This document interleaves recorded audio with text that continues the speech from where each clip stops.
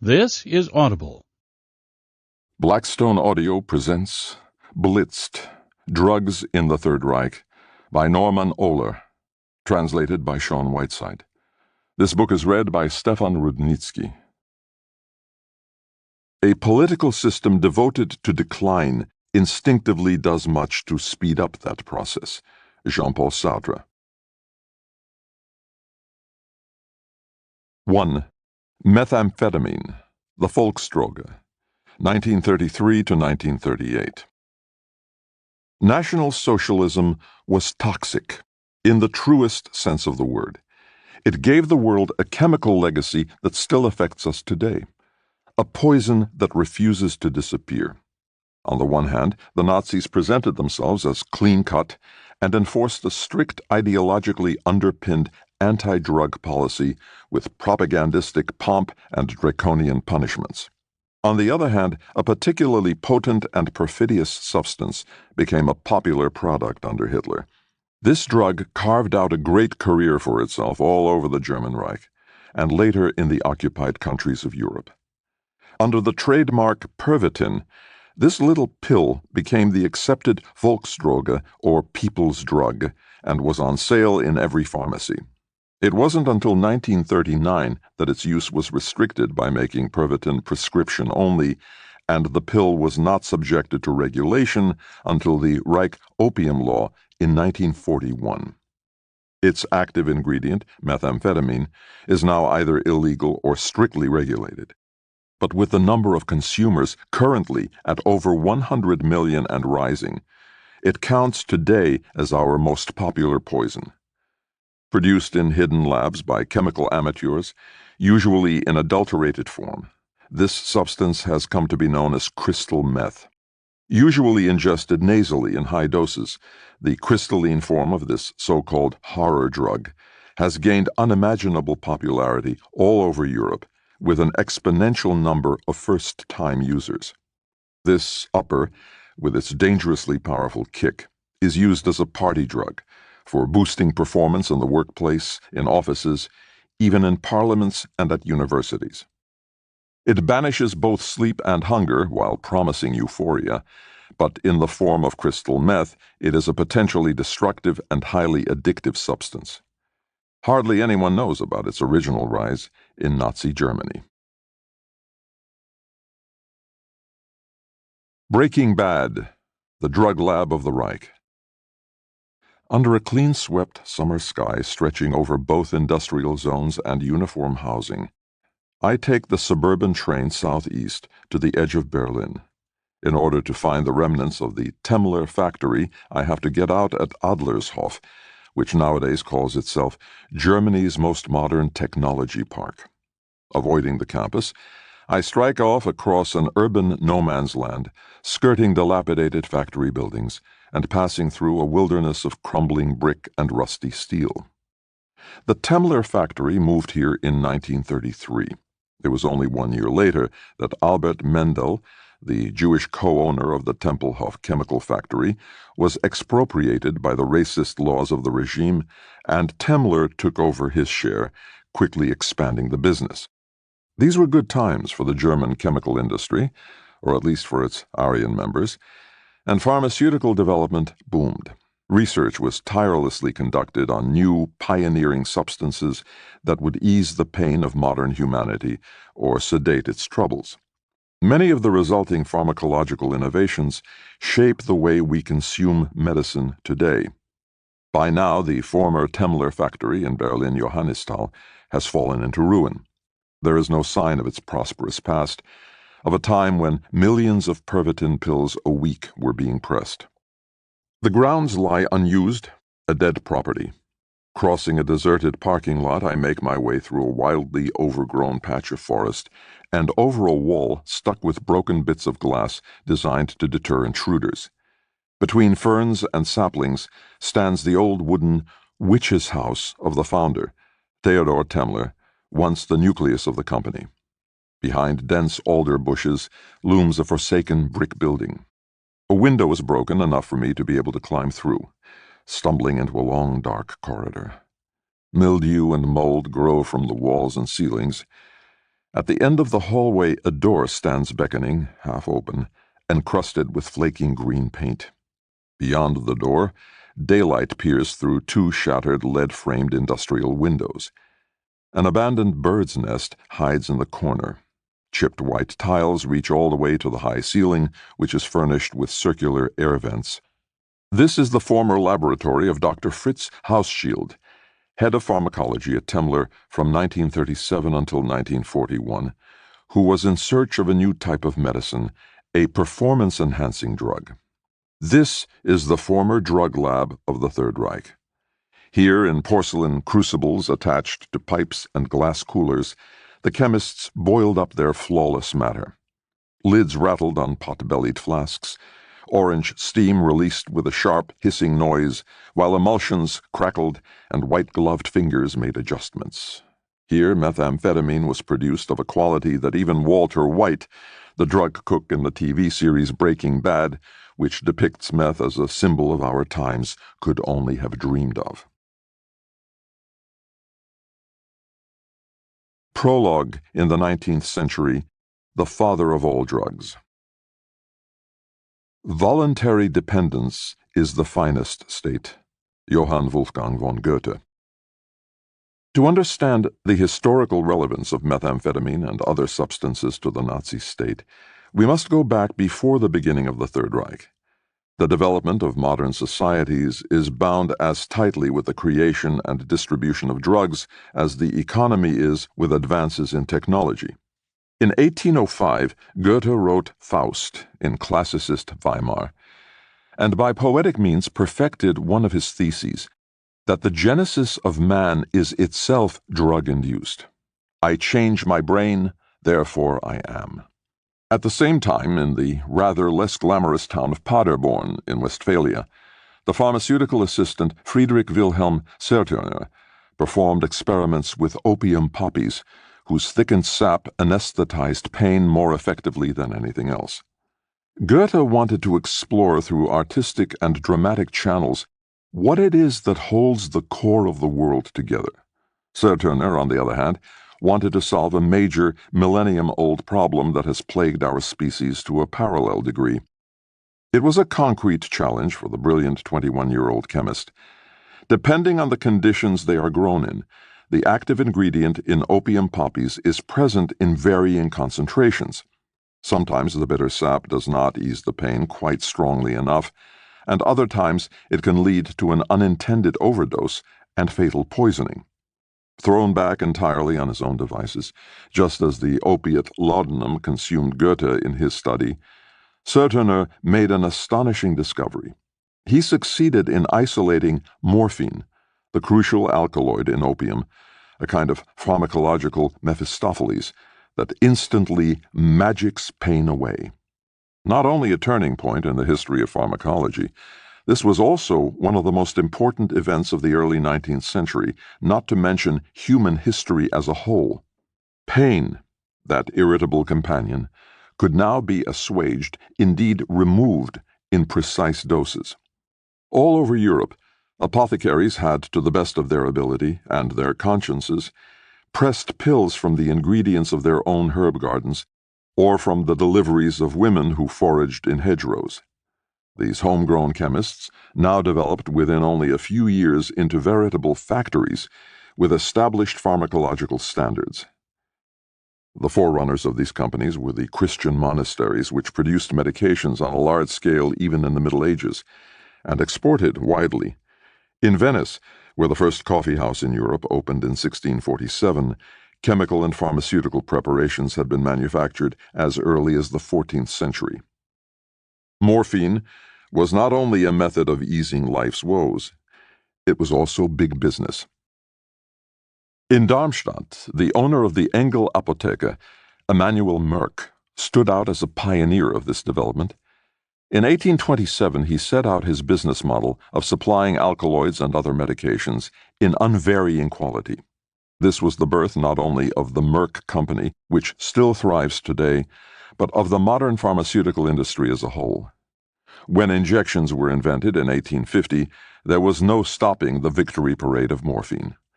The painkiller was used in the American Civil War of 1861 to 65 and in the Franco-Prussian War of 1870 to 71. Soon morphine fixes were doing the rounds as normal procedure. The change was crucial. The pain of even seriously injured soldiers could now be kept within bounds. This made a different scale of war possible. Fighters who before would have been ruled out for a long time by an injury were soon coddled back to health and thrust onto the front line once again. With morphine, also known as morphium, the development of pain relief and anesthesia reached a crucial climax, both in the army and in civil society. From the worker to the nobleman, the supposed panacea took the whole world by storm, from Europe via Asia and all the way to America. In drugstores across the United States, 2 active ingredients were available without prescription. Fluids containing morphine calmed people down, while drinks containing cocaine, such as in the early days vin Mariani, a Bordeaux containing coca extract, and even Coca-Cola, were used to counter low moods as a hedonistic source of euphoria and also as a local anesthetic. This was only the start. The industry soon needed to diversify. It craved new products. On August 10, 1897, Felix Hoffmann, a chemist with the Bayer Company, synthesized acetylsalicylic acid from willow bark. It went on sale as aspirin and conquered the globe. 11 days later, the same man invented another substance that was also to become world famous: diacetyl morphine, a derivative of morphine, the first designer drug. Trademarked as heroin, it entered the market and began its own campaign. "Heroin is a fine business," the directors of Bayer announced proudly, and advertised the substance as a remedy for headaches, for general indisposition, and also as a cough syrup for children. It was even recommended to babies for colic or sleeping problems. Business wasn't just booming for Bayer. In the last third of the 19th century, several new pharmaceutical hotspots developed along the Rhine. Unlike other more traditional industries, the chemical industry didn't require as much in terms of overhead to get business going, only needing relatively little equipment and raw material. Even small operations promised high profit margins. What was most important was intuition and specialist knowledge on the part of the developers, and Germany, rich in human capital, was able to fall back on an inexhaustible stock of excellent chemists and engineers, trained in what was at the time the best education system in the world. The network of universities and technical colleges was recognized as exemplary. Science and business worked hand in hand.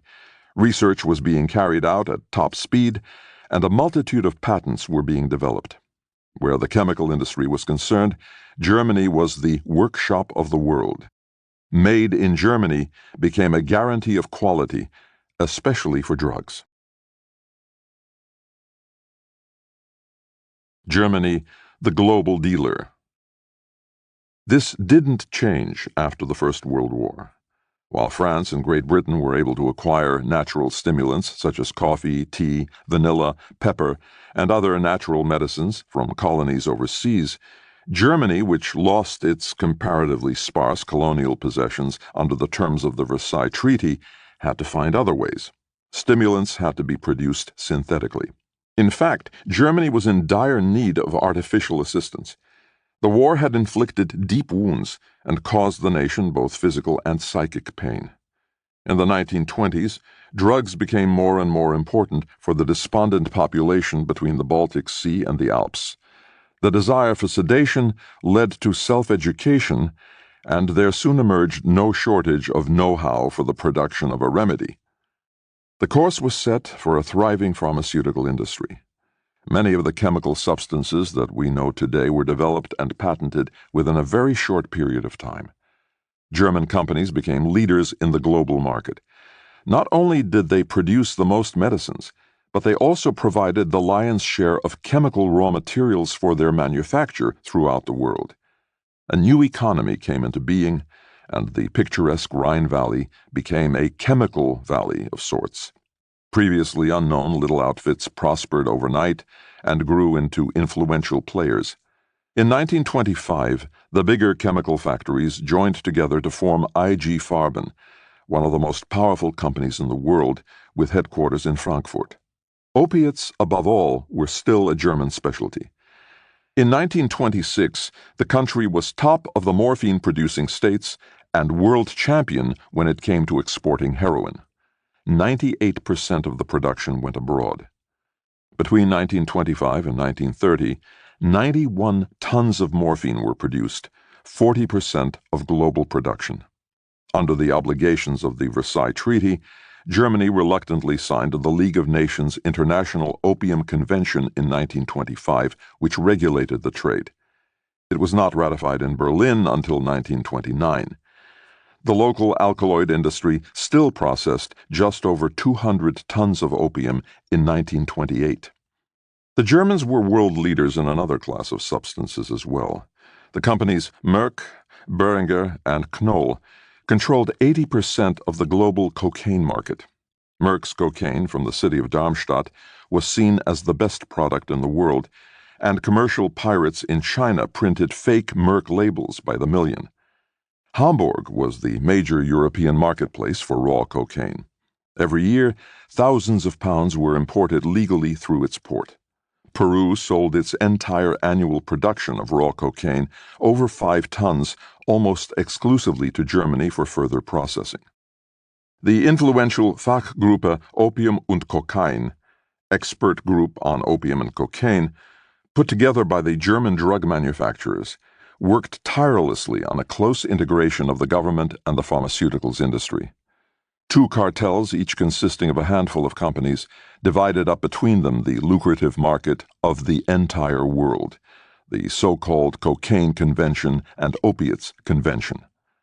Merck was the business leader in both cases. The young Weimar Republic, swimming in consciousness-altering and intoxicating substances, delivered heroin and cocaine to the 4 corners of the world and rose to become a global dealer. The Chemical Twenties. This scientific and economic development also resonated with the spirit of the age. Artificial paradises were in vogue in the Weimar Republic.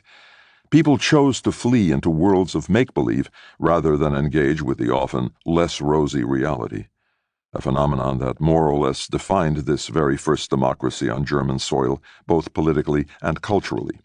Many were reluctant to admit the true reasons for the military defeat and repressed the shared responsibility of the imperial German establishment for the fiasco of the First World War. The malicious legend of the stab in the back gained currency, claiming the German army had only lost the war because of internal sabotage from the left.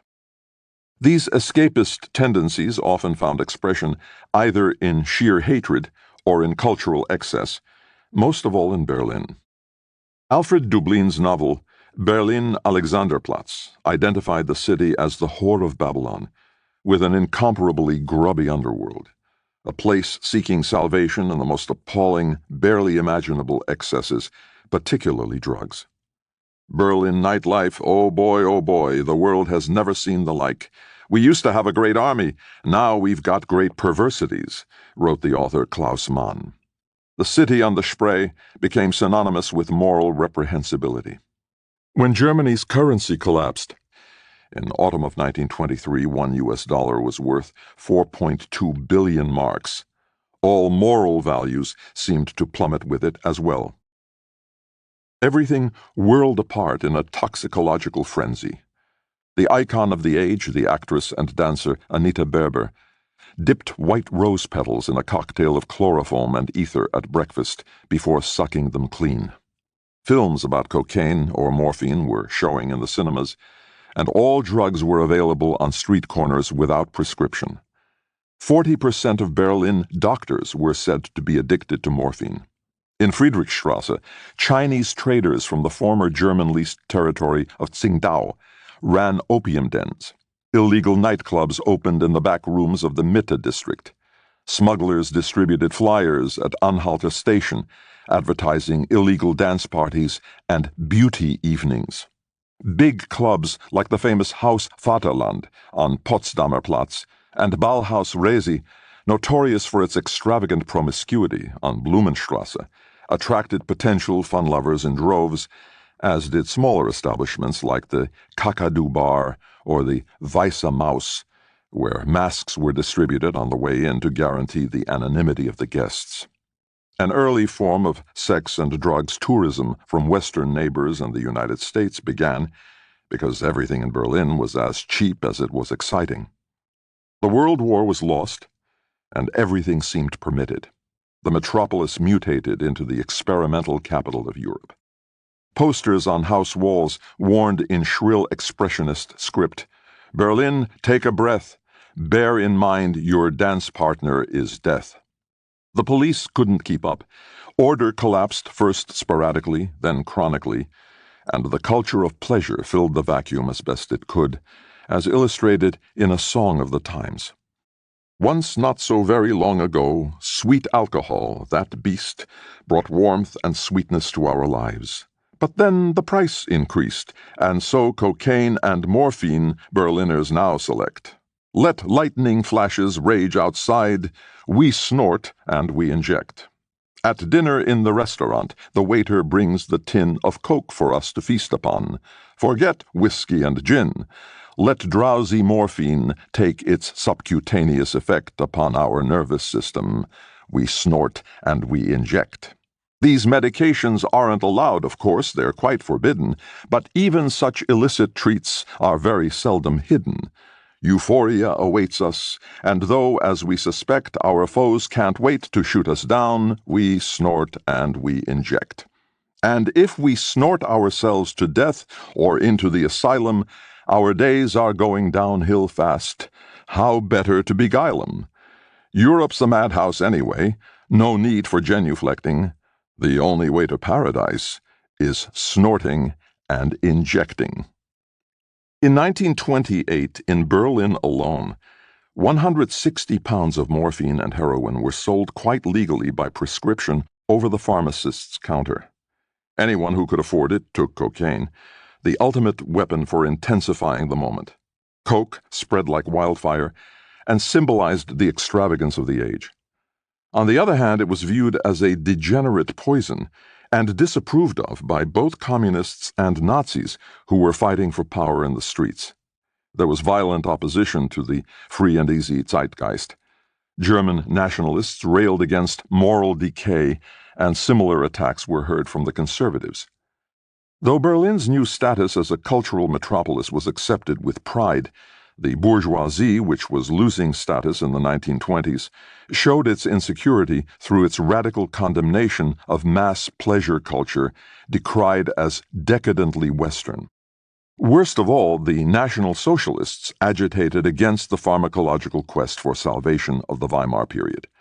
Their brazen rejection of the parliamentary system, of democracy, as well as of the urban culture of a society that was opening up to the world, was expressed through tub-thumping slogans directed against the degenerate state of the hated Jewish Republic. The Nazis had their own recipe for healing the people. They promised ideological salvation. For them, there could be only one legitimate form of inebriation, the swastika. National Socialism strove for a transcendental state of being as well. The Nazi world of illusions into which the Germans were to be enticed often used techniques of intoxication.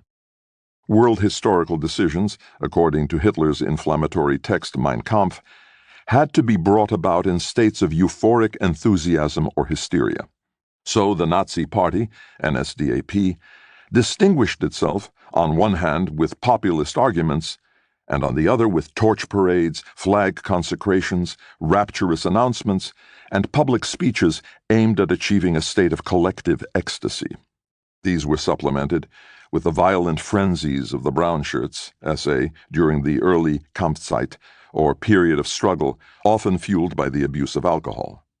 The foundation of the NSDAP, on February 24, 1920, took place in a beer hall, the Hofbrauhaus in Munich. In the early days, alcohol played an important part in the masculine rituals of the far-right party and its SA. This book barely touches on the role of alcohol in the Third Reich because it deserves a discussion in its own right. Realpolitik tended to be dismissed as unheroic cattle trading. The idea was to replace politics with a state of social intoxication. If the Weimar Republic can be seen in psychohistorical terms as a repressed society, its supposed antagonists, the National Socialists, were at the head of that trend. They hated drugs because they wanted to be like a drug themselves.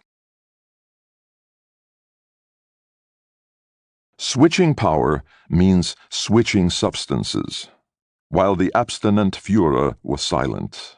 Günter Grass. During the Weimar period, Hitler's inner circle had already managed to establish an image of him as a man working tirelessly, putting his life completely at the service of his people. A picture was created of an unassailable leader figure, entirely devoted to the Herculean task of gaining control of Germany's social contradictions and problems, and to ironing out the negative consequences of the lost World War. One of Hitler's allies reported in 1930, "He is all genius and body, and he mortifies that body in a way that would shock people like us.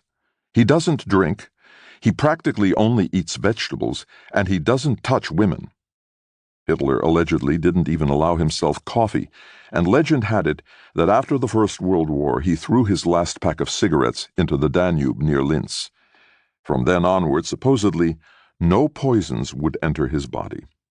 We teetotalers have, let it be mentioned in passing, a particular reason to be grateful to our Führer, if we bear in mind what a model his personal lifestyle and his position on intoxicants can be for everyone, reads an announcement from an abstinence association.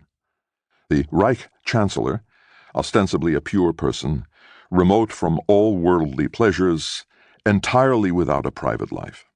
An existence apparently informed by self-denial and long-lasting self-sacrifice, a model for an entirely healthy existence. The myth of Hitler as an anti-drug teetotaler who made his own needs secondary was an essential part of Nazi ideology and was presented again and again by the mass media. A myth was created that established itself in the public imagination, but also among critical minds of the period, and still resonates today. This is a myth that demands to be deconstructed. Following their seizure of power on January 30th, 1933, the National Socialists suffocated the eccentric pleasure-seeking culture of the Weimar Republic. Drugs were made taboo, as they made it possible to experience unrealities other than the ones promulgated by the National Socialists. Seductive poisons had no place in a system in which only the Führer was supposed to do the seducing. The path taken by the authorities in their so-called Rauschgiftbekämpfung, or war on drugs, lay less in an intensification of the opium law, which was simply adopted from the Weimar Republic, than in several new regulations that served the central National Socialist idea of racial hygiene. The term Droge, drug, which at one point meant nothing more than dried plant parts, was given negative connotations. Drug consumption was stigmatized, and with the help of quickly established new divisions of the criminal police, severely penalized.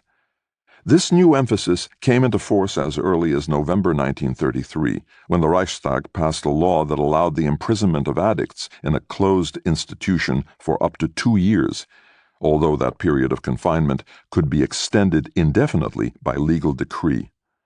Further measures ensured that doctors who consumed drugs would be forbidden to work for up to 5 years. Medical confidentiality was considered breakable when it came to detecting consumers of illegal substances.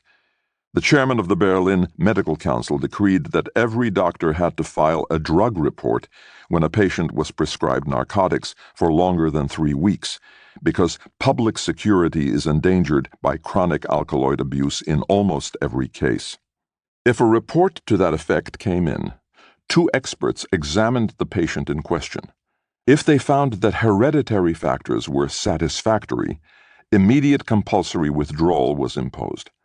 Although in the Weimar Republic, slow or gradual withdrawal had been used, now addicts were to be subjected to the horrors of going cold turkey. If assessment of the hereditary factors yielded a negative result, The judge could order confinement for an unspecified duration. Drug users soon ended up in concentration camps. Your identity card at the Reich Central Office for Combating Drug Transgressions could be a matter of life and death. You were defined by a number as a dealer, prescription forger, Eukodal addict, artist, etc., and a color, purple Jew, red, held for drying out, etc. Every German was also ordered to convey observations about drug-addicted acquaintances and family members so that corrective action can be taken immediately. Filing systems were put in place in order to establish a thorough record, enabling the Nazis to use their war against drugs to feed into a surveillance state quite soon after they came to power. The dictatorship extended its so-called health leadership into every corner of the Reich. In every administrative district, there was an anti-drug consortium. Doctors, pharmacists, social security authorities, and representatives of the law, such as the army and the police, were all involved, as well as members of the National Socialist People's Welfare, establishing a full-blown anti-drug web. Its threads converged in the Reich Health Office in Berlin, in Principal Department 2 of the Reich Committee for the People's Health. A duty of health was postulated, which would go hand in hand with the total containment of all demonstrable physical, social, and mental damage that could be inflicted by alcohol and tobacco. Cigarette advertising was severely restricted, and drug prohibitions were put in place to block any remaining breaches of moral codes in our people. In autumn 1935, a new marital health law was passed that forbade marriage if one of the parties suffered from a mental disturbance. Narcotics addicts were marginalized into this category and were branded as psychopathic personalities without the prospect of a cure. This marriage prohibition was supposed to prevent infection of the partner, as well as hereditarily conditioned potential for addiction in children, because among the descendants of drug addicts, an increased rate of mental deviations had been observed. The law for the prevention of hereditarily diseased offspring took compulsory sterilization to its brutal conclusion. For reasons of racial hygiene, we must therefore see to it that severe addicts are prevented from reproducing. Worse was to follow. Under the guise of euthanasia, those considered criminally insane, a category including drug users, would be murdered in the first years of the war. The precise number of those affected is impossible to reconstruct. Of crucial importance to their fate was the assessment on their file cards. A plus meant a lethal injection or the gas chamber. A minus meant a deferral. If an overdose of morphine was used for the killing, it came from the Reich Central Office for Combating Drug Transgression, which had emerged out of the Berlin Drug Squad in 1936 as the first Reich-wide drug police authority. Among the selecting doctors, a mood of intoxicating superiority prevailed.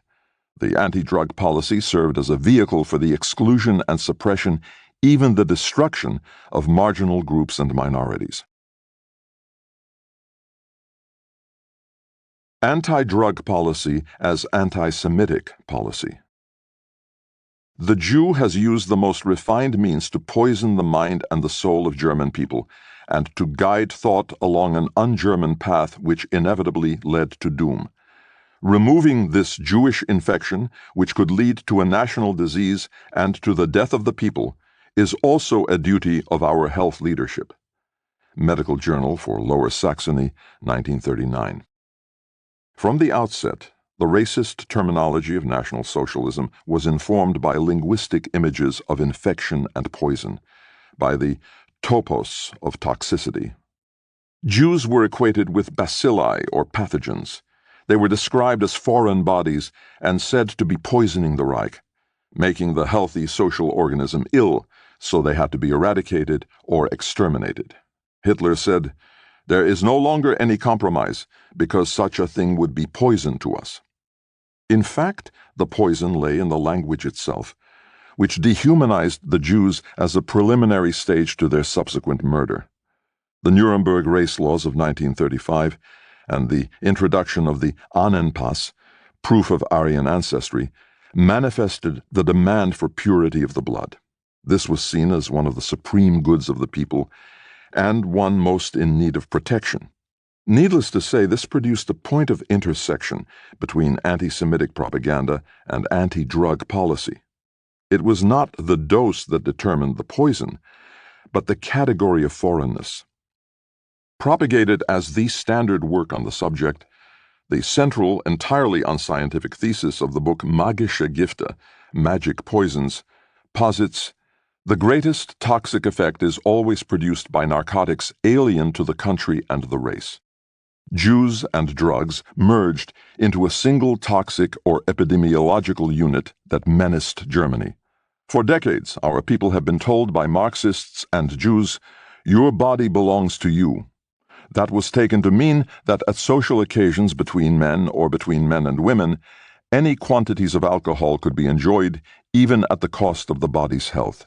Irreconcilable with this Jewish Marxist view is the Teutonic German idea that we are the bearers of the eternal legacy of our ancestors, and that accordingly our body belongs to the clan and the people.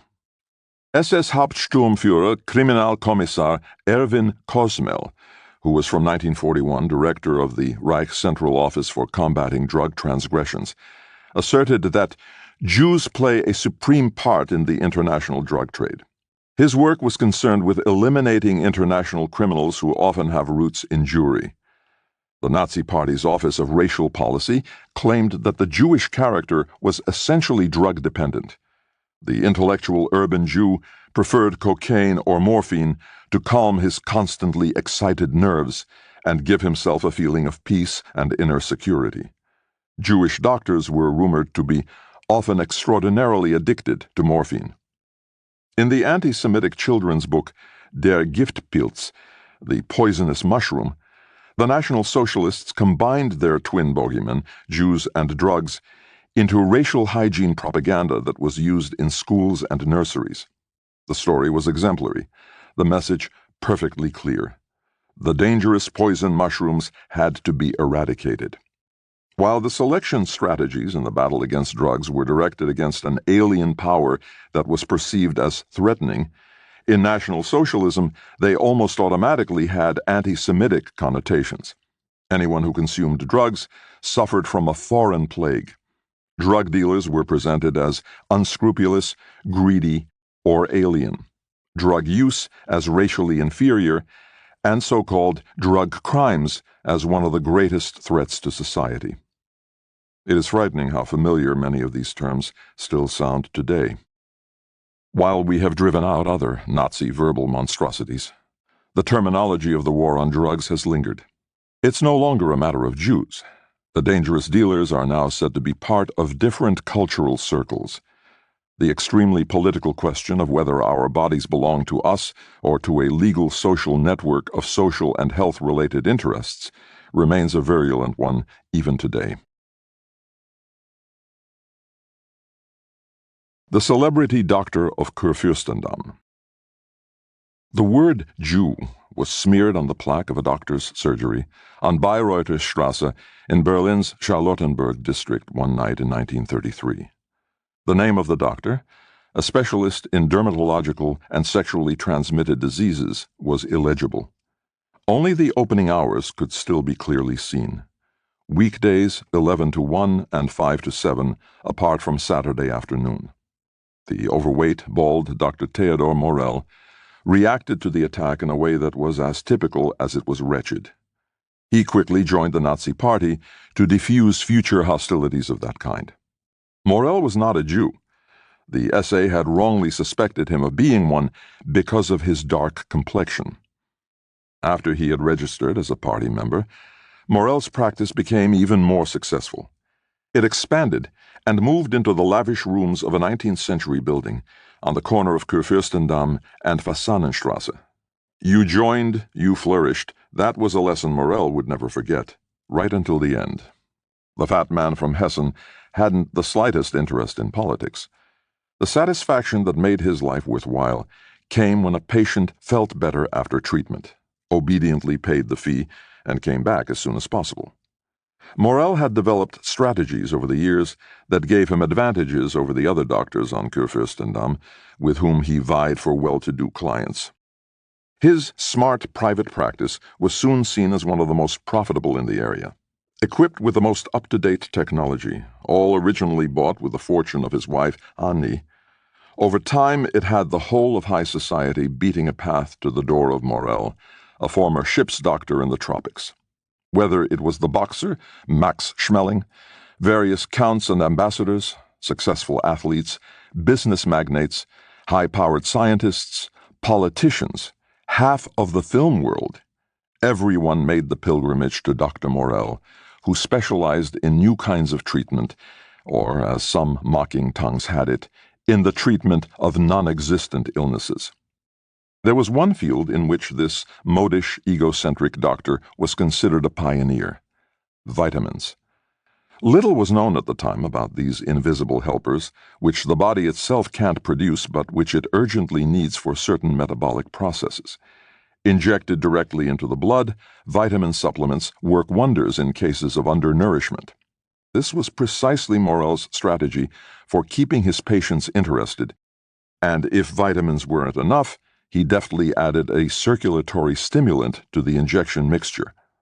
For male patients, he might include some testosterone, with an anabolic effect for muscle building and potency. For women, an extract of nightshade as an energy supplement and for hypnotically beautiful eyes. If a melancholy theatrical actress came to see him to get rid of stage fright before her premiere in the Admiralspalast, Morel wouldn't hesitate for a moment, but would reach with his hairy hands for the syringe. He was said to be an absolute master of the injection needle, and there were even rumors that it was impossible to feel the prick as his needle went in spite of the size of the implements at the time. His reputation went beyond the boundaries of the city, and in the spring of 1936, his phone rang in the consulting room, even though he had categorically forbidden his nurses to disturb him during surgery hours. But this was no ordinary phone call. It was from the Brown House, party headquarters in Munich. A certain Schaub on the line, introducing himself as Hitler's adjutant and informing him that Heinrich Hoffmann, the official Reich photographer of the NSDAP, was suffering from a delicate illness. It was the party's wish that Morel, as a prominent specialist in sexually transmitted diseases who was well known for his confidentiality, should take on the case. They didn't want to consult a Munich doctor for such a discreet matter. The Führer in person had sent a plane for him, which was waiting at a Berlin airport, Schaub added. While Morel couldn't stand surprises, he also couldn't turn down an invitation like that. Once he arrived in Munich, he was put up at state expense in the Grand Regina Palast Hotel, treated the pyelonephritis that Hoffmann had contracted as a result of gonorrhea, the clap, and was invited with his wife to take a trip to Venice by his influential patient by way of thanks. Back in Munich, the Hoffmanns gave a dinner in their villa in the elegant district of Bogenhausen with the Morels present. There was spaghetti with nutmeg, tomato sauce on the side, green salad, the favorite dish of Adolf Hitler, who was, as this evening, often a guest at Hoffmann's house. The Nazi leader had been closely connected with the photographer since the 1920s, when Hoffmann had made considerable contributions to the rise of National Socialism. Hoffmann, who owned the copyright for important photographs of the dictator, published large numbers of picture books called things like Hitler as No One Knows Him, or A Nation Honors Its Führer, and sold them by the millions. There was also another, more personal reason that linked the two men. Hitler's lover, Eva Braun, had previously worked as an assistant for Hoffmann, who had introduced the two in his Munich photographic shop in 1929. Hitler, who had heard a great many good things about the jovial Morel, thanked him before dinner for treating his old comrade, and regretted not having met the doctor before. Perhaps then his chauffeur, who had died of meningitis a few months earlier, would have still been alive. Morel reacted nervously to the compliment, and barely spoke during the spaghetti dinner. The constantly sweating doctor, with the full face and the thick round glasses on his potato nose, knew that in higher circles he was not considered socially acceptable. His only chance of acceptance lay in his injections. So he pricked up his ears when Hitler, in the course of the evening, talked almost in passing about severe stomach and intestinal pains that had been tormenting him for years. Morel hastily mentioned an unusual treatment that might prove successful. Hitler looked at him quizzically and invited Morel and his wife to further consultations at the Berghof, his mountain retreat in the Obersalzberg near Berchtesgaden. There, a few days later, during a private conversation, the dictator frankly admitted to Morel that his health was now so poor that he could barely perform any action. That was, he claimed, due to the bad treatment given to him by his previous doctors, who couldn't come up with anything but starving him. Then, if there happened to be an abundant dinner on the program, which was often the case, he immediately suffered from unspeakable bloating and itchy eczema on both legs, so that he had to walk with bandages around his feet and couldn't wear boots. Morel immediately thought he recognized the cause of Hitler's complaints and diagnosed abnormal bacterial flora, causing poor digestion. He recommended the preparation Mutaflor, developed by his friend, the Freiburg doctor and bacteriologist, Professor Alfred Nissle, a strain of bacteria that had originally been taken from the intestinal flora of a non-commissioned officer who had, unlike many of his comrades, survived the war in the Balkans without stomach problems. The bacteria are kept in capsules, alive, and they take root in the intestine, flourish, and replace all the other strains that might lead to illnesses. This genuinely effective concept convinced Hitler, for whom even processes within the body could represent a battle for Lebensraum, or living space. Extravagantly, he promised to donate to Morel a house if Mutaflor actually did cure him, and appointed the doctor as his personal physician. When Morel told his wife about his new position, Hanni was less than enthusiastic. She commented that they didn't need it, and referred to his thriving practice on Kurfürstendamm. Perhaps she already sensed that she would rarely get to see her husband from now on, because a very unusual relationship would form between Hitler and his personal physician. Injection cocktail for patient A. He alone is responsible for the inexplicable, the mystery and myth of our people. Joseph Goebbels. The dictator always hated being touched by other people, and refused treatment from doctors if they inquired too invasively into the causes of his ailments. He could never trust a specialist who knew more about him than he did himself. Good old general practitioner Morel, with his cozy, harmless air, gave him a sense of security from the very beginning. Morel had no intention of questioning Hitler to genuinely find the root of his health problems. The penetration of the needle was enough for him. It was a substitute for serious medical treatment. If the head of the state was to function and demanded to be made immediately symptom-free, whatever his complaints, Morel hesitated no more than he would when treating an actress at the Metropole Theater, but instead prepared a 20% Merck glucose solution or a vitamin injection. Immediate removal of symptoms was the motto, followed not only by the bohemian circles of Berlin but also by Patient A, as he appeared in Morel's books. Hitler was delighted by the speed with which his condition improved, usually while the needle was still in his vein.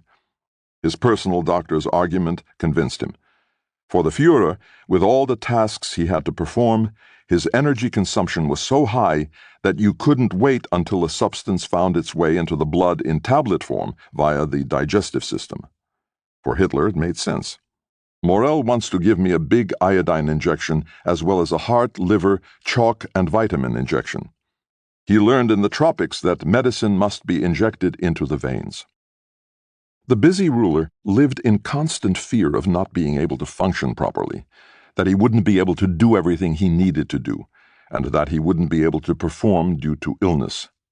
Since he believed no one else was capable of carrying out his duties, from 1937, Morel's unconventional methods of treatment quickly gained in importance.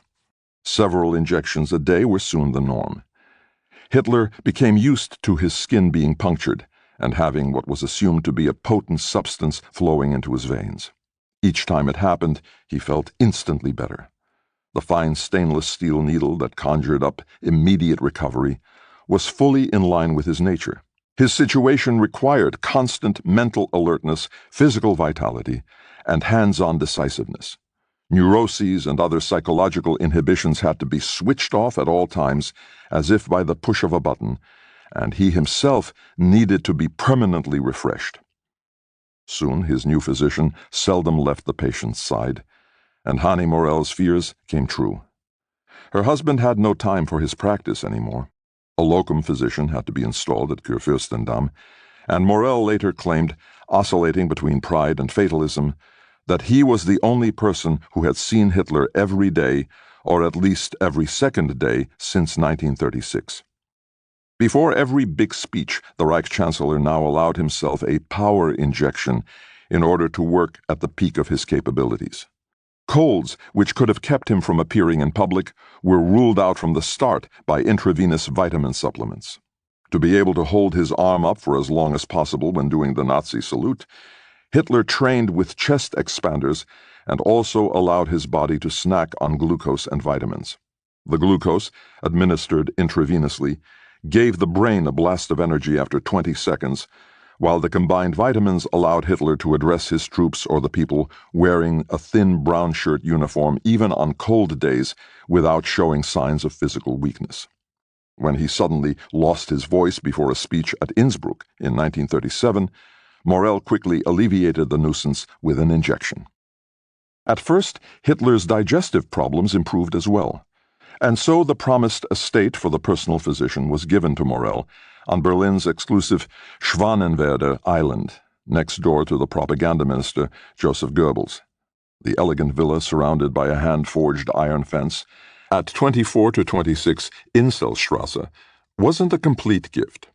The Morells had to buy it themselves for 338,000 Reichsmarks, although they did receive an interest-free loan of 200,000 Reichsmarks from Hitler that was later converted into a fee for treatment.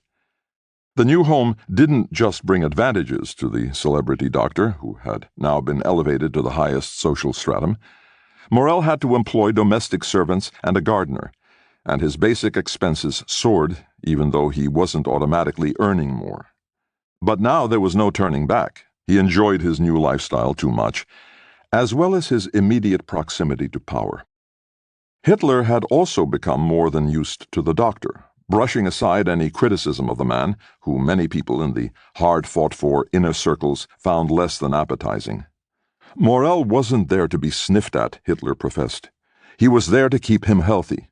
To give the former society doctor a hint of seriousness, Hitler awarded him an honorary professorship in 1938. Volkswagen, Volksdrogen. The first years in Morell's treatment developed into an extremely successful period for Hitler, who was cured of his intestinal cramps and, always dosed up on vitamins, was healthy and agile. His popularity grew unstintingly, chiefly due to the fact that the German economy was enjoying a boom. Economic independence became a fixed point in Nazi politics. It would produce a higher standard of living, but also meant that war was inevitable. The plans for expansion were already in the desk drawers. The First World War had made it clear that Germany had too few natural raw materials for armed conflict with its neighbors, and so artificial ones had to be created. Synthetic gasoline produced from coal, as well as Buna, synthetic rubber, were at the center of the development of IG Farben, which had gone on growing in power within the Nazi state and had consolidated its position as a global player in the chemical industry. Its board described itself as the Council of the Gods. Under Hermann Göring's tutelage, the economy was to become independent from all imported materials that could be produced in Germany itself. Of course, that also included drugs. While the Nazis' war on drugs brought down the consumption of heroin and cocaine, the development of synthetic stimulants was accelerated and led to a new blossoming within the pharmaceutical companies. The workforces of Merck in Darmstadt, Bayer in the Rhineland, and Boehringer in Ingelheim grew, and wages rose. Expansion was also on the cards at Temmler. The head pharmacist, Dr. Fritz Hauschild, had heard how the Olympic Games in Berlin in 1936 had been influenced by a substance called benzedrine, a successful amphetamine from the United States, and still a legal doping product at the time. At Temmler, all development resources were now pooled in that direction, since the company was convinced that a performance-enhancing substance was a perfect fit for an age in which everyone was talking about new beginnings. Hauschild turned to the work of Japanese researchers who had synthesized an extremely stimulating molecule called N-methylamphetamine as early as 1887 and crystallized it in its pure form in 1919. It was on sale there under the trademark Philopon-Hiropon and later used by kamikaze pilots in the war. The drug was developed out of ephedrine, a natural substance that clears the bronchia, stimulates the heart, and inhibits the appetite. In the folk medicine of Europe, America, and Asia, ephedrine had been known for a long time as a component of the ephedra plant and was also used in so-called Mormon tea. Hauschild perfected the product, and in autumn 1937 he found a new method of synthesizing methamphetamine. A short time later, on October 31, 1937, the Temmler factory patented the first German methylamphetamine, which put American benzedrine very much in its shadow. Its trademark, Pervitin. The molecular structure of this pioneering material is similar to adrenaline, and so it passes easily through the blood and into the brain. Unlike adrenaline, however, methamphetamine does not cause sudden rises in blood pressure, but works more gently and lasts longer. The effect occurs because the drug tickles out the messenger substances dopamine and noradrenaline from the nerve cells of the brain and pours them into synaptic gaps. This puts the brain cells in excited communication with each other, and a kind of chain reaction takes place. A neuronal firework explodes, and a biochemical machine gun starts firing an uninterrupted sequence of thoughts. All of a sudden, the consumer feels wide awake and experiences an increase in energy. The senses are intensified to the extreme. One feels livelier, energized to the tips of one's hair and fingers. Self-confidence rises. There is a subjectively perceived acceleration of thought processes, a sense of euphoria, and a feeling of lightness and freshness. A state of emergency is experienced, as when one faces a sudden danger, a time when an organism mobilizes all its forces even though there is no danger, an artificial kick. Methamphetamine does not only pour neurotransmitters into the gaps, but also blocks their reabsorption. For this reason, the effects are long-lasting, often more than 12 hours, a length of time that can damage the nerve cells at higher doses as the intercellular energy supply is drawn into sympathy. The neurons run hot and brain chatter can't be turned off. Nerve cells give up and die off irrevocably. This can lead to a deterioration in the ability to find words, in attention and concentration, and a general depletion in the brain where memory, emotions, and the reward system are concerned. The lack of stimulation once the effect fades away is a sign of empty hormone stores which have to fill up again over the course of several weeks. In the meantime, fewer neurotransmitters are available. The consequences can include a lack of drive, depression, joylessness, and cognitive disturbances. Although such possible side effects have been investigated by now, further in-depth research was put on the back burner at the time because Temmler was overeager, bursting with pride over their new product. The company smelled a roaring trade and contacted one of the most successful PR agencies in Berlin to commission an advertising campaign, the likes of which Germany had never seen. Their publicity model was the marketing strategy for another rather stimulating product, produced by none other than the Coca-Cola Company, which, with the catchy slogan, "Ice Cold," had enjoyed enormous success with their brown brew.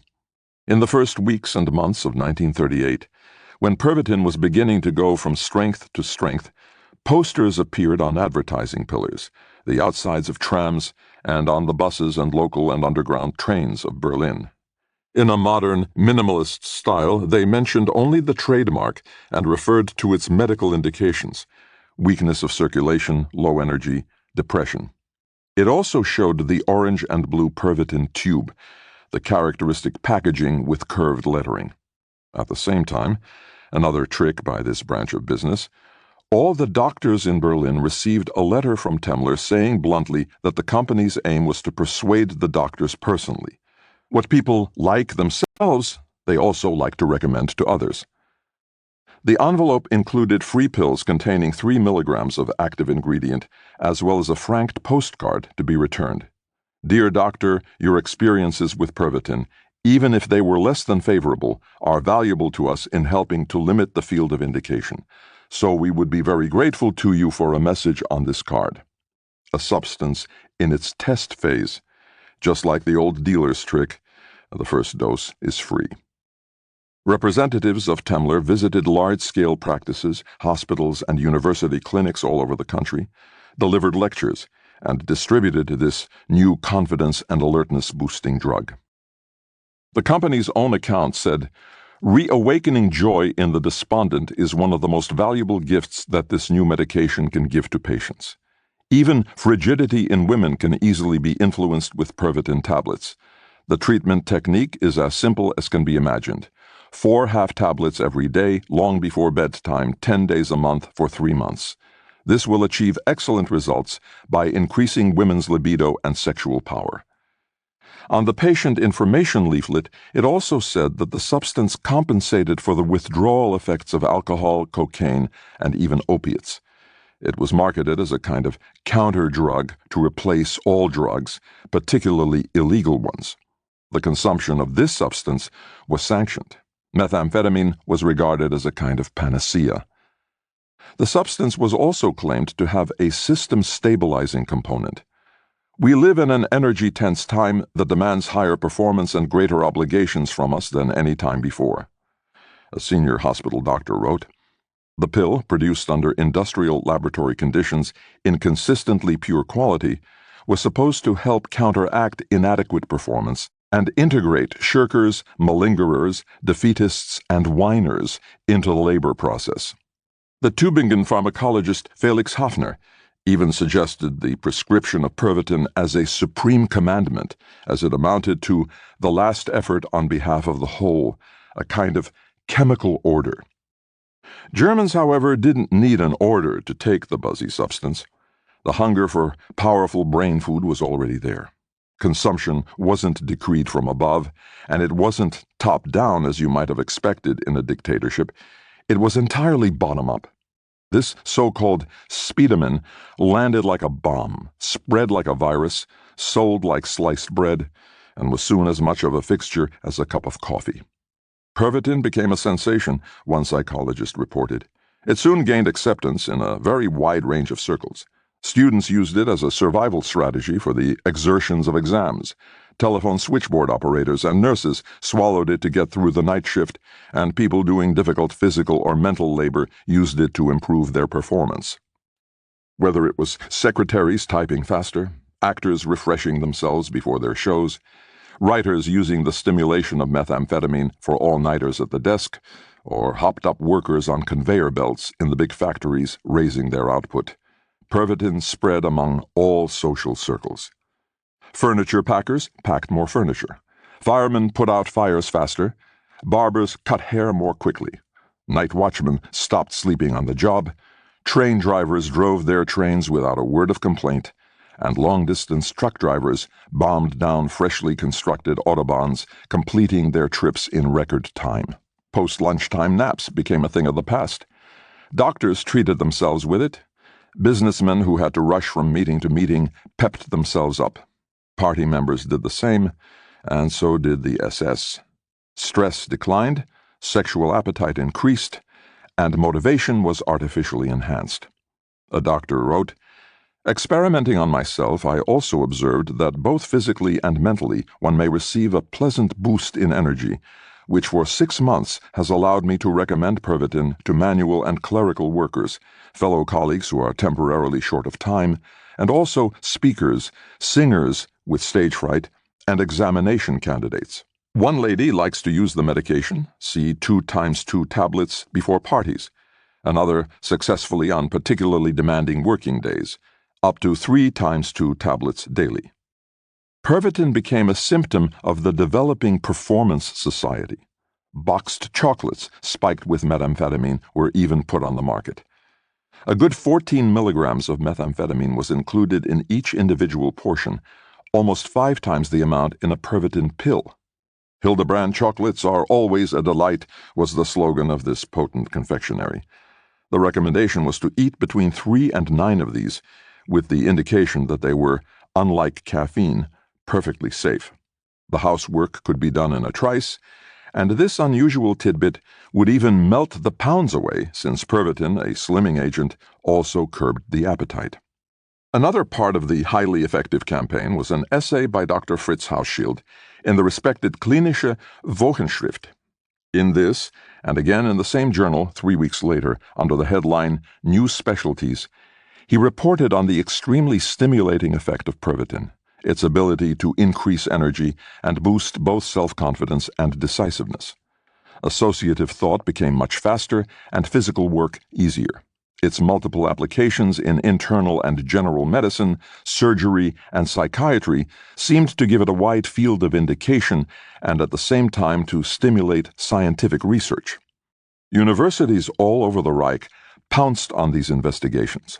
First to engage was Professor Rudolf Schön from the Polyclinic in Leipzig, who reported psychic stimulation lasting for several hours, sleepiness and weariness disappearing and making way for activity, loquacity, and euphoria. Pervitin was fashionable among scientists, perhaps not least because at the start there was so much pleasure involved in taking it yourself. Self-experimentation was only common courtesy after all. First of all, we may report on our personal experiences based on self-experimentation after repeated consumption of 3 to 5 tablets, 9 to 15 milligrams, of Pervitin, which were what enabled us to draw conclusions about its psychical effects. More and more advantages came to light. Possible side effects remained in the background. Professors Gerhard Lemmel and Jürgen Hartwig from the University in Königsberg testified to greater focus and concentration, and advised, in these eventful times of conflict and expansion, it is one of the doctor's greatest tasks to maintain the performance of the individual and, where possible, to increase it. A study by 2 brain researchers from the southern town of Tübingen claimed they had demonstrated an acceleration of the thought process through Pervitin, along with a general increase in energy. Inhibitions of the decision-making process, inhibitions generally, and depressive conditions had been ameliorated. An intelligence test had demonstrated a distinct improvement. A Munich-based professor, C. Pullen, released data from many hundreds of cases supporting these statements. He reported a generally stimulating effect on the cerebrum, the circulation, and the autonomic nervous system. He had also, with a high dose of 20 milligrams administered once only, established a distinct reduction in fear. Hardly a surprise that Temmler should have supplied doctors with these positive results by mail and ensured that they were regularly updated. Pervitin was a perfect match for the spirit of the age. When the medication conquered the market, there actually seemed to be a reason for thinking that all forms of depression had come to an end. At least those Germans who profited from the Nazis' tyranny thought so, and that was most of them. If in 1933 many had still believed that the new chancellor's career would be short-lived and didn't think him capable of very much, a few years later everything looked very different. 2 miracles had occurred, one economic and one military, covering the 2 most urgent problems for Germany in the 1930s. When the Nazis took power, there were 6 million unemployed and only 100,000 poorly armed soldiers. By 1936, in spite of a continuing global crisis, almost full employment had been achieved, and the Wehrmacht was one of the most powerful military forces in Europe. Successes in foreign policy mounted up, whether it was a matter of the remilitarization of the Rhineland, the annexation of Austria, or bringing the Sudeten Germans home to the Reich. The Western powers did not punish these breaches of the Versailles Treaty. Quite the contrary.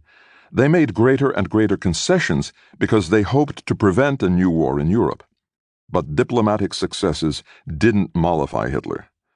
Like a morphine addict who can't give up his drug, he couldn't give up his plans for new seizures of power, new surprise attacks, secret marching orders, and grand parades, the historian Golo Mann wrote, describing the character of the emperor from Braunau.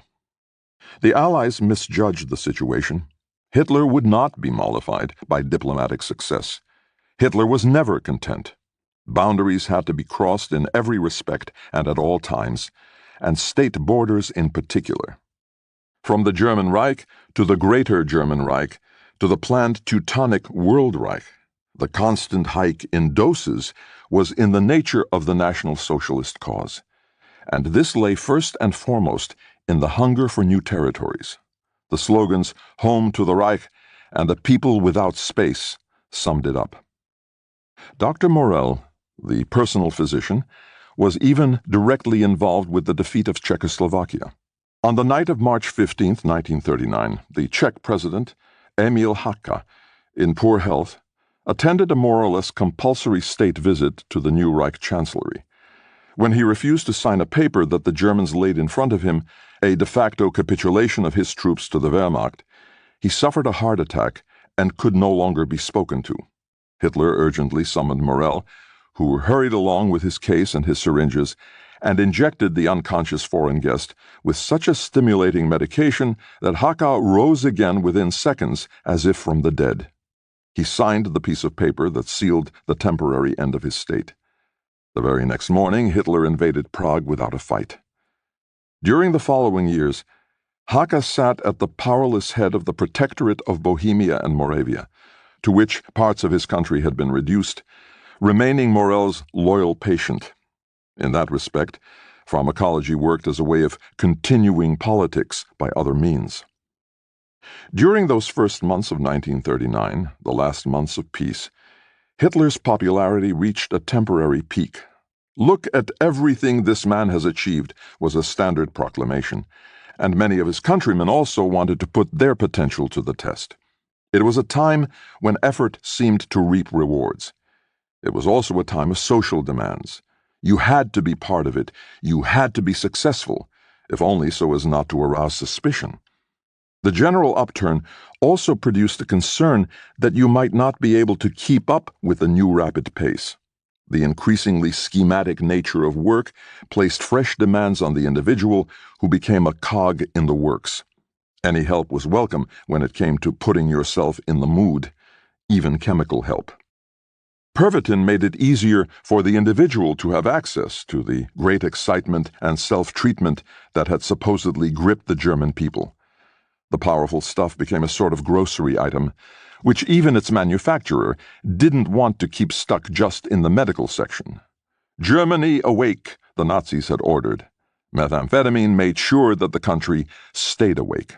Spurred on by a disastrous cocktail of propaganda and pharmaceutical substances, people became more and more dependent. The utopian ideal of a socially harmonized, conviction-based society, like the one preached by National Socialism, proved to be a delusion in terms of the competition of real economic interests in a modern high-performance society. Methamphetamine bridged the gaps, and the doping mentality spread into every corner of the Reich. Pervitin allowed the individual to function in the dictatorship. National Socialism in pill form. 2. Sieg Heil, 1939 to 1941. Music is sometimes really a great consolation to me, not forgetting Pervitin, which provides a wonderful service, particularly during air raids at night. Heinrich Boll. The man writing home from the front line to his parents was later a Nobel laureate for literature. He couldn't go without the wonderful service of methamphetamine, even after the war had ended and he was sitting back at his desk. He became dependent on it as a soldier in order to be able to endure the exertions of war and carry on functioning. "Please remember to send me, at the next opportunity, an envelope containing Pervitin. Father can pay for it out of what he lost to me from our bet," he says in another letter from the war. Heinrich Boll speaks of his Pervitin consumption with a matter-of-factness that lets us conclude that he was aware of the effect, but not of the dangers. If next week goes as quickly as last, I'll be glad. Send me more Pervitin if you can. I can use it on my many watches, and a bit of bacon if possible, to fry up with potatoes. His mentions of the upper, as short as they are frequent, suggest that his family was familiar with it and did not disapprove of its use. Dear parents and siblings, now I have time to write to you, and more importantly, the peace to do so. Of course I am dog-tired because last night I only slept for 2 hours, and tonight again I won't have more than 3 hours of sleep, but I've just got to stay awake. The Pervitin will soon start working, by the way, and help me over my tiredness. Outside the moonlight is unusually bright, there's a clear starry sky, and it's very cold. Again and again, sleep seems to be Bull's great adversary. I'm exhausted, and now I want to knock off. If possible, send me some more Pervitin and some Hilhal or Camel cigarettes. And elsewhere, duty is strict, and you must understand if in future I write only every 2 to 4 days. Today I'm mostly writing to ask for Pervitin. Is Heinrich Bull unique? Or did soldiers also engage in widespread substance abuse, as was happening in civil society? Were hundreds of thousands of German fighters waging their campaigns under the influence of methamphetamine? Did this addictive drug influence the course of the Second World War? A trip into the depths of the archives begins. Looking for clues at the military archive. The Bundesarchiv Militararchiv in Freiburg is surrounded by a barbed wire fence and guarded by a doorman with a strong Saxon accent. Anyone who can prove a genuine research interest will have the steel gates opened to him by photoelectric sensor and subsequently be drawn into the meticulously tidy study rooms. Their computers provide access to storerooms full of documents stacked from floor to ceiling. Millions of dead have left behind millions of files, and here is where you can research the drama of the wars that shook the 20th century. At least in theory. A lot has been stored, but navigating the clutter isn't easy. The headings of each folder only describe minimal aspects of its content. An additional complicating factor is that the keywords were chosen decades ago when researchers were focused on different areas. In the immediate post-war years, for example, less importance was placed on medical history details than today. Therefore, access to the past, although it is supported by the latest technology, is based on an outmoded understanding of history. The German Army discovers a German drug. The rise of methamphetamine in the Wehrmacht is inseparably connected with an ascetic-looking senior staff doctor with a narrow face and dark brown eyes, which appear worryingly intense in the few photographs that survive of him. Professor Dr. Otto F. Ranke was 38 years old when he was appointed director of the Research Institute of Defense Physiology, a key position even though no one would have thought so at the time. Back then, physiology was a marginal discipline in medicine. A holistic approach toward understanding an organism, it treats the interactions between the physical and biochemical processes of cells, tissue, and organs. Defense physiology, in turn, dealt with the specific burdens of soldiers with the aim of boosting the performance of the army in the face of excessive demands and a stressful environment.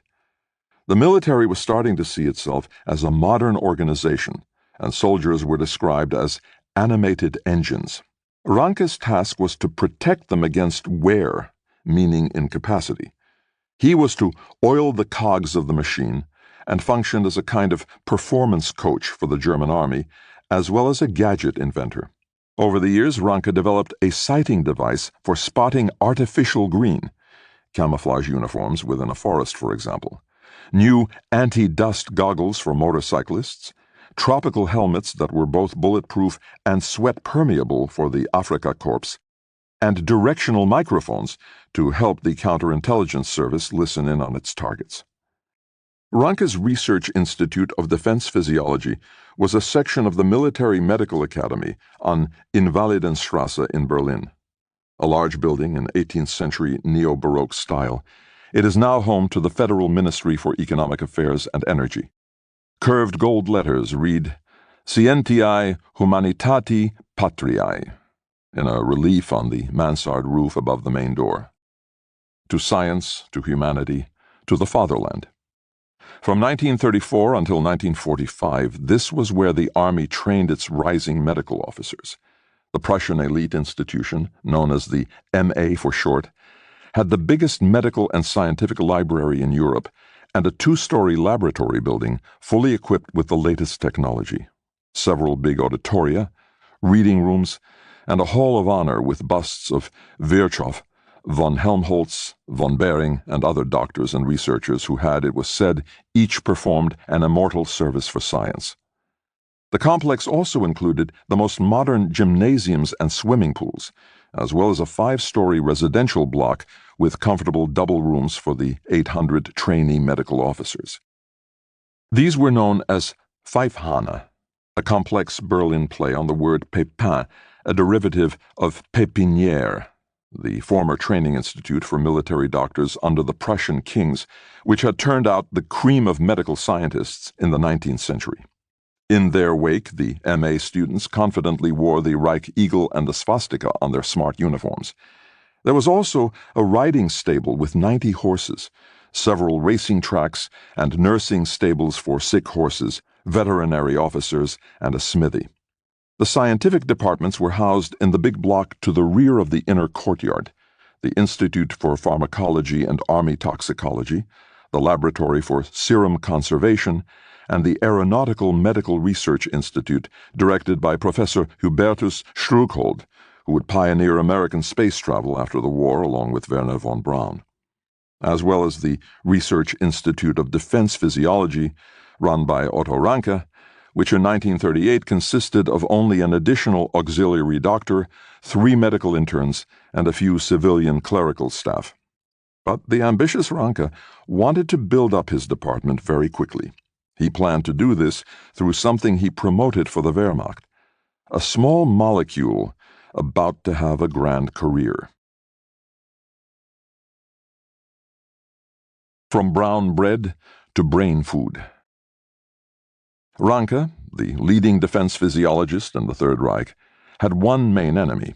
It wasn't the Russians in the East or the French or the British in the West. The adversary he was determined to defeat was fatigue. A strange antagonist, hard to grasp, one that regularly knocked out fighters, put them on the ground, and forced them to rest. A sleeping soldier is a useless soldier, incapable of action. Fatigue causes your coordination to deteriorate. You fire randomly, and you lose the capacity to drive motorbikes, cars, or tanks. In Ranke's words, relaxing on the day of fighting can decide the battle. Often in combat, perseverance in that last quarter of an hour is essential. Ranke declared the war on exhaustion to be his main concern. In the spring of 1938, a year and a half before the outbreak of war, he read the Temmler pharmacist Hausschild's Hymn of Praise to Pervitin in the Klinische Wochenschrift, and his ears pricked up. A claim preyed on his mind. Supposedly this substance helped subjects achieve a 20% increase in lung capacity and absorb greater amounts of oxygen, standard measurement parameters at the time for increased performance. He decided to explore the subject in depth, testing a rising number of medical officers, 90 at first, then 150. He organized voluntary blind tests, giving them Pervitin, P, caffeine, C, Benzedrine, B, or placebos, S for Scheintablette. Test subjects had to solve math and logic problems through the night until 4 p.m. the following day. The results seemed unambiguous. At around dawn, the S-men had their heads on their desks, while the Pervitin gang were still manically working away, fresh-faced, physically and mentally alert, as the experimental record has it. Even after over 10 hours of constant concentration, they still felt that they wanted to party. But after the test sheets were evaluated, not all of Ranke's findings were positive. Procedures that demanded greater abstract achievements from the cerebellum were not performed well by consumers of Pervitin. Calculations might have been carried out more quickly, but they contained more mistakes. Neither was there any increase in capacity for concentration and attention during more complex questions, and there was only a very small increase during less high-level tasks. Pervitin kept people from sleeping, but it didn't make them any cleverer. Ranke concluded without a trace of cynicism that this made it ideal for soldiers, according to results gathered from what was probably the first systematic drug experiment in military history. An excellent substance for rousing a weary squad. We may grasp what far-reaching military significance it would have if we managed to remove natural tiredness using medical methods, a militarily valuable substance. Inspired by this result, Ranke suggested a larger series of tests be carried out on regular units. To his surprise, the request fell on deaf ears. In the Bendler Block Office Complex, the seat of the General Army Office, and today the Federal Ministry of Defense, the possibilities and dangers of the drug were ignored, while the ambitious scientist Ranke was already imagining the soldier of the future whose equipment would also include synthetic alkaloids, which attacked the center of the brain in a way that wasn't yet understood.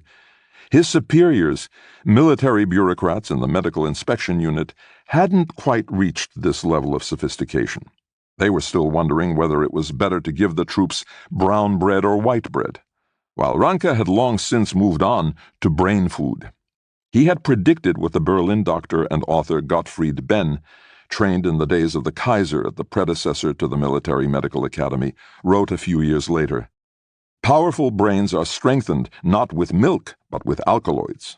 Such a small organ, and so vulnerable, that has managed not only to comprehend pyramids and gamma rays, lions and icebergs, but to produce and to imagine them, cannot be watered with groundwater like a forget-me-not, not while there's so much that's already stagnant. Ben wrote this in his essay Provoked Life. The provocations are the changes in the neuronal streams, new thoughts, fresh ideas, sparked by unconventional food for the brain. Knowledge of Pervitin and its striking effects spread fast through the young medical officers. Under severe pressure in their difficult medical studies, they soon expected genuine miracles from the supposedly performance-enhancing substance and began to take more and more. This made them forerunners of the students of today at universities all over the world, among whom the use of performance pills like Ritalin and amphetamine derivatives is widespread. It was only when Ranke found out about this trend, which he had sparked in part with his tests, and learned that a room had to be set out at Munich University for Pervitin corpses, fellow students who had overdosed and had to rest till they came around, that he became aware of the danger. He was forced to acknowledge that the consumption of high doses was already common in the run-up to exams at his military medical academy. The results from those under the influence left much to be desired, and a concerned colleague wrote, "In the cases in which an admission of drug assistance was made, the result of the examination was extraordinarily poor." Ranke hastily canceled another Pervitin experiment planned for 1939, and sent a letter to the other institute directors of the academy warning about possible dangers of addiction and urging them to forbid Pervitin completely at the academy. But Ranke couldn't get rid of the ghosts he had summoned up.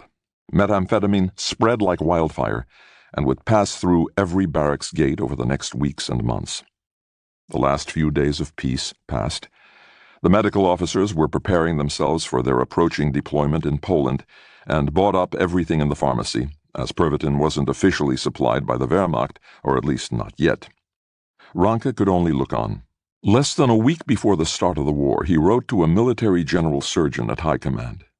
"Of course, it's a double-edged sword, giving the troops a different medicine which cannot be restricted to emergencies." The warnings came too late.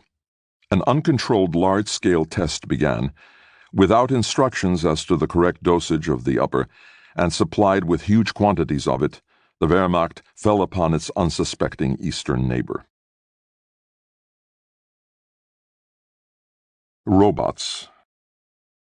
I am the driver of a hospital train, and I'm often exposed to great stress. Your pills have proved their worth with both me and my staff. Difficulties seem easier to overcome. Now I am fresh again. The reports by the medical service on methamphetamine use in the attack on Poland, which began on September 1, 1939, and sparked the Second World War, fill whole dossiers in the Freiburg Military Archive. A jumble of garbled depictions, the records hold no claims to being complete or representative. But they were all that Ranke, who had been appointed advisory defense physiologist of the Army Medical Inspection Service at the beginning of the war, had to work on. There was no planned investigation because the substance had not been deployed in a planned way, but randomly according to the whim of the relevant commander, medical officer, or individual soldier. When crossing the Grand River Vistula in Poland, the 3rd Panzer Division swerved at Grudziądz in the direction of East Prussia and advanced from there toward Brest-Litovsk, reporting the following. Often there is euphoria, an increase in attention span, clear intensification of performance, work is achieved without difficulty, a pronounced alertness effect, and a feeling of freshness. Worked through the day, lifting of depression, returned to normal mood. War was seen as a task that needed to be worked through, and the drugs seemed to have helped the tank units not to worry too much about what they were doing in this foreign country, and instead let them get on with their job, even if the job meant killing. Everyone fresh and cheerful, excellent discipline, slight euphoria, and increased thirst for action. Mental encouragement, very stimulated. No accidents. Long-lasting effect. After taking 4 tablets, double vision and seeing colors. Even slight hallucinations, clearly perceived as pleasant, enchanted the men, soon to be heady with victory. The feeling of hunger subsides. One particularly beneficial aspect is the appearance of a vigorous urge to work. The effect is so clear that it cannot be based on imagination. One senior lieutenant reported on his own good experience of the substance. No side effects, no headache, no roaring in the ears, intellect wide awake. For 3 days and 3 nights, in a convivial mood, he engaged in negotiations with the Russians in Brest-Litovsk. It was a matter of dividing up the country. When he encountered Polish defenders on the way back, the methamphetamine put him particularly on the ball. For many soldiers, the drug seemed to be an ideal companion on the battlefield. It switched off inhibitions, which made fighting easier, whether it was night marches, before which the upper was consumed by all drivers and leaders at midnight to sharpen their attention, removing stuck tanks, shooting, or performing other automatized maneuvers. In every aspect of the attack, which led to the deaths of 100,000 Polish soldiers, and by the end of the year 60,000 Polish civilians, the drug helped the aggressors to work without any sign of tiredness until the end of the mission. It provided that extra portion of energy which made everything that much easier. A medical officer from the 9th Army Corps raved, "I'm convinced that in big pushes, where the last drop has to be squeezed from the team, a unit supplied with Pervitin is superior. The doctor has therefore made sure that there is a supply of Pervitin in the unit medical equipment. An increase in performance is quite evident among tank drivers and gun operators in the long-lasting battles from 1 to 4 September 1939, and the Reconnaissance Division, which has used this substance with great success on tough long journeys at night, as well as to maintain and heighten attentiveness on scouting patrol operations," another report read. "We should particularly stress the excellent effect on the working capacity and mood among severely taxed officers at divisional headquarters, all of whom acknowledged the subjective and objective increase in performance with Pervitin." This heightened attention didn't only apply to tank drivers.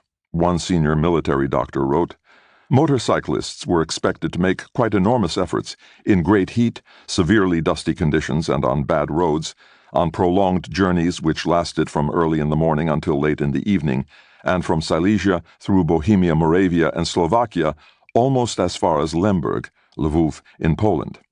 The tablets were distributed without indication of their purpose, but their striking effects soon made it clear to the crews what purpose they were supposed to serve.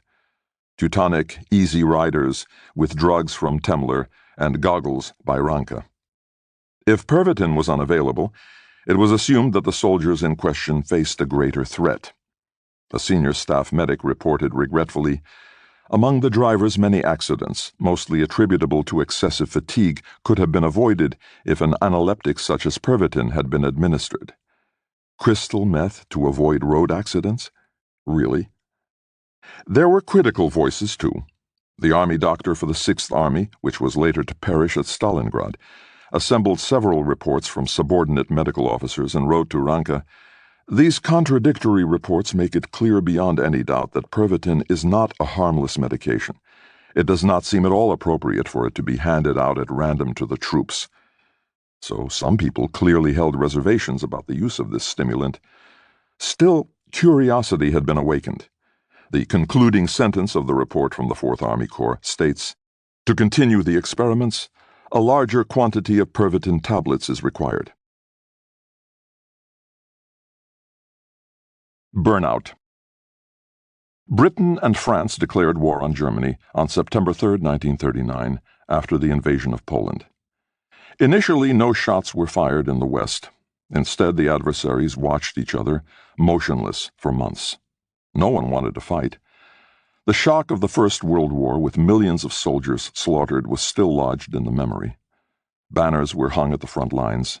"We won't shoot unless you shoot first."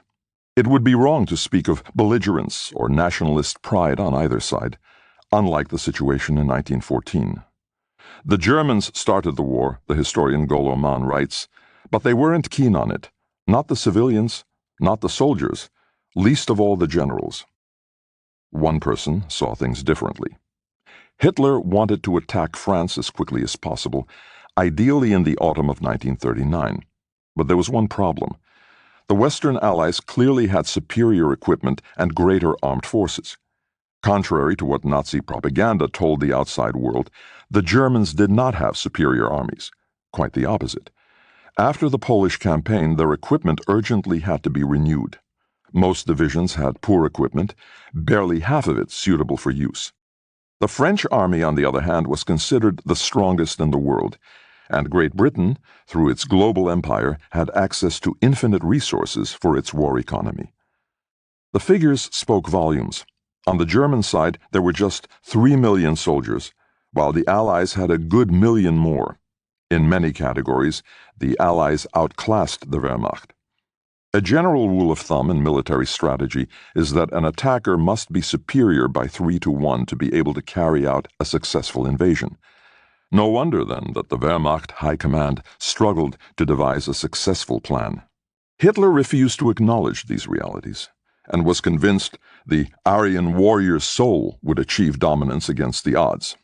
Again and again, mistakenly inspired by the military's doped performance on the Polish campaign, he spoke of miracles of courage of the German soldier. In fact, even the dictator was clueless. The French and British declaration of war had caught him off guard. Until the last moment, he had hoped the West would react to the invasion of Poland in the same way as it had reacted to the absorption of Czechoslovakia. But that was not the case. And suddenly, unprepared, Germany had to fight a war against the whole of Western Europe. Hitler had maneuvered the Reich into an impossible situation, and his back was against the wall. His chief of the General Staff, Franz Halder, warned, "Time, generally speaking, will work against us if we don't exploit it as much as we can. Economic means on the other side are stronger." What was to be done? Apart from rashly facing his opponents down, Hitler had no ideas. The Wehrmacht High Command, given to sober mathematical planning, was horrified. The Bohemian lance corporal, with his erratic ideas and volatile intuitions, was not well enough thought of among the Prussian chiefs of the General Staff, and was often dismissed as a military dilettante. An inadequately prepared attack could only lead to another defeat, as in the First World War. So strongly was this felt that a coup was even planned against the dictator to prevent his rushing into war. Walter von Brauchitsch and Halder decided to arrest their Führer if he gave an order to attack. After Georg Elser's unsuccessful attempt on Hitler's life on November 8, 1939, in the Munich Bürger Braukeller, there was a general crackdown and tightening up of security, and these plans would be dropped. Then, in the autumn of 1939, a crucial meeting was held between two senior officers. They came up with a daring concept. Erich von Manstein, a 52-year-old general from Berlin with an irascible temperament and permanently flushed cheeks, had a discussion with an East Prussian tank general, Heinz Guderian. The Wehrmacht's only chance, they reasoned, might lie in pushing a lightning armada of tanks through the supposedly impassable Belgian Ardennes mountains to reach the French border city of Sedan within a few days, and then charge all the way to the Atlantic coast. As the Allies were anticipating an attack farther to the north and were massing their forces there, such a Sichelschnitt, sickle cut was how Churchill later referred to it, might outsmart and encircle most of the defending forces. Among the German general staff, the foolhardy suggestion prompted only a shaking of heads. Tanks were still seen as ungainly monsters, which might come to the aid of other branches of the armed forces, but could not lead a moving attack in autonomously acting units, particularly through difficult mountainous terrain. The sketched invasion plan was seen as simply insane, and in order to thwart the risk-taking von Manstein, the general staff moved him to the Baltic port of Stettin, far from the potential battle zone. Hitler's chief of the general staff kept coming up with new excuses in response to Hitler's constant pressure to begin fighting. The bad weather alone was mentioned dozens of times as a reason for not attacking. The Wehrmacht Oberkommando argued that it only had what was called fine weather weaponry, and it needed a cloudless sky for the Luftwaffe. So at first, the Western Front fell into an enchanted slumber. When Ranke visited the Baroque town of Zweibrücken, close to the border with Lorraine, anti-tank obstacles loomed, but the squaddies spent most of their time playing card games, smoking their cigarette rations, 7 a day, kicking footballs about, helping with the potato harvest, and practically lulling the French, only a few miles away, into a false sense of security with their peaceful bearing. But that didn't mean that the Germans weren't ready to switch to a different tempo at any moment. In their trouser pockets, they always had their pep pills at the ready. Ranke quickly established that a very large proportion of officers carries Pervitin on their person. The favorable effect was confirmed by all those asked, both motorized troops and members of other parts of the troops. They knew that the fighting could begin at any moment. When that happened, they had to be on top form and wide awake. No wonder they already practiced extensively with meth. Alarmed at its prophylactic use, Ranke wrote, "The question is not whether Pervitin should be introduced or not, but how to get its use back under control. Pervitin is being exploited on a mass scale without medical checks." He urged the introduction of guidelines and an instruction leaflet to regulate application of the drug and make the experiences of the East, Polish campaign, lessons for the West. However, none of these measures were enacted. How casually Pervitin was thought of and how widespread its use was is also apparent in the fact that Ranke himself took it regularly and freely reported the fact in his wartime medical diary as well as in letters. He eased an average working day with 2 Temler tablets, using them to overcome his work-related stress and improve his mood. Even though he knew about the dangers of dependency, he, the self-appointed expert on Pervitin, drew no conclusions about his own use of the substance.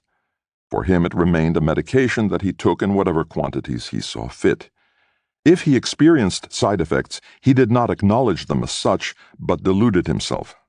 "In spite of Pervitin, from 11 o'clock in the morning I increasingly suffer from headaches and digestive problems," he wrote bluntly to a colleague. "It distinctly revives concentration and leads to a feeling of relief with regard to approaching difficult tasks. It is not just a stimulant, but clearly also a mood enhancer. Even at high doses, lasting damage is not apparent. With Pervitin, you can go on working for 36 to 50 hours without feeling any noticeable fatigue." Staying awake for 2 days and 2 nights in a row became the norm for the defense physiologist. He constantly worked at high speed during the first few months of the war. Between the front, where he delivered lectures on Pervitin, and the capital, where he was enlarging his institute, he found no time to rest. His workload was getting too much for him, and he took the drug more and more regularly so as not to fall behind in his performance. It was not long before Ranke was on the brink of a classic case of burnout, though the term didn't yet exist. In his diary, he reported bravely, "Personal matter. My depression has been overcome. I've been ready for work again since midday on 8/11. But often he only went to bed very late at night, where he spent an abundantly sleepless night and complained the following day, nearly collapsed." His slow descent into dependency is exemplary. He tried to use chemicals to keep pushing against his own limits, even when he was completely exhausted. It didn't always work. 19/11/39. General inability to work under the pressure of imminent discussion and inspection. Ranke wasn't the only one squashed between the stress of war and Pervitin consumption. His correspondence from those days shows that more and more officers were using the drug to keep up with their duties. Outside of the military, the addiction was also growing. In 1939, Pervitin fever was rife in the Third Reich, whether it was housewives going through menopause who wolfed down the stuff like sweets, young mothers who took methamphetamine to ward off the baby blues, or widows who were looking for elite partners through the marriage bureau and who took high doses to combat inhibitions during their first meeting. To help with childbirth, to fight seasickness, vertigo, hay fever, schizophrenia, anxiety neuroses, depressions, low drive, disturbances of the brain. Wherever the Germans hurt, the blue, white, and red tube was at the ready. As coffee had hardly been available since the start of the war, methamphetamine was often added as a substitute to pep up ersatz versions of the drink. Pervitin could, rather than being pumped into bomber pilots and bunker pioneers, be used deliberately for cerebral machinations in higher education colleges, Gottfried Benn wrote of these times. It may sound deviant to some people, but it is only the natural continuation of an idea of humanity's progress. Whether it is rhythm, drugs, or modern autogenic training, it is the ancient human desire to overcome tensions that have become unbearable. In late autumn 1939, the Reich Health Office reacted to this trend, which could be overlooked no longer. Leo Conti, the Reich Health Führer, tried to prevent, however belatedly, an entire nation becoming addicted to drugs. He pointed out that the disturbing after effects fully obliterate the entirely favorable success achieved after use. To toughen the legal situation, he approached the Justice Ministry and expressed his concern that the emergence of a tolerance to Pervitin could paralyze whole sections of the population. Anyone who seeks to eliminate fatigue with Pervitin can be quite sure that it will lead to a creeping depletion of physical and psychological performance reserves, and finally to a complete breakdown. In a personal proclamation, he appealed in a typical Nazi manner to all honorary affiliates in the battle against drugs. The serious nature of the times should forbid all German men and women from devoting themselves to questionable pleasures. The personal example of the rejection of drugs is more necessary and appropriate today than it has been in the past. I ask you to help, through your work, to protect and strengthen German family life where it is threatened by the use of drugs. By doing so, you will increase the inner resilience of our people. In November 1939, Conti made Pervitin available on prescription only in every case, and a few weeks later delivered a speech in the Rathaus in Berlin to members of the National Socialist German Association of Doctors, warning against the big new threat of addiction with all its side effects, which faces us all. But his words were not taken seriously, and consumption continued to rise. Many pharmacists stuck only loosely to the new prescription regulation and even gave their customers hospital packs of the drug without prescription. It was still easy for a citizen to get hold of several Pervitin ampules or hundreds of pills from pharmacies every day. This was also true of soldiers. The regulation concerning prescriptions applied only to civilian society and not to the military. But Conti also had the military in his sights. A war on drugs was waged against the background of the real war, when the Reich Health Führer challenged the Wehrmacht to take a position on the use and abuse of drugs and its possible damage, as he had observed that our young soldiers look extraordinarily ill, often gray and sunken-cheeked. But Conti's Reich Health Office was a civilian authority, and the military promptly resisted his interference. The Wehrmacht cannot renounce a temporary increase in performance or a defeat of fatigue, even through the use of medication, Army Medical Inspector Anton Waldmann wrote back, coolly and clearly.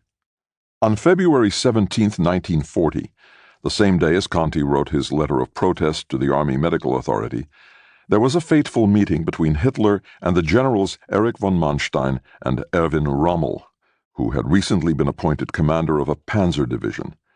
Manstein, hands plunged deep in his pockets as always, was able to set out in great detail his risky plan of attack, which no one at senior command was willing to hear. But Hitler, who was known for constantly interrupting his generals, listened spellbound as Manstein delivered his lecture about how he wanted to push through an impossible region of forested crags to wrong-foot the French and the British.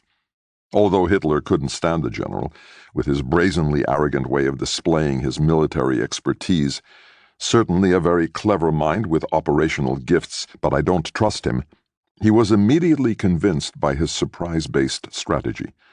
The success of the operation would depend on time, speed, and a daring idea, not just equipment. The material inferiority of the Germans suddenly didn't need to hinder an attack. Hitler didn't hesitate, clutching at this last straw. The Führer gave his agreement to these propositions. A short time later, the new and definitive deployment instruction was issued. Manstein's note on the discussion concludes proudly. The question remained as to whether a quick push through the Ardennes could be achieved at all. There was a strong possibility of getting stuck in the rough terrain and being halted by enemy forces, however weakly positioned they were. The Allies should have had enough time to rush in with reinforcements from both north and south and catch the Germans in a pincer action. The sickle cut only had a chance if the Germans could drive day and night. No stopping, and above all, no sleeping. Hitler swept all doubts aside. Of course, a German soldier could be constantly ready by force of will if the situation called for it. Hadn't it been true for him in the Flanders trenches as a dispatch runner in the First World War? In fact, it wasn't the superhuman will that counted. This is what Pervitin was for, after all. In Army High Command, they were working feverishly on the new deployment instruction. This also included planning for medical support, and Ranke's tests at the MA were remembered. On April 13, 1940, 3 weeks before the attack in the West, Army Medical Inspector Waldmann submitted a document to Field Marshal von Brauchitsch, the Army's commander-in-chief. The Pervitin question, decree concerning careful but necessary use in a special situation. Ranke was summoned for discussions and drove several times from the MA on Invalidenstrasse to the Bendler block on the Landwehrkanal.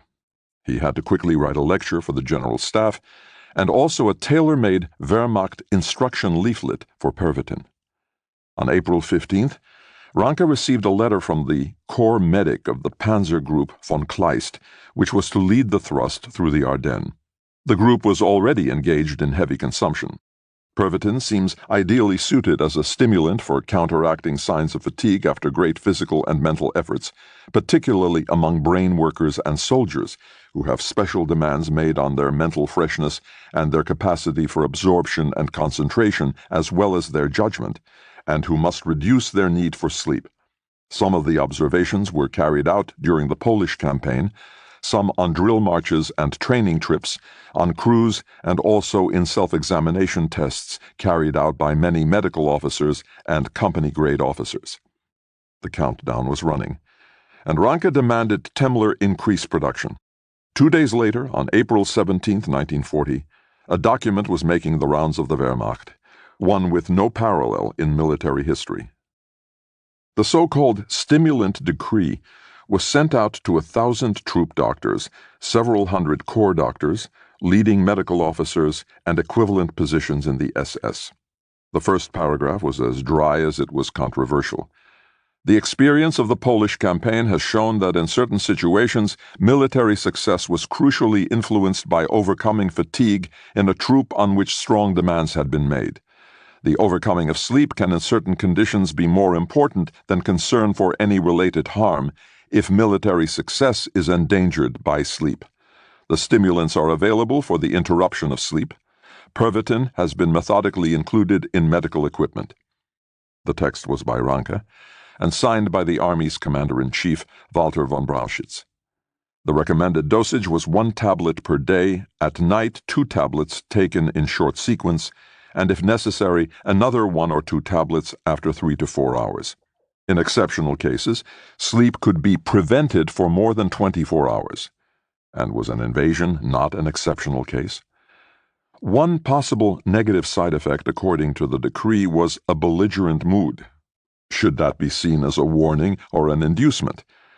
With correct dosage, the feeling of self-confidence is clearly heightened. The fear of taking on even difficult work is reduced. As a result, inhibitions are removed without the decrease in the sensory function associated with alcohol. The Wehrmacht was thus the first army in the world to rely on a chemical drug. And Ranke, the Pervitin-addicted army physiologist, was responsible for its regulated use. A new kind of war was on the way. Modern times. At the Temmler factory, dozens of women workers sat at circular machines that looked like mechanical cakes. Steel slides pressed finished tablets onto running belts, tirelessly, thousands of them, where they suddenly began to dance, shaken up, ready for manual inspection. Women's fingers in pale gloves moved like bees' feelers, slipping through the snow-white splendor of the skipping pills, sorting them out. Bad ones cast aside, good ones straight into the special packages for the medical supply bags, into the Army's collapsible boxes, the boxes in cases with a Reich eagle on them. Everyone worked overtime because of Ranke's demands. 833,000 tablets could be pressed in a single day. An adequate amount. The Wehrmacht had ordered an enormous quantity for the Army and the Luftwaffe, 35 million in all. Heinrich Böll would never again have to ask his parents for extra supplies. Time is war. Success lies in speed. The important thing is to keep surprising the defender. From Panzer Group von Kleist's order to attack. Phosphorus strips hanging on oak trees illuminated the path, which was freshly beaten through the undergrowth. In the middle of the forest stood the map house, a wooden shed hardly wider than an arm's span, furnished with a plain table and a single wicker chair.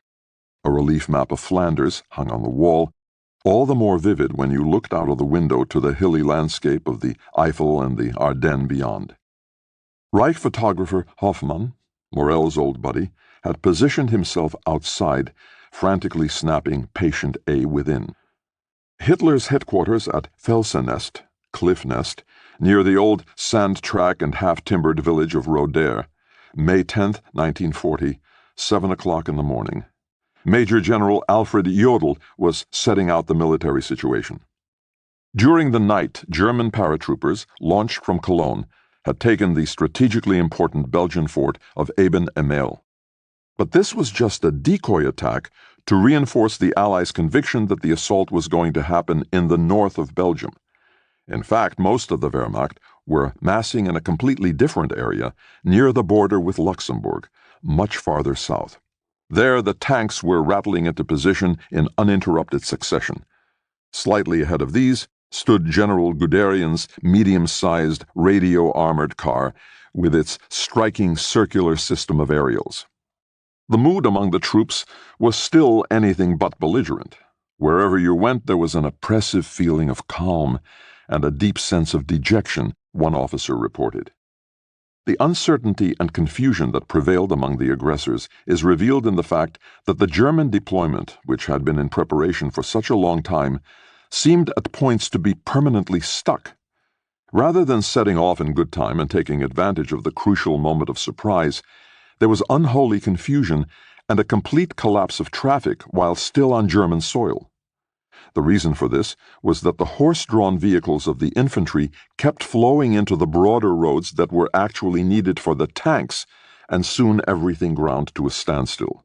Wheel to wheel and bumper to bumper stood the vehicles of Panzer Group von Kleist, the biggest motorized unit ever assembled in military history, with a total of 41,410 vehicles, including 1,222 tanks.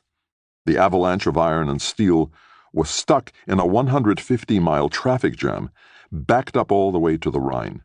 It was the longest snarl-up in European history, and the Allies could easily have destroyed the whole lot with a handful of bombers, nipping the German deployment in the bud.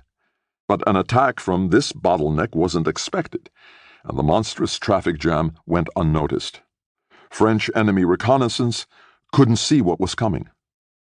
The cause of the German confusion lay in the fact that High Command still didn't recognize tanks as being capable of leading an invasion, and had assigned too few roads to them and no zones of action of their own. No one had yet mentioned the notion of blitzkrieg. Nobody really had any idea what it was, apart from a few generals, Guderian leading the way. Over his radio, he desperately tried to persuade the infantry to free up the lanes, but the infantry saw the tanks as rivals and wanted to lead the advance themselves as they always had done. Their flatbed trucks, horse-drawn carts, and marching soldiers, many of them carrying the same rifles as their fathers had shouldered in the First World War, continued to block the roads. But when the tanks were finally able to maneuver themselves out of the muddle and immediately rumble off through the narrow valleys and along the bending, climbing roads through the range of hills ahead of them, making up for lost time, they showed what they were capable of. Nothing would halt them, all the way to the English Channel. Well, almost nothing. Think big. Perhaps France died in 1940. Their defeat against the Germans came after only 11 days. The country has never recovered from that humiliation. Frédéric Beigbeder. The task is a very difficult one, General Halder, chief of the Oberkommando des Heeres General Staff, noted in his diary. In the given terrain, Maas, and with the given strength of the forces, particularly in terms of artillery, it cannot be solved. We have to resort to unusual means and bear the associated risk. Methamphetamine was one such unusual means, and the men desperately needed it when General Guderian ordered, "I demand that you do not sleep for at least 3 days and nights if that is required." And required it was. Only if the French border city of Sedan was reached during that time and the border river Maas or Meuse was crossed, would the Germans be in northern France sooner than most of the French army itself, which was either still in northern Belgium or inside the Maginot Line farther south. The Wehrmacht were well prepared. The quartermasters had ordered the pills in time. General Johann Adolf Graf von Kielmansegg, who became NATO commander-in-chief of Allied land forces in Central Europe in the 1960s, ordered 20,000 for his 1st Panzer Division, and during the night between May 10th and 11th, it was taken en masse. Thousands of soldiers took the substance out of their field caps or were given it by their medical officers. It was laid on their tongues and gulped down with a swig of water. 20 minutes later, the nerve cells in their brains started releasing the neurotransmitters. All of a sudden, dopamine and noradrenaline intensified perception and put the soldiers in a state of absolute alertness. The night brightened. No one would sleep, lights were turned on, and the Lindworm of the Wehrmacht started eating its way tirelessly toward Belgium. The listlessness and frustration of the first few hours made way for new and rather strange feelings. Something started happening, something that later no one could readily explain. An intense chill crept across scalps. A hot feeling of cold filled everyone from within. There were as yet no storms of steel, as there had been in the First World War, but instead a storm of chemicals broke out, punctuated by euphoric flashes of mental lightning, and the level of activity reached its peak. The drivers drove. The radio operators' decoding machines, like futuristic typewriters, radioed. Gunners in black combat trousers and dark gray shirts crouched behind their weapons, ready to fire. There were no more breaks. An uninterrupted chemical bombardment had broken out in the cerebrum. The body released greater quantities of nutrients, boosting its sugar production so that the machine was running at maximum output and the pistons were going up and down exponentially. The average blood pressure increased by up to 25%, and hearts thundered in the cylinder chamber of the chest. The first battle began in the morning.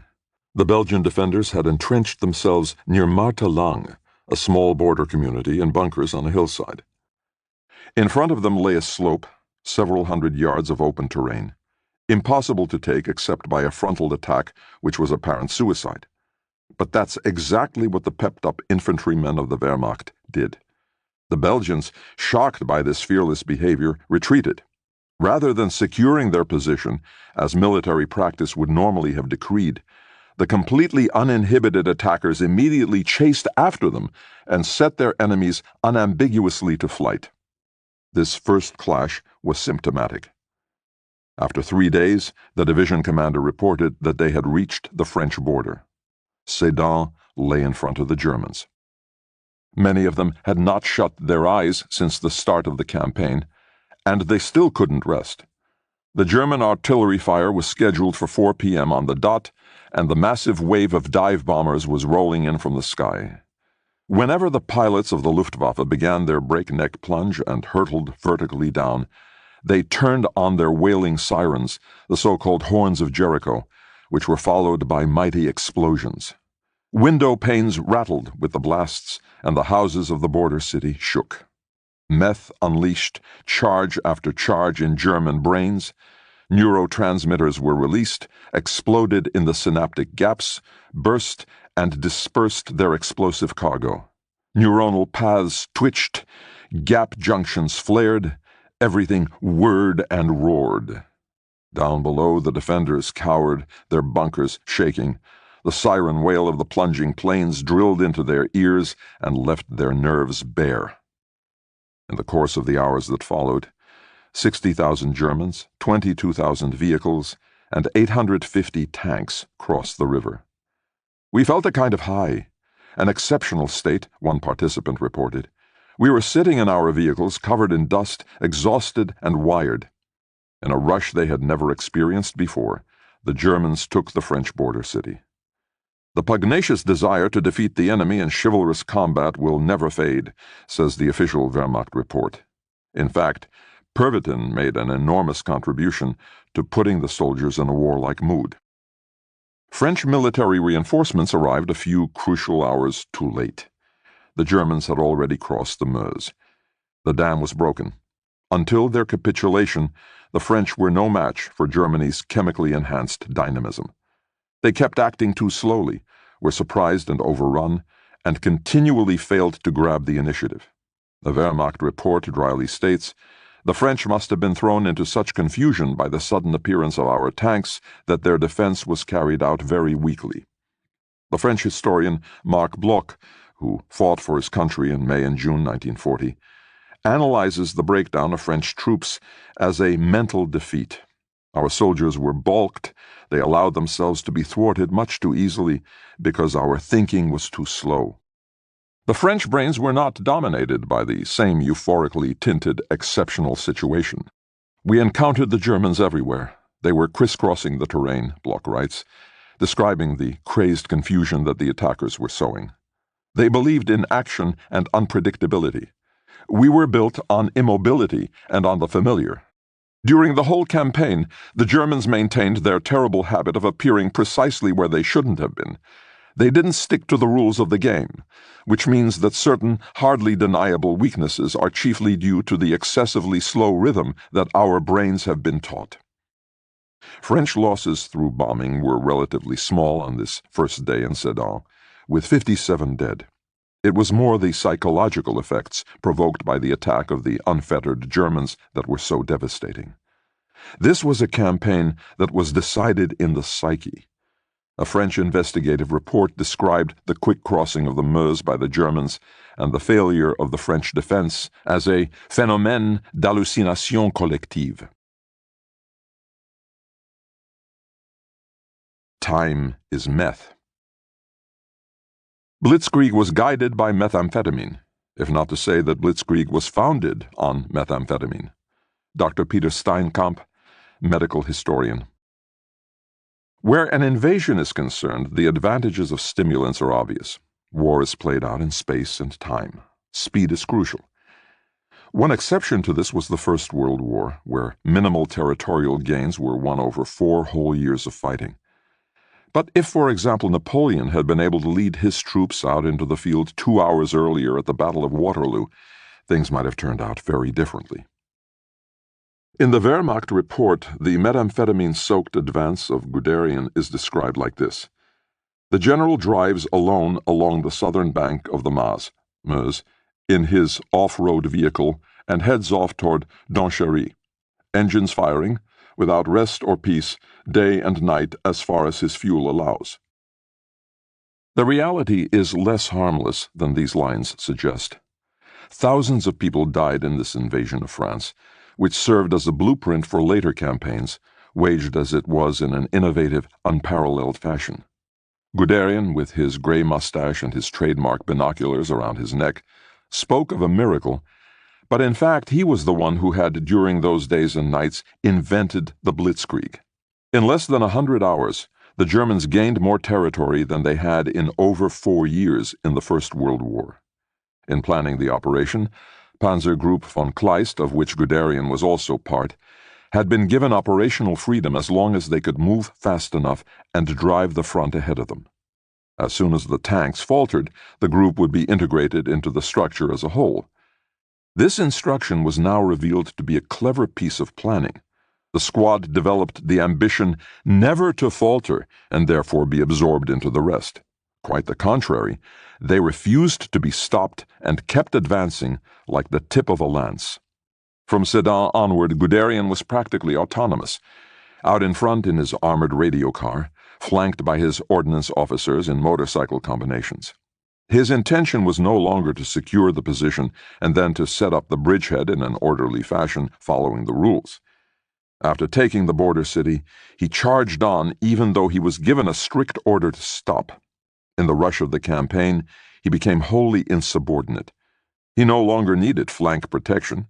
It was a matter of being faster than anyone who could have come at him from the side. He didn't worry about supplies. He already had everything his unit needed. An ingenious supply system guaranteed that even the furthest forward tanks always had enough fuel, and Pervitin was distributed by the main medical park, the Wehrmacht's wholesale pharmacist. 4 days went past, and the Allies were still being completely taken by surprise. They couldn't adjust to this unpredictable invader who didn't act methodically, but was simply focused on reaching the Atlantic coast as quickly as possible to make the encirclement perfect. The journey there would be achieved through a kind of ad hoc planning in which methamphetamine played a crucial part. We drive as fast as convoy travel permits. The general has his men run the operation as smoothly as possible. We covered huge distances today. 2 officers from a French supply column are presented to the general. Oh, the Germans very fast, très vite. They are flummoxed at suddenly having been caught. They had no idea where and when we were coming from. On we progress to Montcornet. All the vehicles on this stretch are going at full speed. The general has to assign new roads for us to travel along. It's all so incredibly fast, as the report on Guderian's advance has it. In the market square, the French are still getting out of their trucks. For a stretch, they travel along in our column. No one has had time to take care of the town. The general stops at the church and regulates the traffic with his adjutant. One division off to the right, the other to the left. Everyone is chasing along as if in a race. The Blitzkrieg had unleashed itself and become autonomous. And in those hectic spring days of May 1940, it embodied the evolving modern age, bursting all its bonds, crossing every boundary. From now on, uppers were indispensable. The Crystal Fox. Erwin Rommel, later the best known of all the German generals, wasn't an expert on tanks but came from the infantry, the rank and file of the army. But it was his ignorance of the steel giants and their possible movements that helped him advance in a completely unconventional way. He led his 7th Panzer Division intuitively, like a shock troop. Instead of waiting until the assault engineers had built pontoons, he put his massively heavy vehicles onto ferries across the rivers of France, and it worked. Winston Churchill, named British Prime Minister on the day of the German invasion, was rarely wider off the mark than when he tried to reassure his French colleague, Prime Minister Paul Reynaud, "All experience shows that the offensive will come to an end after a while. After 5 or 6 days, they have to halt for supplies, and the opportunity for counterattack is presented." Rommel didn't halt. Too nimble to offer a target, he drove and drove and drove, taking advantage, as Guderian had done, of the excellent German logistics, and becoming a kind of deadly joker, always playing high and wild, becoming unpredictable, uncontrollable, unstoppable. They admired him at headquarters. "I'd like to go right to the front like General Rommel. He's the greatest daredevil, always in the first combat vehicle of his division." Even his superior, General Hermann Hoth, couldn't issue him with orders, because by the time these written documents arrived on the battlefield, Rommel was already miles away and out of radio contact. He had no apparent sense of danger, a typical symptom of excessive methamphetamine consumption. Even in the middle of the night, he stormed on and attacked solid positions while still in motion, firing all barrels like a sort of berserker, constantly catching his adversaries on the back foot. The French despaired at the sight of the unleashed monsters coming at full speed toward their artillery. What on earth were they supposed to do? There were no instructions on how to defend yourself in that situation. They'd never practiced it in maneuvers. Toward the end of that first week of the attack, there was a ghostly scene that casts a sharp light on the German advance. In the early hours of May 17, 1940, Rommel, no longer answerable to any of his superiors, tore along the road from Soleure-le-Château, right in the north of France, toward Avesnes. As chance would have it, the 5th Infantry Division, parts of the 18th Infantry Division, and the 1st Infantry Division of the French Army had struck their bivouac on that very spot. Rommel didn't hesitate for a second. He dashed through them, crushing everyone and everything, fired broadsides, and over the next 6 miles he pushed hundreds of vehicles and tanks along with the dead and wounded into the ditches on either side, and rattled on with blood-smeared tracks, standing between 2 officers from his staff in the armored command post vehicle, his cap pushed to the back of his head, leading the attack. The blitzkrieg by the Germans, who no longer had to sleep, had breached all boundaries. The seed was sown for future orgies of violence. There was an impression that these soldiers could be stopped by nothing and no one, and they gradually appeared to believe their own propaganda, which claimed they were truly superior. Methamphetamine, which encourages arrogance, supported this false assessment of the situation. The first rumors of the unconquerable Wehrmacht started making the rounds. The French War Minister, Edouard Daladier, in the Élysée Palace, wouldn't have it, and yelled his disbelief down the receiver when his commander-in-chief, Maurice Gamelin, told him of the defeat on May 15th at 8:30 p.m. "No! What you're telling me is impossible. You must be mistaken. It's impossible." The Boche were already 80 miles from Paris, and there were no French reserves to protect the capital. Everything had gone so fast. "Is that supposed to mean that the French army is beaten?" Daladier's expression was one of utter dejection. "I was dumbfounded," Churchill recorded in his memoirs. "I admit that this was one of the greatest surprises in my life." The Germans had won the war in Europe after only a few days. Well, almost. Hitler doesn't understand the Blitzkrieg. At the moment, it looks like the greatest military disaster in history. General Edmund Ironside, chief of the Imperial General Staff, about the situation of the Allies on May 17, 1940. A most ungratifying day. The Führer is extremely nervous. He is afraid of his own success, doesn't want to risk anything, and would ideally like to stop us. Franz Halder, head of the Army General Staff, also on May 17, 1940. He rages and roars. He's on the way to spoiling the whole operation and exposing himself to defeat.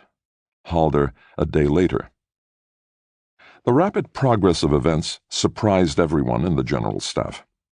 The military departments worked day and night, collected telephone messages about the various sections, and constantly corrected the position of the front. At midday and in the evening, Major General Jodl delivered the situation report in the Felsenest headquarters.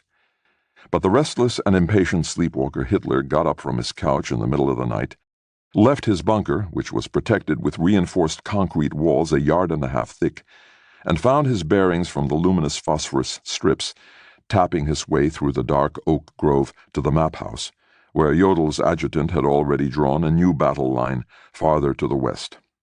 The dictator sat down in the wicker chair until dawn, and only the constant motion of his jaws revealed his inner agitation and, paradoxically, bad mood. The Führer wasn't leading this campaign. Instead, he was panting along behind his headstrong, independent tank generals. Even though they were successful, the dictator could not cope with the fact that he had effectively handed over control. Was this still his war? Had the senior officers, who had been opposed to the attack for so long, now seized the initiative, and were they charging along faster than the planning in the map house allowed? Hitler's fear of the highly specialized military officers, all better educated than him, a simple lance corporal, rushed to the forefront. He sensed problems where none existed and accused the generals of being drunk on victory, of not covering their flanks, making themselves vulnerable to attack. What if the Allies coming from Belgium and the South carried out a pincer attack on the extended front? In fact, because of the unholy confusion on the opposing side, this had never been a possibility. But Hitler didn't recognize reality. He was guided instead by his own anxieties, fueled by a latently smoldering inferiority complex. So, in the spring of 1940, in the forest in the Eifel, the hopelessly overtaxed Supreme Commander made a crucial mistake when he decided to halt the full-throttle, whipped-up brain of the Wehrmacht. He had made his secret decision. He would disempower the army leadership as the locus of the war, whatever the cost. He just didn't know how to do it yet. Everyone was going to see who was in control. He was firmly convinced that the physical resilience of a genius like himself was enough on its own to give him victory over his adversaries. When all the others lost their nerve, he and he alone would be the one still standing. Physically, he felt as strong as an ox and thought he could take on the whole world. So why not his own army command? Hitler's personal physician also paradoxically experienced these days of heady success as a personal setback and defeat. He was constantly at the ready, but his services were barely used. He wrote to his wife, asked the Führer a few days ago if he had any complaints. He said no. He is really fit as a fiddle. He is fresh and cheerful. Medically, there's hardly anything for me to do here.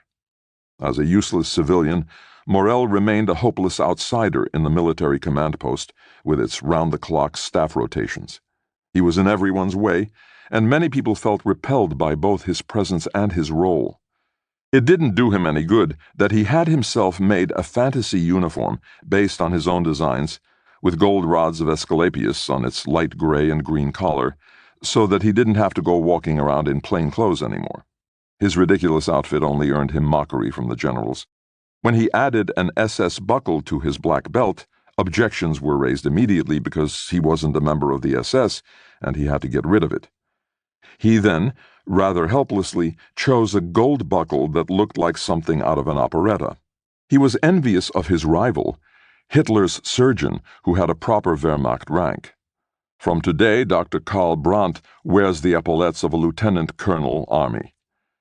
In response, Morel tried to acquire his own regular rank as a military doctor, but his attempts fell on deaf ears. Even Hitler didn't support him in his project. That was precisely the appeal of his personal physician. It was only if he remained an outsider, without a position in the party, the Wehrmacht, or any other mass organization, that he couldn't be manipulated or abused. And he belonged to him, the Führer, alone. While the tanks were trundling over the enemy, in his isolation in the Felsenest, Morel became plagued by fears for his livelihood. Others in Hitler's inner circle, such as the photographer Hoffmann, profited greatly from the successes of the Third Reich, and a kind of modern robber baronhood had spread among the leadership clique. Morel, however, only received a basic income of 3,000 Reichsmarks a month for his treatments of Hitler, including medical treatment of his adjutants. As all the other gentlemen are less free, I always sit on my own. If it were not for the Führer, I would sometimes be glad to be at home.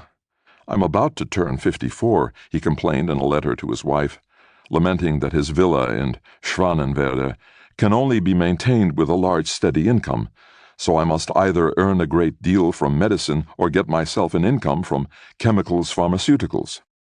It was the latter course of action that he would take in the end, with wide-ranging effects, not only for his patient. The Miracle of Dunkirk, a pharmacological interpretation. We shall have lost almost all our trained soldiers within the next few days, unless a miracle appears to help us. General Edmund Ironside, Chief of the Imperial General Staff. On Tuesday, May 20th, 1940, a courier aircraft from the Propaganda Ministry landed at the Felsennest, bringing the latest issue of the Wochenschau, the weekly newsreel produced under Goebbels' instructions. Hitler walked down the hill to Hack, the village pub. There he sat down in the side room, watched the reel 3 times in a row, and dictated the changes he wanted. Then he showered in the bathhouse opposite and was driven back to his headquarters. The next morning the broadcast went back to Berlin, and from 10 o'clock on Thursday morning it flickered across the screens of all the premier cinemas on the Kurfürstendamm. Of course, the Wochenschau edition of May 22nd, 1940, wasn't about pep pills. It was about the German sword which is writing a new page of history, about the indomitable Aryan fighting spirit. By now Guderian had occupied Abbeville, a major town on the Somme River. All French, British, and Belgian troops north of the Sickle Cut were thus cut off from all the units stationed farther south, and there was only one open Atlantic port, one last chance of escape, Dunkirk. Again Guderian worked faster than his enemies. It would take him no more than a few days to block the last escape route and thus encircle 1 million Allied soldiers. These squaddies were in fact a good 60 miles away, fighting the 6th and 18th Armies, exposed without protection to the deadly danger behind them. After only 10 fighting days, the British Empire was close to its downfall. That morning, Goering was a guest of Hitler's at the Felsennest. Following the stomach injury that he had received during the storming of the Munich Feldherrenhalle in 1923, the second most important man in the state had developed a severe morphine addiction. Before he left his bedroom, Möhring, as he was secretly nicknamed, took his craftsman-made syringe with its gold ring out of its light brown deer-hide case, pulled it open as usual, drew back the sleeve of his green velvet dressing gown as he always did, bound his arm, narrowed his eyes to find the right spot, and gave himself a massive injection. It took only a few seconds for the morphine to enter his blood. A huge ruby brooch glittered spectacularly on his chest. Goering's eyes were now big and gleaming, pierced with pinprick pupils. The world lay at his feet, and in his blissfully opium-soaked brain he decided that the glorious victory over the Allies should under no circumstances be left to the arrogant leaders of the army. The German generals, Goering feared, would otherwise win such respect among the people that they might undermine his own position as well as Hitler's. It also seemed to be a praiseworthy task for the Luftwaffe, defeating enemy troops from above. His pilots just needed an open target. The Wehrmacht tanks had to retreat a bit to stay out of the danger zone. Goering nodded at this idea, which struck him as quite brilliant. As an indescribable feeling of well-being from the morphine rushed through him, he replaced his red-pointed slippers with black high-sided boots and stamped out into the forest. Beneath blossoming maple trees, Hitler listened to his deputy's idea over porridge, muesli, and apple tea.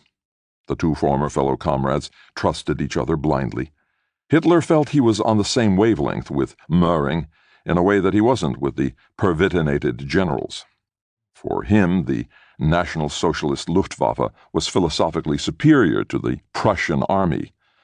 So he agreed with his Reich Marshal's haphazard suggestion and used the opportunity to eliminate the Army Supreme Command as planned and impose his Führer principle. That morning he flew to Charleville, to the headquarters of Army Group A. At 12:45, an order was issued that still puzzles historians even today. It is the ominous Dunkirk halt order, which cannot be explained rationally. When the British noticed that German tanks were stopping, they could hardly believe their luck. An unparalleled evacuation situation began straight away, and everyone hurried toward Dunkirk. Within a very short time, hundreds of rescue ships arrived. Royal Navy destroyers and other warships, launches, even packet steamers and confiscated private yachts, Thames barges, a colorfully assorted armada ceaselessly coming and going. The Allied troops crossed makeshift bridges made of lorries with planks laid on the top and made their getaway through the miraculous loophole of Dunkirk. Guderian could only stand and watch. Through his binoculars, he observed what was going on in the port town, into which the unstoppable stream of British and French soldiers was flowing. But he couldn't advance, even though Goering's high-handed plan to snatch victory from the air was a failure from the very beginning. The Reich Marshal had overestimated himself in his morphine dream. Now his Stukas were sinking over 1,000 of the British rescue boats, but at the end of May clouds had gathered and obstructed their view. The Royal Air Force, whose bases were much closer, also played their trump card now. Suddenly, Spitfires appeared from above and conquered the sky. The commander-in-chief of the army, Brauchitsch, stood in the map house of the Felsenest, about to have a nervous breakdown. He devoutly implored Hitler to be allowed to strike again and bring the campaign to an end. But the dictator refused to budge. He would show the army. He and no one else would wage this war. Over 340,000 British, French, and Belgian soldiers escaped in this way. At the very last second, the Allies averted a total defeat. Manstein, the inventor of the sickle cut, later called it a lost victory. When Guderian was finally able to enter Dunkirk at 9:40 on June 4th, after 10 days of incomprehensible waiting, all he found was the equipment that the British left behind. Vast numbers of cars, trucks, and motorcycles, 475 tanks, many artillery pieces, huge quantities of ammunition and handguns, as well as the 80,000 French soldiers who did not get a spot on the British ships. What was also left was a bombed-out, smoking silhouette, a charred black carcass of a town that seemed to be laughing at him. The British had got their heads out of the noose. The battle for Flanders was over. The first phase of the Western campaign at an end, finished. Contrary to later accounts, it had never been conceived consistently as a blitzkrieg, but had, after the breakthrough at Sedan, boosted by the large-scale use of Pervitin on the German side, developed a dynamic of its own that was countered only by Hitler, who didn't understand its speed. Regardless, the dictator claimed the victory as his own personal triumph.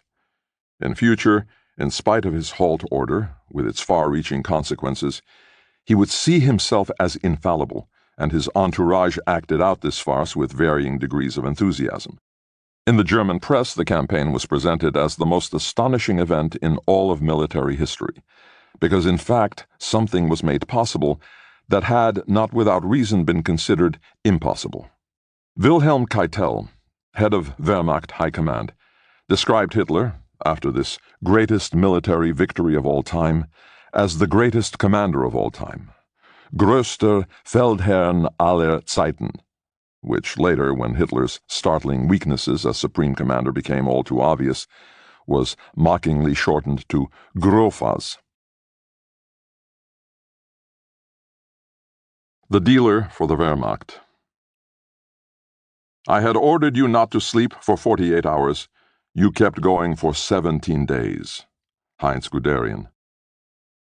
Berlin, June 6, 1940. Pale rain cut the deep black stormy sky into strips, bounced off the bodywork of the cars, buses, and taxis, the raincoats of the pedestrians, purled on caps, hats, and umbrellas. The forced euphoria of a news announcer rattled from the loudspeaker of the brand-new car radio, a Telefunken T655, announcing that the German troops were on the edge of Paris. Ich bin wie ich bin by Arne Hülfers and his orchestra now rang out inside the official car, while outside the advertising slogan, Persil bleibt Persil, in bright green neon letters, glittered in the dancing puddles. At 10:52 p.m., Ranke's train set off for the west from Anhalter station. He had decided to drive to the front to investigate Pervitin use and to bring fresh supplies. His war diary for the next few weeks, preserved in the Freiburg Military Archive, gives an unadorned insight into the second phase of the campaign, concerned with the French heartland. The operation called Fall Rot, Case Red. Often Ranke's sentences are chopped and the descriptions over-hasty, full of abbreviations. They always involve a considerable quantity of methamphetamine. 14/6/40, Friday, 9 a.m. Discussion with Lieutenant Colonel Kretschmar about military situation. Knows precisely, takes 2 tabs, see every second day, finds it fabulous. It's fresh afterward, without subsequent tiredness, no mental underachievement on Pervitin, expressly confirmed in response to question from me. On Ranke's personal Tour de France, in the course of which he covered over 2,500 miles, traveled along the sea, through the cities and over the mountains, drugs played the decisive part. It is telling that he accompanied the most senior army officers, the Blitzkrieg inventors of Panzer Group von Kleist, Guderian and Rommel. Ranke was always wherever the most methamphetamine was being taken, where everyone was hopped up and needed him, because he had a serious quantity of hard drugs on him, which he willingly distributed. 16/6/40, Sunday. Just before the planned departure, my car appears with driver Holt, who couldn't find us during the night. Hurrah. Packing 40,000 Pervitin. Set off 11 a.m. to 14th Army Corps. First chocolate, me at wheel, in Lorme Market Square, 1 cup coffee, on to Montesoche. I ate only a box of biscuits all day. Often on his explorations, Ranke had his camera at the ready. His most frequent subject is initially surprising. He took pictures of sleeping people, soldiers stretched out on the grass beside a utility vehicle, slumbering drivers in their cars, officers who have fallen asleep in armchairs, a staff sergeant in a deck chair under a tree. The pictures seemed to want to prove that Morpheus, Ranke's archenemy, still hadn't been defeated, but had to be caught in the crosshairs. With Pervitin, of course. The external enemy caused fewer problems. When Paris fell into German hands in mid-June, the French army put up no resistance. The picture that France presented during those days was a gruesome one. Fields of rubble, charred cars, and dead horses in big squares surrounded by singed trees. Burned-out tanks and houses. On the retreat routes of the British and the French there lay a motley jumble of equipment, including abandoned gun mounts, defective tanks, etc., and on either side of the road retreating men mostly on bicycles, packed with the bare minimum of belongings. Ranke's superior, Army Medical Inspector Waldmann, also traveled to the war zone and praised Pervitin without directly specifying it. Maginot Front broken through. Extraordinary marching achievements. 60 to 80 kilometers. Extra supplies, increased performance. Evacuation, all much better than 1918. In this war, the German troops dashed over the summer countryside with unparalleled speed. Rommel, who by now was avoiding roads to go around the last French defense positions, often drove cross-country, and on June 17, 1940, traveling 150 miles, established a kind of military world record. The head of the Luftwaffe staff noted, "The marching achievements are incredible." In mid-June, Guderian reached the Swiss border at Pontarlier. The remaining 500,000 French soldiers standing on the Maginot Line were now also encircled, and the German Reich's victory over its neighbor definitive. Only Hitler didn't understand the speed with which everything was happening. "Your message is a mistake," he cabled his general. "It must mean Pontarlier-sur-Saône." Guderian had to clarify, No mistake. I myself am in Pontarlier on the Swiss border. The speed of the thrust is clear from the account of a German war reporter. The tanks, the artillery, the anti-aircraft guns, the supply columns come rolling in without interruption. Even at night we feel our way along the country road. No one thinks of sleep. A little piece of chocolate replaces lunch. On we head. We've now driven 300 kilometers in convoy, some of it across cornfields, meadows, and plowed land. Only the people behind the wheel can say what that means. Really, our drivers have done some incredible things over the last few days. We were so fast, the French population had no time to get away. You Germans dash across the country like a whirlwind, said one civilian. A few days ago in Calais, and now in the south of France already. He could only shake his head. It wasn't just chocolate that replaced lunch, as the Berliner Lokalanzeiger claimed. It was also the little round pills from Temmler. They drove away the feeling of hunger. Ranke, who was driving with Guderian and who had traveled over 300 miles in just 3 days, was given confirmation by a medical officer of the Panzer Troop that units were using between 2 and 5 Pervitin tablets per driver per day. German propaganda, however, tried to depict the surprisingly fast victory as proof of the morale of the National Socialists. But this had little bearing on reality. Ranke's military medical diary is proof that other forces were involved, chemical ones. Senior Staff Dr. Krummacher has experience with Pervitin. He introduces me to Colonel Stockhausen. Signed out with Lieutenant Colonel Kretschmar, who insistently requests Pervitin. Since the start of the campaign, he has used a tube of 30 tabs apart from 6 tabs. Ranke wrote of Otto Kretschmer, the senior quartermaster of Panzer Group von Kleist, who was responsible for supplies, that he was allowed several times by Pervitin to go on working in spite of being tired. He emphasized the positive effect on the mood, and also stressed that he always carried out difficult work that required strong concentration.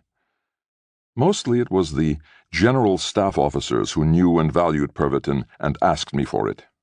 With Rommel's leading medical officer, senior physician Wilhelm Baumeister, Ranke had a detailed and gratifying conversation about Pervitin science. The Waffen-SS, who liked to boast of their fighting ability, couldn't do without the medication either. Set off 10 o'clock via the reconnaissance route of the 10th Panzer Division, took pictures of the SS, very disciplined in spite of long journey, dropped off 2,000 Pervitin there with troop doctor. Side effects of the pharmacological mass abuse were also observed, but Ranke himself didn't notice them, or he decided not to mention them in his notes. Older officers from the age of 40 felt the effects of the use of meth on their hearts. One colonel with the 12th Panzer Division, who was known to take a lot of Pervitin, died of a heart attack while swimming in the Atlantic. One captain also had a cardiac arrest after using Pervitin at a stag party. A lieutenant general complained of fatigue during long periods of fighting and took Pervitin before driving to the front to join the infantry against medical advice. There he suffered a collapse.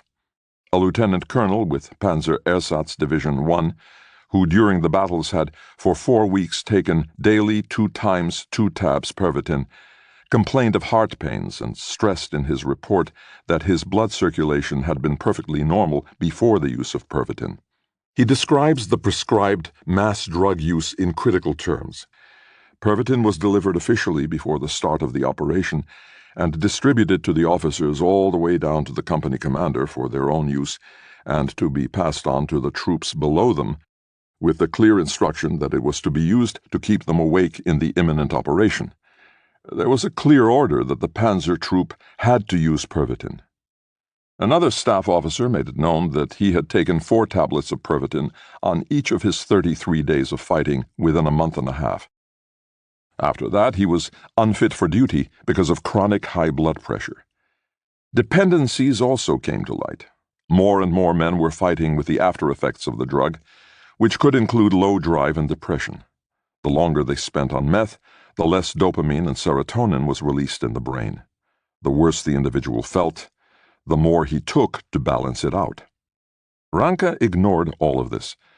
The scientist considered unimpeachable at his institute at the Military Medical Academy, whitewashed the inquiries into the stimulant prepared for Berlin. At the same time, he revealed his own very personal inadequacy. He knew the drug better than anybody, and he was aware of its dangers, but he had become dependent upon it and played down the negative effects both to himself and to others. A classic case of an addicted dealer. War and vitamins. In the rush of the victorious campaign, Morell's thoughts turned to his role as a vitamin pioneer, and he set about manufacturing a combination preparation called Vitamultin. His pan-European marketing strategy was as simple as it was striking.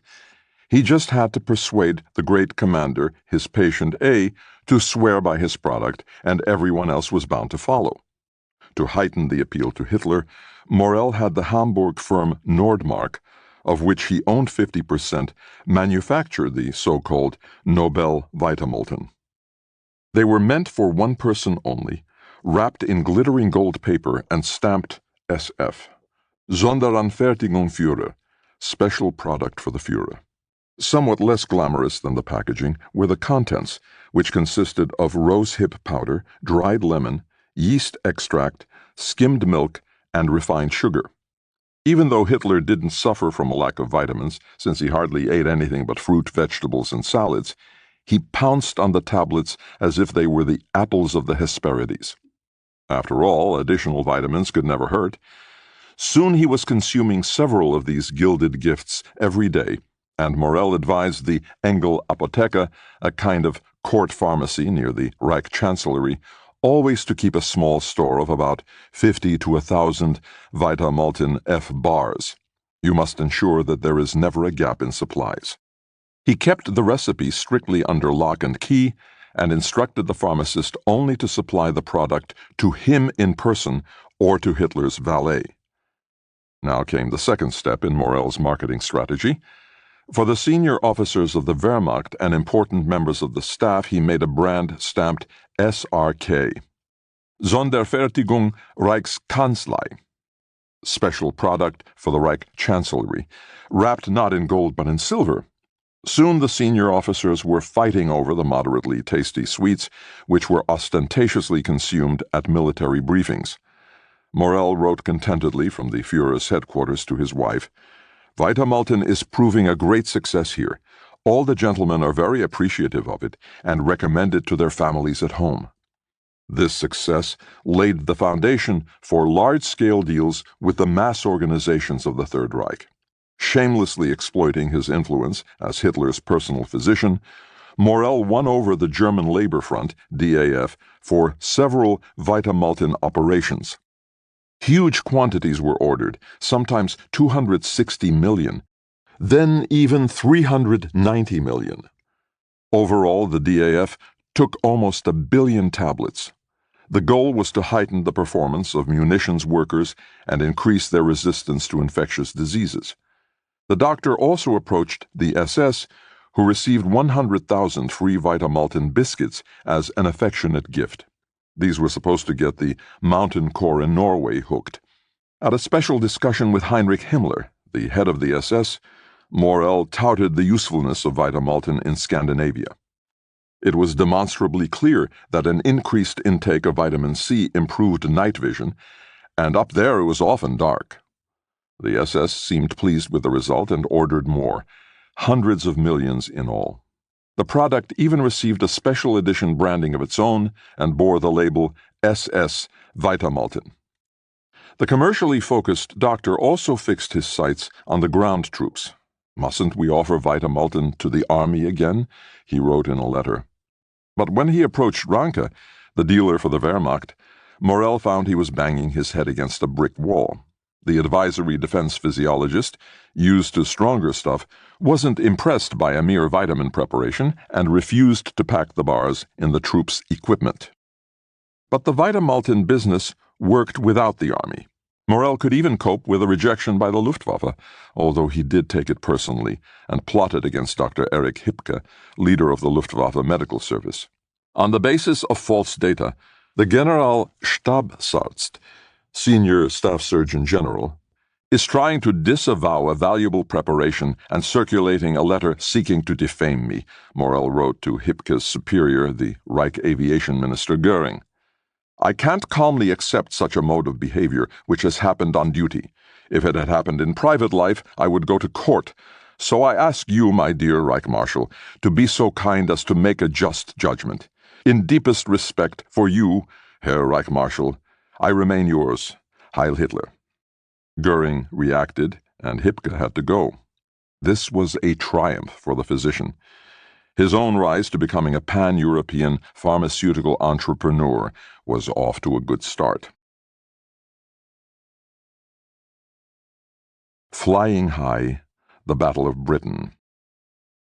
After the fiasco of Dunkirk, for which the blame was laid at his door, Goering, the fat man, tried desperately to appear as the radiant lordly figure he imagined himself to be when under the effects of morphine. Operation Sea Lion was planned, the invasion of Great Britain with ground units.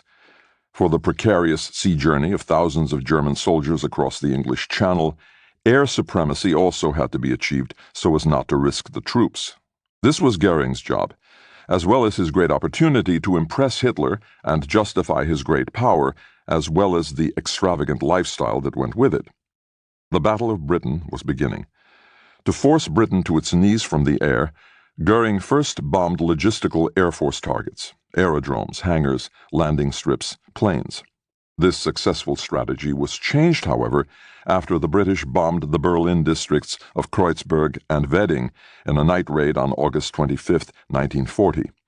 Hitler ordered an attack on London for September 4th to demoralize its population, a severe tactical error because it meant that enemy airfields were no longer the prime target. Consequently, the British were able to strengthen their defenses. Bombs fell on the British capital and other towns. Over 40,000 civilians had lost their lives by the end of the campaign. These were the first systematic terror attacks of the war. On the island there was a grim comment, "London can take it." The Royal Air Force, RAF, struck resolutely back. Countless German planes were shot down over England, and the British flew retaliatory attacks against German cities. The clash escalated. Soon it became too dangerous for the Luftwaffe to operate by day. One bomber pilot describes the situation. The launch was often very late, 10 o'clock, 11 o'clock, and then you were over London or some other English city at about 1 or 2 in the morning. And of course then you were tired. So you took 1 or 2 Pervitin tablets, and then you were all right again. I had a lot of night operations, you know. And of course the commander always has to have his wits about him, so I took Pervitin as a precautionary measure. Imagine the commander being tired in battle. Yes, please, that's not going to work. One wouldn't abstain from Pervitin because of a little health scare. Who cares when you're doomed to come down at any moment anyway? This certainly wasn't a one-off remark. There are no statistical studies of Pervitin among the Luftwaffe, and by historiographical standards there is little supporting evidence of the comprehensive use of the speedamin among pilots, apart from Ranke's original order of 35 million doses for the Army and the Luftwaffe together. Control of the skies was essential to win the war, and to do that you needed the right materials, steel and manpower. Both had to function perfectly and keep going longer than the enemy could. While Messerschmitts were technically inferior to Spitfires, the Luftwaffe's use of drugs was far ahead of that in the RAF. Pervitin had several nicknames that indicated its use: pilot salt, Stuka pills, Goering pills. One Commodore reported from the Mediterranean, "In my knee pocket there is a hand-length strip of linen covered with cellophane, with 5 or 6 milk-white tablets stuck to it, the size of a chocolate bar. The label reads, Pervitin, tablets against fatigue. I open the bag and tear first 2, then 3 of these tablets from the pad, take the breathing mask off my face for a moment, and start chewing the tablets. They taste repellently bitter and floury, and I've got nothing to wash them down with." After a while, the effect kicked in. "The engine is running cleanly and calmly. I'm wide awake, my heartbeat thunders in my ears. Why is the sky suddenly so bright? My eyes hurt in the harsh light. I can hardly bear the brilliance. If I shield my eyes with my free hand, it's better. Now the engine is humming evenly and without vibration. Far away, very far away. It's almost like silence up here. Everything becomes immaterial and abstract, remote, as if I were flying above my plane. After landing, reality was a strange world for the zonked pilot. I kept my course precisely, in spite of my euphoric indifference and my seemingly weightless state. Upon landing, I find the place in a state of complete stasis. Nothing moves. There's no one to be seen. Rubble of the hangars forlornly looms between the bomb craters. As I roll on to the squadron's stand, my right tire bursts. I've probably driven over a bomb splinter. Later I meet Dr. Sperling and ask him in passing what kind of crap this Pervitin really is and whether it mightn't be better to warn pilots in advance. When he learns that I've taken 3 tablets, he nearly faints and forbids me to touch a plane, even from outside, for the rest of the day. As hopped up as the Germans might have been, this couldn't give them the advantage over the Royal Air Force, which was plainly better run. The Battle of Britain was lost by the Reich, Germany's first defeat in this war. Hitler had to call off Operation Sea Lion, and thus an invasion of Britain, and looked for a new theater for his war.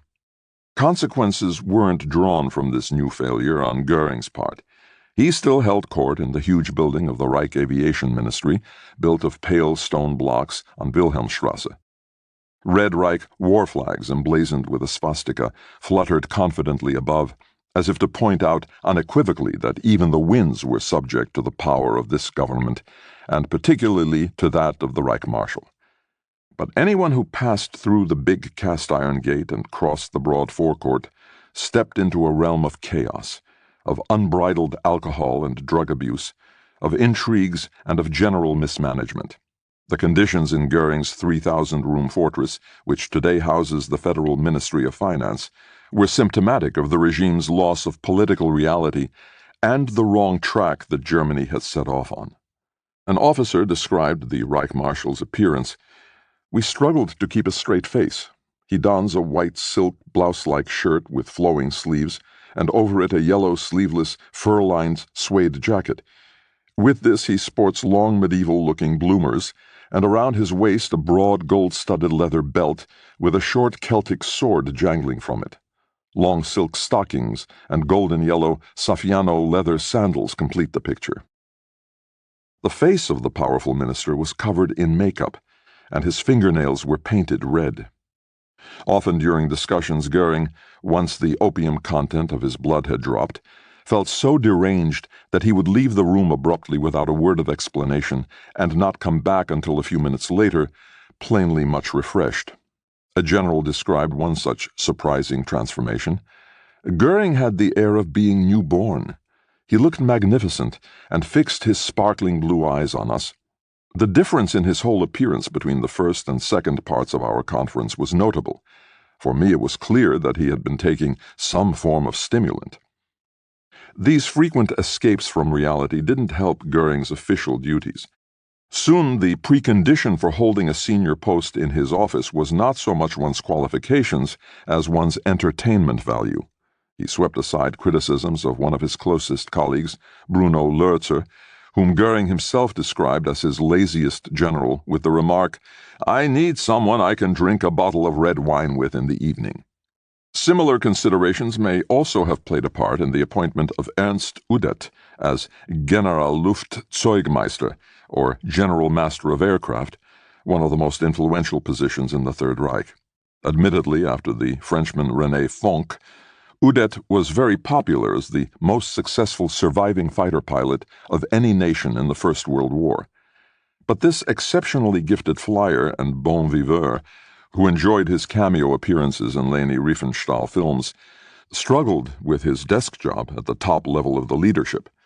Goering couldn't care less, however, and his treatment of Udet was a particularly impressive example of how capriciously he ran his ministry, where the concept of administrative supervision was unheard of. When the Reich Aviation Minister and his Generalluftzeugmeister talked together, they liked to reminisce about the good old days, when they had fought aerial battles together in the First World War, high on cocaine.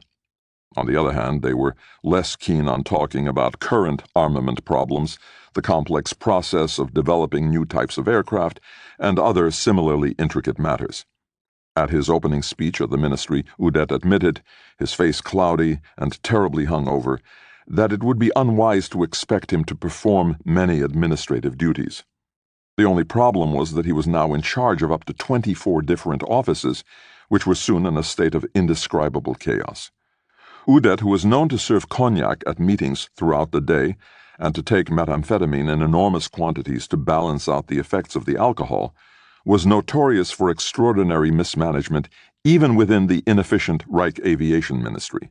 It's possible that Goering was referring to Udet when he observed, "There are departments you have no idea about, but all at once they appear, and promptly some mess happens, and swiftly you discover there's been a department there for years and no one knows anything about it. In all seriousness, it's happened a few times. There are people who have been thrown out 3 times, and then they reappear in a different department and become bigger and bigger." Udet particularly liked to spend his days drawing caricatures, often enough of himself. Whenever possible, he crept off home where he ran a small private bar decorated with trophies from his world travels, and always surrounded himself with friends because he couldn't bear to be alone.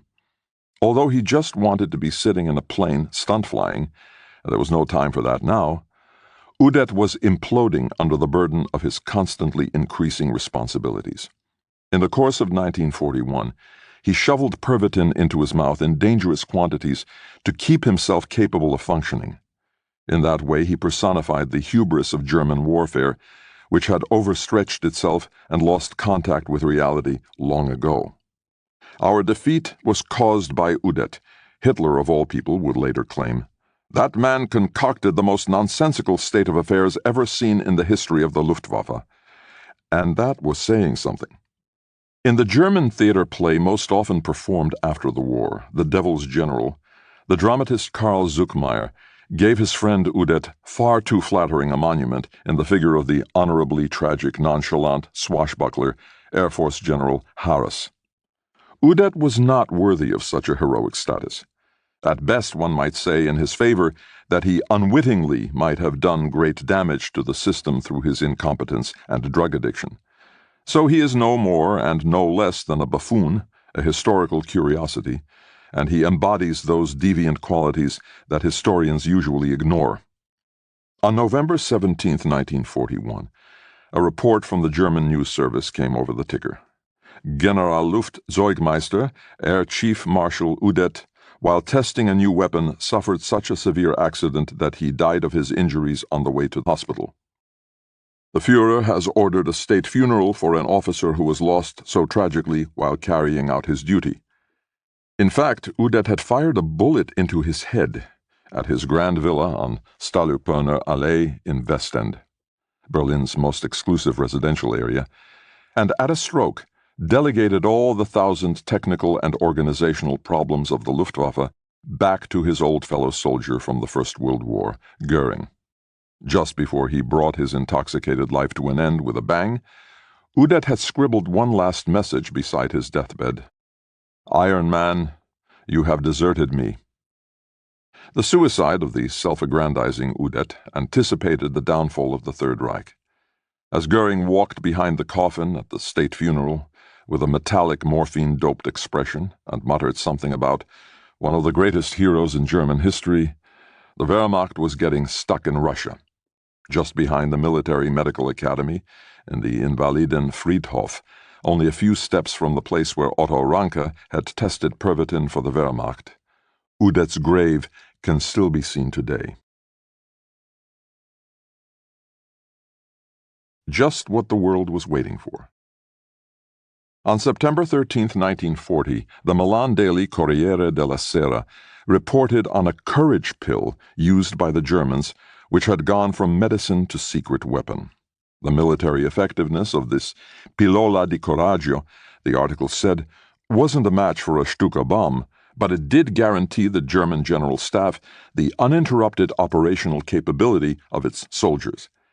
Britain went on to study and eventually use Benzedrine, which has fewer side effects than Pervitin, as a result of the Milan peace. The article provided the reassuring explanation that the Germans' relentless fighting power could be explained chemically rather than ideologically. The British Broadcasting Company immediately produced a feature on the provision of Pervitin to German pilots.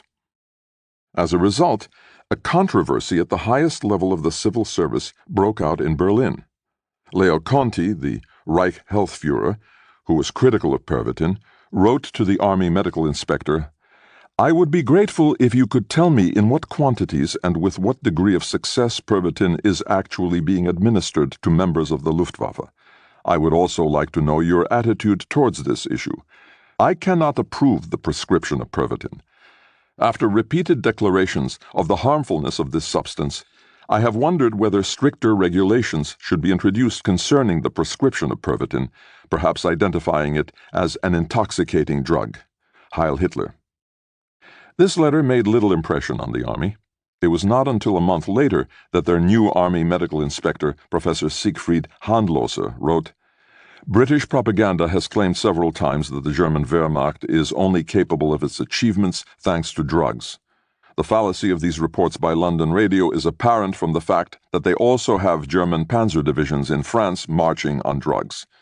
The fact is that Pervitin was only used at that time by individuals and in vanishingly small quantities." A clear lie, because Handloser must have been aware of both the 35 million tablets ordered for the Western campaign and Ranke's report from France. Conti wouldn't leave the matter alone. Stubbornly, he fought for his ideological ideas of a poison-free Aryan nation. At the same time, he misjudged the realities of the geopolitical competition of the Second World War and its crying need for doping. In an act of desperation, he engaged a scientist friend to write under the headline, "The Pervitin Problem," the first major critical piece on the favorite drug of the Germans, regarding the dangers of the stimulant and its violently addictive properties. In typical Nazi terminology, he called for Pervitin to be eradicated wherever we find it, and stressed that anyone who was addicted to it was degenerate. In fact, the article touched a nerve in scientific circles, and cases of Pervitin dependency were now discussed more and more frequently, whether it was doctors who consumed several doses a day, or medical students who took a similar number of tablets and were then unable to sleep for nights, scratching their skin bloody looking for imaginary vermin. In Germany, the use of the substance now ran to over 1 million doses per month. In February 1941, Conti again delivered a warning, this time in an internal memo to the party. "I am following up with mounting concern the terrible abuse being practiced in the widest circles of the population. This is an immediate danger to the health and future of our people." At last, the Reich Health Führer acted, or at least attempted to, and on June 12, 1941, made Pervitin subject to the Reich Opium Law. By doing so, he officially declared the people's drug to be an intoxicant. This act, however, did not lead to a restriction in its use. In fact, it meant only a formal victory for Conti and his ideologically motivated officials.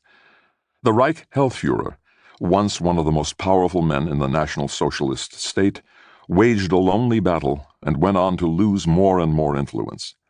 The population was less concerned with Conti's campaign against drugs than it was with the mounting strains of the war, which were easier to endure with the help of the chemical stimulant, even if that meant becoming dependent on it.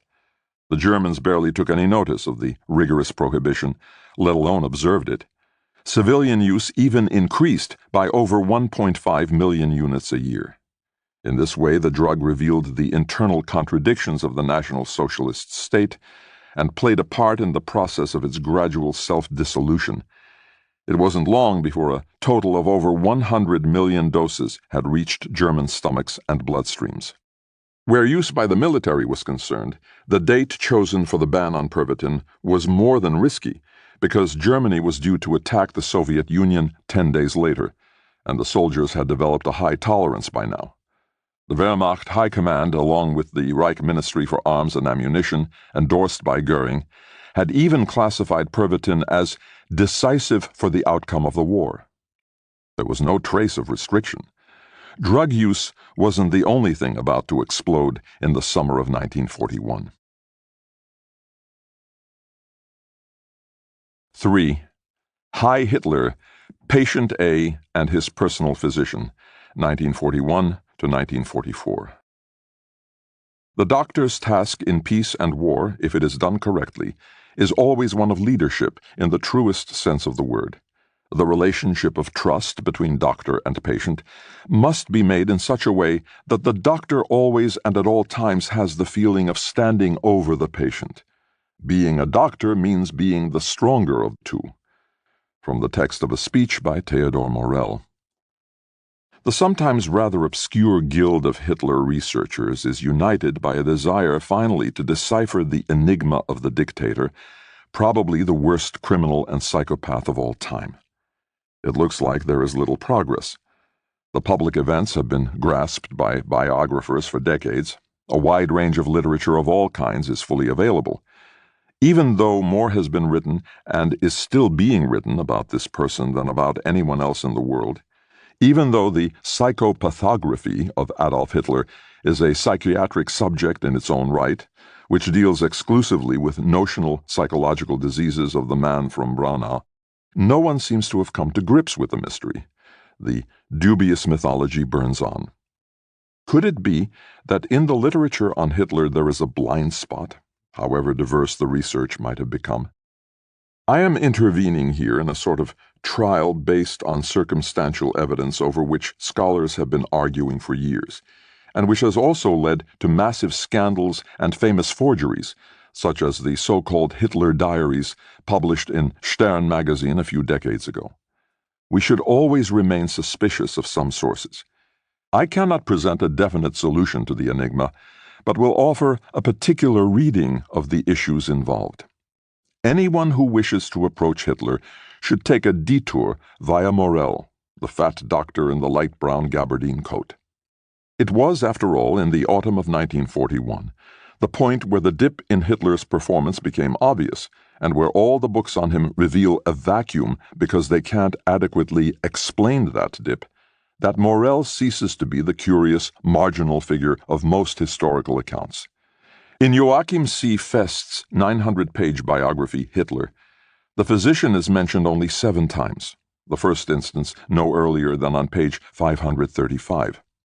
The author's accurate description of Hitler's narcotic trance remains unexplained, and when Fest speaks of him becoming fatally drug-dependent, the extent and symptoms of that addiction are not touched upon.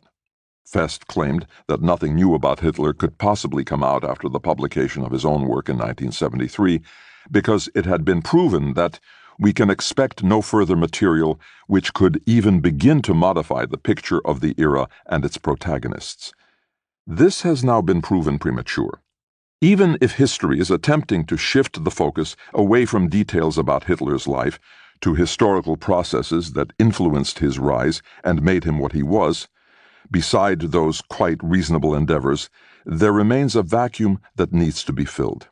It isn't enough to speak blandly about Dr. Morell's colorful pills, and when the British historian Ian Kershaw, himself an author of a famous Hitler biography, maintains that the increased number of pills and injections provided every day by Dr. Morell, 90 varieties in all during the war and 28 different pills each day, could not prevent Hitler's physical deterioration, he possibly confuses cause and effect. For the German historian Dr. Henrik Eberle, matters are less ambiguous. He comes to the conclusion that the head of the German state was not at all addicted to drugs, and Morell had acted entirely responsibly. However, the doctor himself seems to contradict this statement. In his notes, he records a conversation with his patient in the following terms: "I always had to carry out short treatments with high doses, and had to go to the boundaries of the permissible, even though many colleagues might have condemned me for it, but I did and can bear the responsibility, because if treatment had been suspended at the present time, Germany would have been brought to its knees." So, what did Hitler really take, and what is its significance? Can historical events and developments be linked to pharmacological preparations? For years, Morell painstakingly recorded the medications he used to keep his patient constantly on the go. Meticulous records were required in case anything happened to Hitler, in which case Morell would have had to hand over his detailed reports to the Gestapo. This gave rise to an immense bundle of papers, unique in medical history and overflowing with details. Anyone with the desire to decipher the collection has to visit several sites to put together the various fragments of the doctor's estate. A chunk is in the Federal Archive in Koblenz, another part in the Institute of Contemporary History in Munich, and a third, significant portion in Washington, D.C. On-site visit, National Archives, Washington, D.C. Reminiscent of an ancient temple, the monumental archive building stands on Pennsylvania Avenue in the innermost administrative district of the victorious power of the Second World War. The White House on the same street is just a stone's throw away. Words are chiseled into pale stone beside the entrance. What is past is prologue. Inside, there is an overwhelming sense of confusion. Finding documents isn't easy. There are simply too many of them. Like an enormous vacuum cleaner, the armed forces and intelligence services of the United States sucked up mountains of files from the German Reich and deposited them in Washington and College Park in Maryland, the biggest archive building in the world.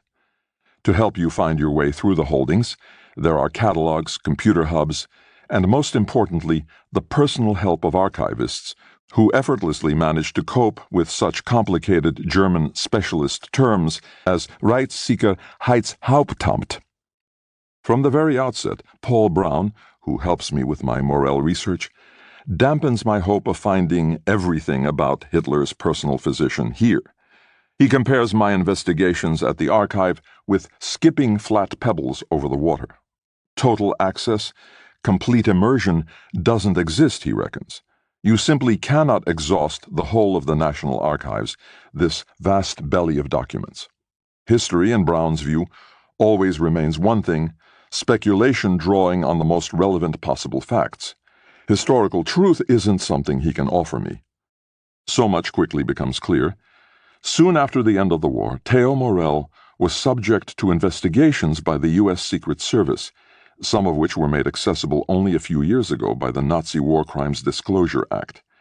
The Americans tried to find out what part the doctor had played, whether he was involved in Hitler's medical decline, which progressed rapidly from the autumn of 1941 onward, or whether he had even tried to poison Hitler. The handling of addictive drugs was the focus of their inquiry. Might we find simple answers here to something that was so difficult to understand? Or did the doctor put himself in the wrong by artificially doping up his patient? From the summer of 1945, Morell was interrogated for 2 years, and according to his own account, tortured. Purportedly, his toenails were pulled out to retrieve his secrets. But the U.S. military didn't get much out of their prisoner. The secret files reveal the frustration of the interrogators, who report contradictory statements. In Morell's medical assessment file, it says, "He is communicative, often gets lost in meaningless trivia when making his statements, and tries to replace the very obvious gaps in his memory with fictions, which often leads to contradictory information. At different times, the patient's psyche shows a completely different picture. In the case of Professor Morell, this is plainly a mild form of exogenous psychosis caused by the fact of his imprisonment. This in no way limits his accountability. On the other hand, his credibility should not be viewed as complete because of the presence of memory gaps which he attempts to bridge with fictions." Morell, according to the file, was not willing or able to explain the relevance of his activities. The statements of 3 German pharmacologists and doctors who were brought in as experts right after the war weren't any help either. One of the investigations devoted to Morell, Special Report Number 53, entitled "The Rumored Poisoning of Hitler," came to the conclusion that the doctor gave his patient neither enough poison nor enough narcotics to damage his health. Hitler's astonishing physical and psychic decline was presumed to be due only to a huge amount of stress and his largely vegetarian diet. Is this assessment correct? Or should it at least be read with caution due to its proximity to the events as well as its incomplete study of source material? The U.S. authorities had aimed to receive information to dispel the countless myths that had built up around Hitler. In these terms, they ostensibly failed with Morell. On closer examination, the answers actually lie in Morell's notes, although they are hidden and not always easy to interpret. Morell's posthumous papers are a chaotic mass, consisting of scribbled pages from his prescription pads, file pages scattered with cryptic abbreviations, notebooks with barely legible handwriting, diaries filled from cover to cover, loose sheets of paper with observations and descriptions, countless business and personal letters. Entries are repeated, slightly changed, appear again in notebooks, on envelopes, on notes from a telephone pad.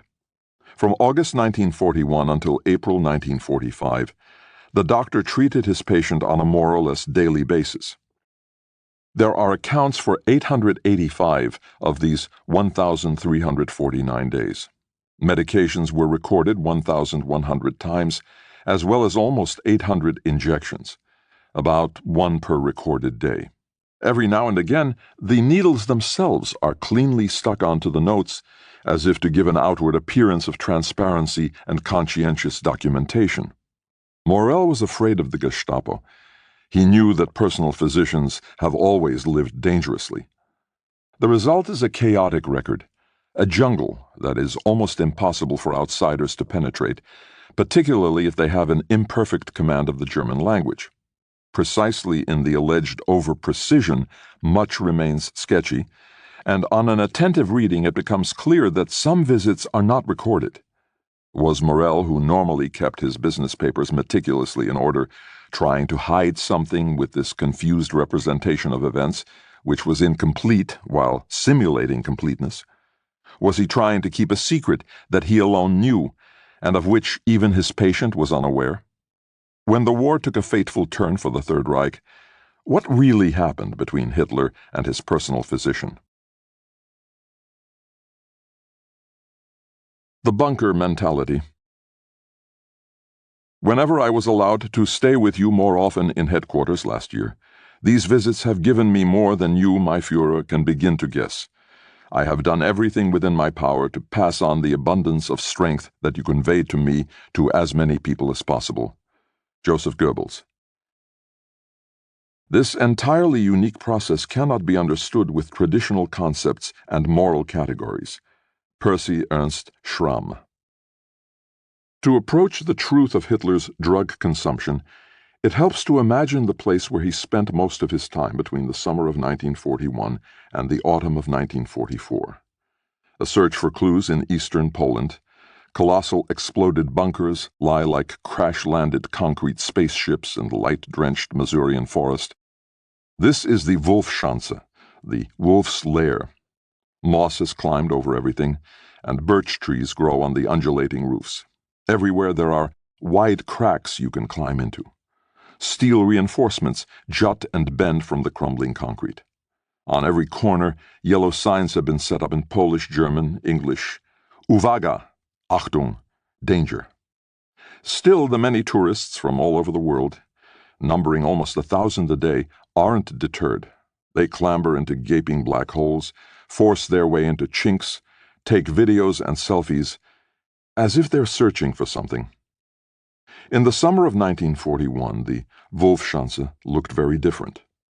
The fortress, protected by mines in a ring between 165 and 500 feet wide, near the East Prussian town of Rastenburg, had just been established and was going into operation. Its core was initially formed by 10 bunkers, the backs of which lay under 6 feet of concrete. This was where the sleeping areas were. The front was relatively less protected and was where the workspaces were set up. The mess hall, where officers ate, formed the middle of the camp and resembled an ugly village pub. A revolutionary star was soon hung behind an ungainly wooden table that sat 20 people, a captured Red Army flag. Hitler arrived on the evening of June 23, 1941, one day after the start of the German invasion of the Soviet Union.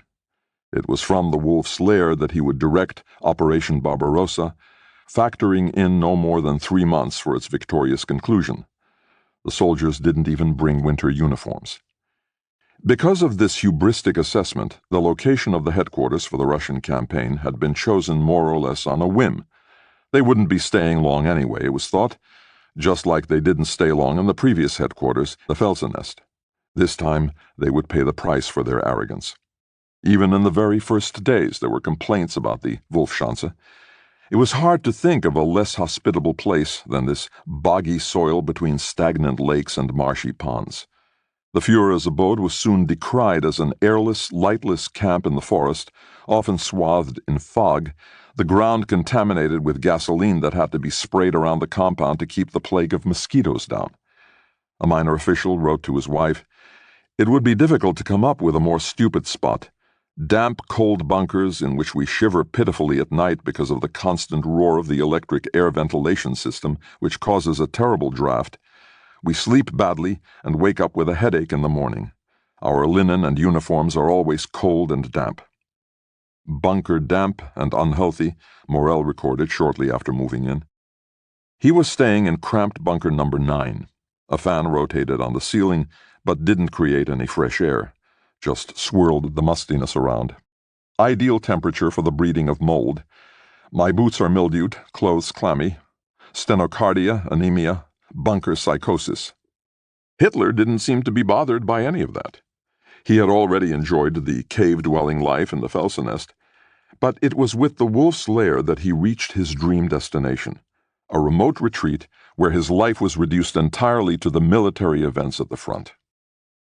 Over the next 3 years, the Wolf's Lair became the center of his life and grew to over 100 different residential and administrative buildings, as well as massive reinforced concrete bunkers, its own rail connection and airport.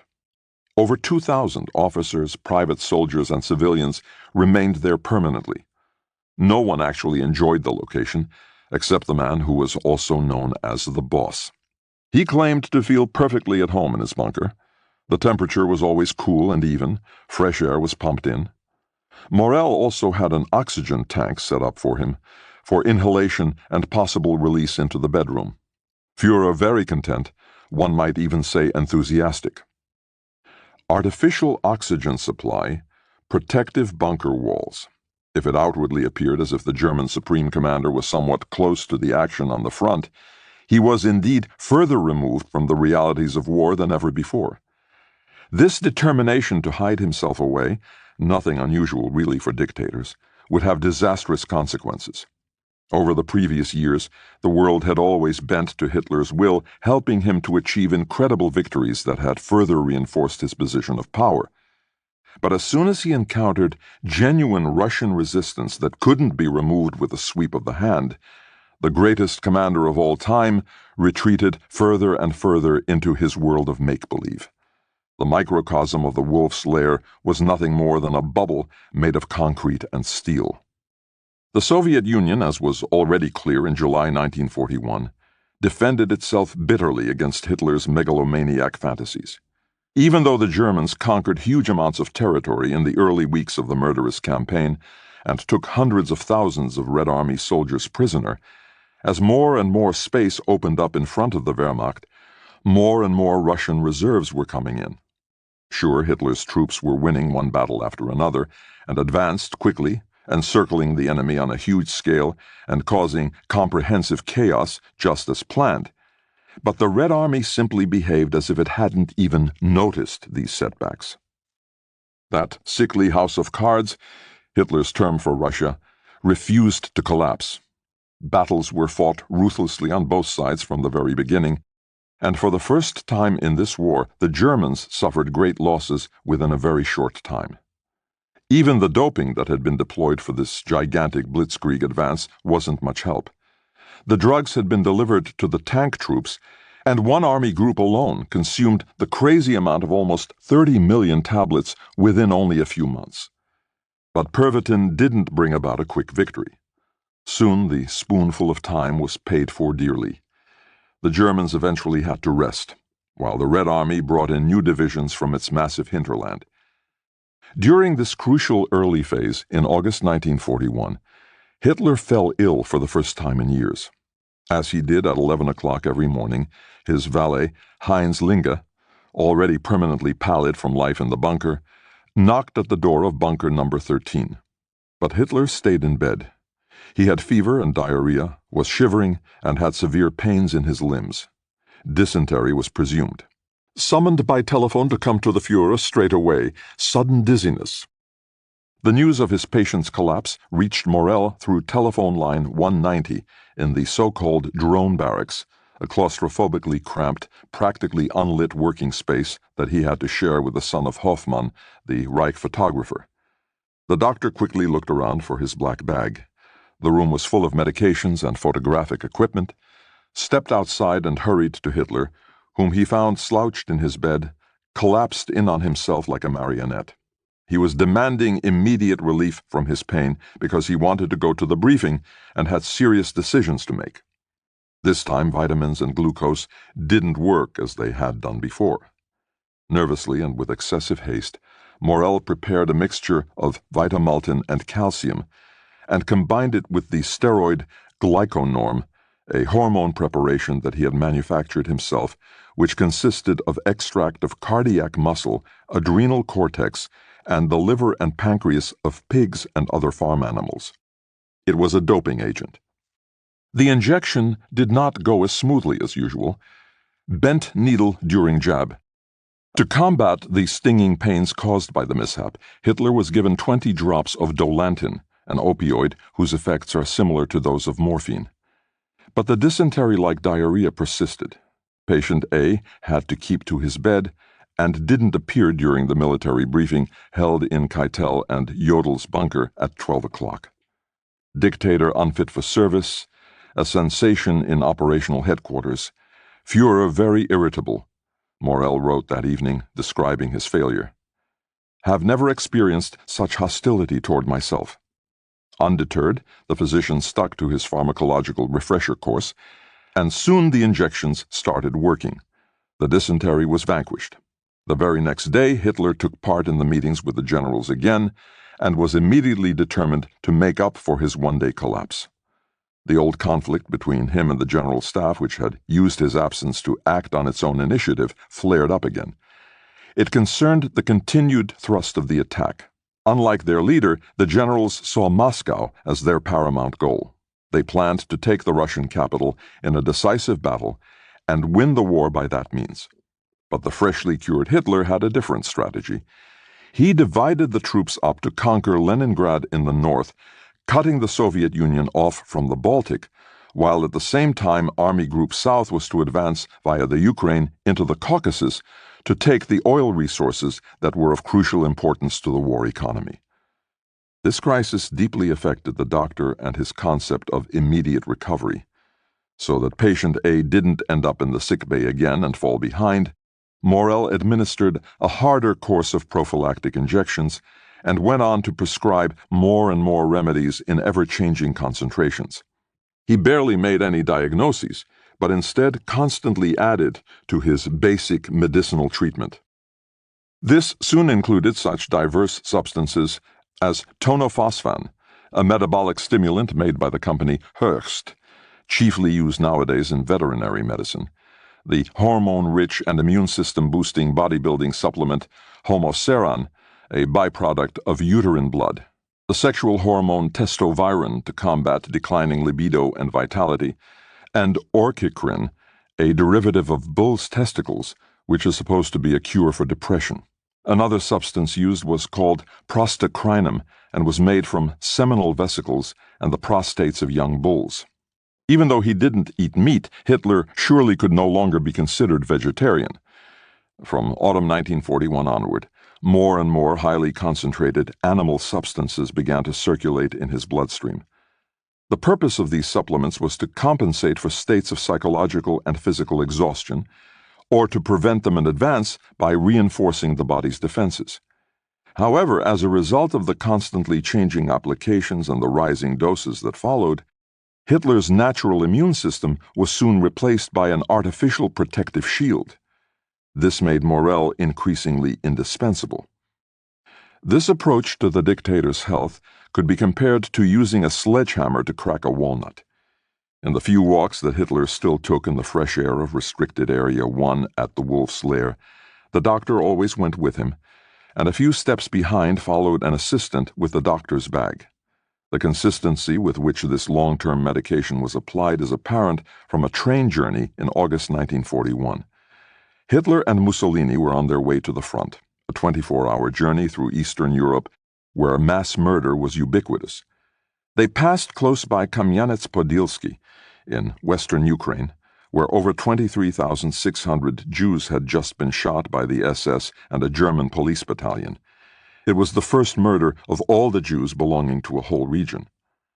So that patient A did not have to miss a single injection en route, the Führer's special train stopped in the open countryside, as no injection could be given on the juddering train. The armed anti-aircraft wagon was immediately put at the ready.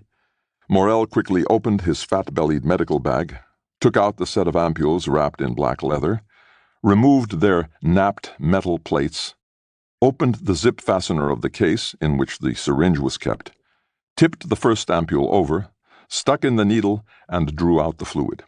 He swiftly bound Hitler's snow-white, almost hairless arm, wiped the sweat from his own forehead, and jabbed in the syringe, first in the vein, then quickly a second intramuscular injection. Morel proudly described the unusual pit stop. Train stopped mid-journey for glucose IV, then tenofosfan forte and Vitamaltin calcium IM to the Führer, all done in 8 minutes. Such a process was not a one-off event. It was the norm. The injections increasingly determined the course of the day. Over time, the Führer's medical mixture was enriched by over 80 different and often unconventional hormone preparations, steroids, quack remedies, and balms. There was psychological importance in the fact that the combination of injections changed every day. It meant that Hitler never had the impression of becoming dependent on a particular substance. It was Morel's overall package that he could no longer do without. In his personal physician, he had found a perfect tool for self-medication and self-adjustment that he increasingly began to abuse. This polytoxicomania, which developed in the second half of 1941, sounds bizarre, even for an age in which steroid and hormone research could not begin to guess the effects of the complex interactions of these highly potent substances on the human constitution. Hitler understood less than anyone what was going on in his body. He had always been interested in medication, but had never acquired any medical knowledge. As a drug consumer, as well as a general, he remained an eternal dilettante and allowed himself to be guided by spontaneous suggestions without first understanding basic principles. This was to prove disastrous in the end, for him at least.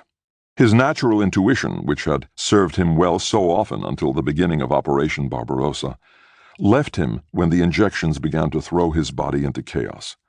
Tolerances build up with intense consumption, and the body accustoms itself to substances. Doses have to be increased, or the effect declines, and the dictator couldn't bear declining effects. In this respect, Morel didn't help the patient in his care. The doctor doesn't seem to have given much thought to problematic interactions, a failure in medical responsibility. An opportunist, a sycophant like so many others, he was too insecure to threaten his advantageous position by imposing a critical form of care on his leader. While in these autumn months of 1941 the systematic murder of the Jews took its course, and the Wehrmacht waged a criminal war of annihilation in Russia that would cause millions of casualties, the National Socialist reign of terror was slowly poisoning itself from within. Eastern Rush. My findings have given me the deepest impression that the Führer is in good health. Joseph Goebbels. On October 2, 1941, the War Diary of Wehrmacht High Command records, "At dawn, Army Group Middle went on the offensive in fine autumn weather." Now the attack on the Russian capital was belatedly underway. In a huge battle at Vyazma, halfway between Smolensk and Moscow, a staggering 670,000 Red Army soldiers were taken prisoner. In the Wolf's Lair, some were already declaring victory. But the Germans had lost valuable time and squandered their efforts too much in other theaters of war to be able to take Stalin's power center in a swift operation. When the weather got worse, the advancing soldiers got stuck in the morass. Persistent rain, fog, serious deterioration in the tracks, making all movements and supplies more difficult, the German army leadership reported at the end of October. The possibility of defeat was suggested for the first time. Hitler reacted stoically to the critical situation. When the Red Army launched a counteroffensive with fresh Siberian elite divisions in the early winter, he ignored all appeals from generals to let the troops fall back to avoid further defeats. Instead, on December 16, 1941, he issued a fateful order which had disastrous long-term effects. Hold the line at all costs. Any form of retreat without his express permission was forbidden from now on. The German military, formerly feared because of its unpredictable dynamism, had lost all spontaneity. The astonishing successes of the mobile combat that opened the war were a thing of the past.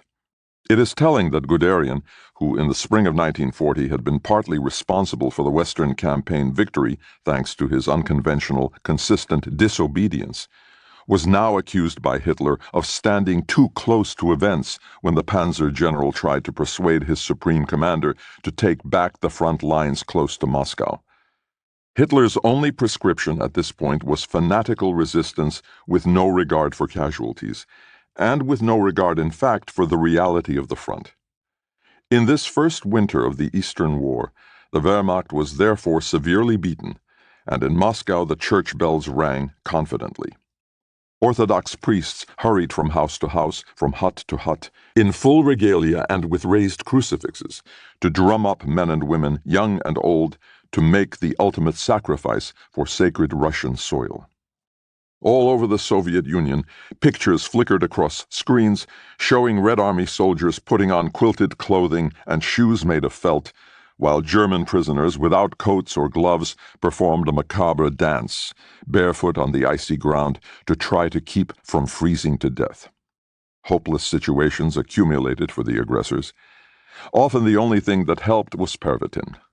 One of the many examples, in the fishing village of Vzvad, on the southern shore of Lake Ilmen, between Moscow and Leningrad, the Germans were encircled, their accommodation set on fire, rations arriving only sporadically from the ice-cold air. One last tiny window of escape was open, and 500 exhausted men, loaded with heavy bags and machine guns over their shoulders, began a 14-hour night march through waist-deep snow. Soon many men were, as the official Wehrmacht report has it, in a state of extreme exhaustion. The snowfall had stopped from around midnight, and the sky was filled with stars. Enervated soldiers wanted to lie down in the snow. In spite of energetic pep talks, their willpower could not be revived. Such men were each given 2 Pervitin tablets. After half an hour, the first men confirmed that they felt better. They marched in an orderly fashion again, back in line. This reveals that by now the uppers were not used primarily for storming and conquering, but above all for endurance and survival. The tide had turned. A former medical officer speaks. I always had lots of it. Otto-Heinz Schulte-Steinberg, who trained at the military academy between 1940 and 1942, reports on his deployment as a medical officer in Russia. The stuff was just doled out. The motto was, "Come and get it." The 94-year-old, who now lives on Lake Starnberg near Munich, remembers the ward that took him to Stalingrad as if it were yesterday. We meet on the terrace of a Croatian restaurant in the town of Feldafing. I didn't take Pervitin myself, or at least not often, just once to try it, to know what I was prescribing, he says. And I can tell you it worked. It kept you awake, mercilessly. We knew it was addictive, and that it had side effects, psychoses, nervous excitement, a loss of strength. And in Russia it was a war of attrition, positional warfare. In such circumstances, Pervitin was no use. It just exhausted you. You eventually had to catch up on the rest you'd missed. Sleep deprivation simply didn't bring any tactical advantages anymore. They knew about these problems in Berlin. The Reich Healthführer, Leo Conti, and his Reich Central Office for Combating Drug Transgression were still attempting to draw up a complete record of all drug-dependent soldiers.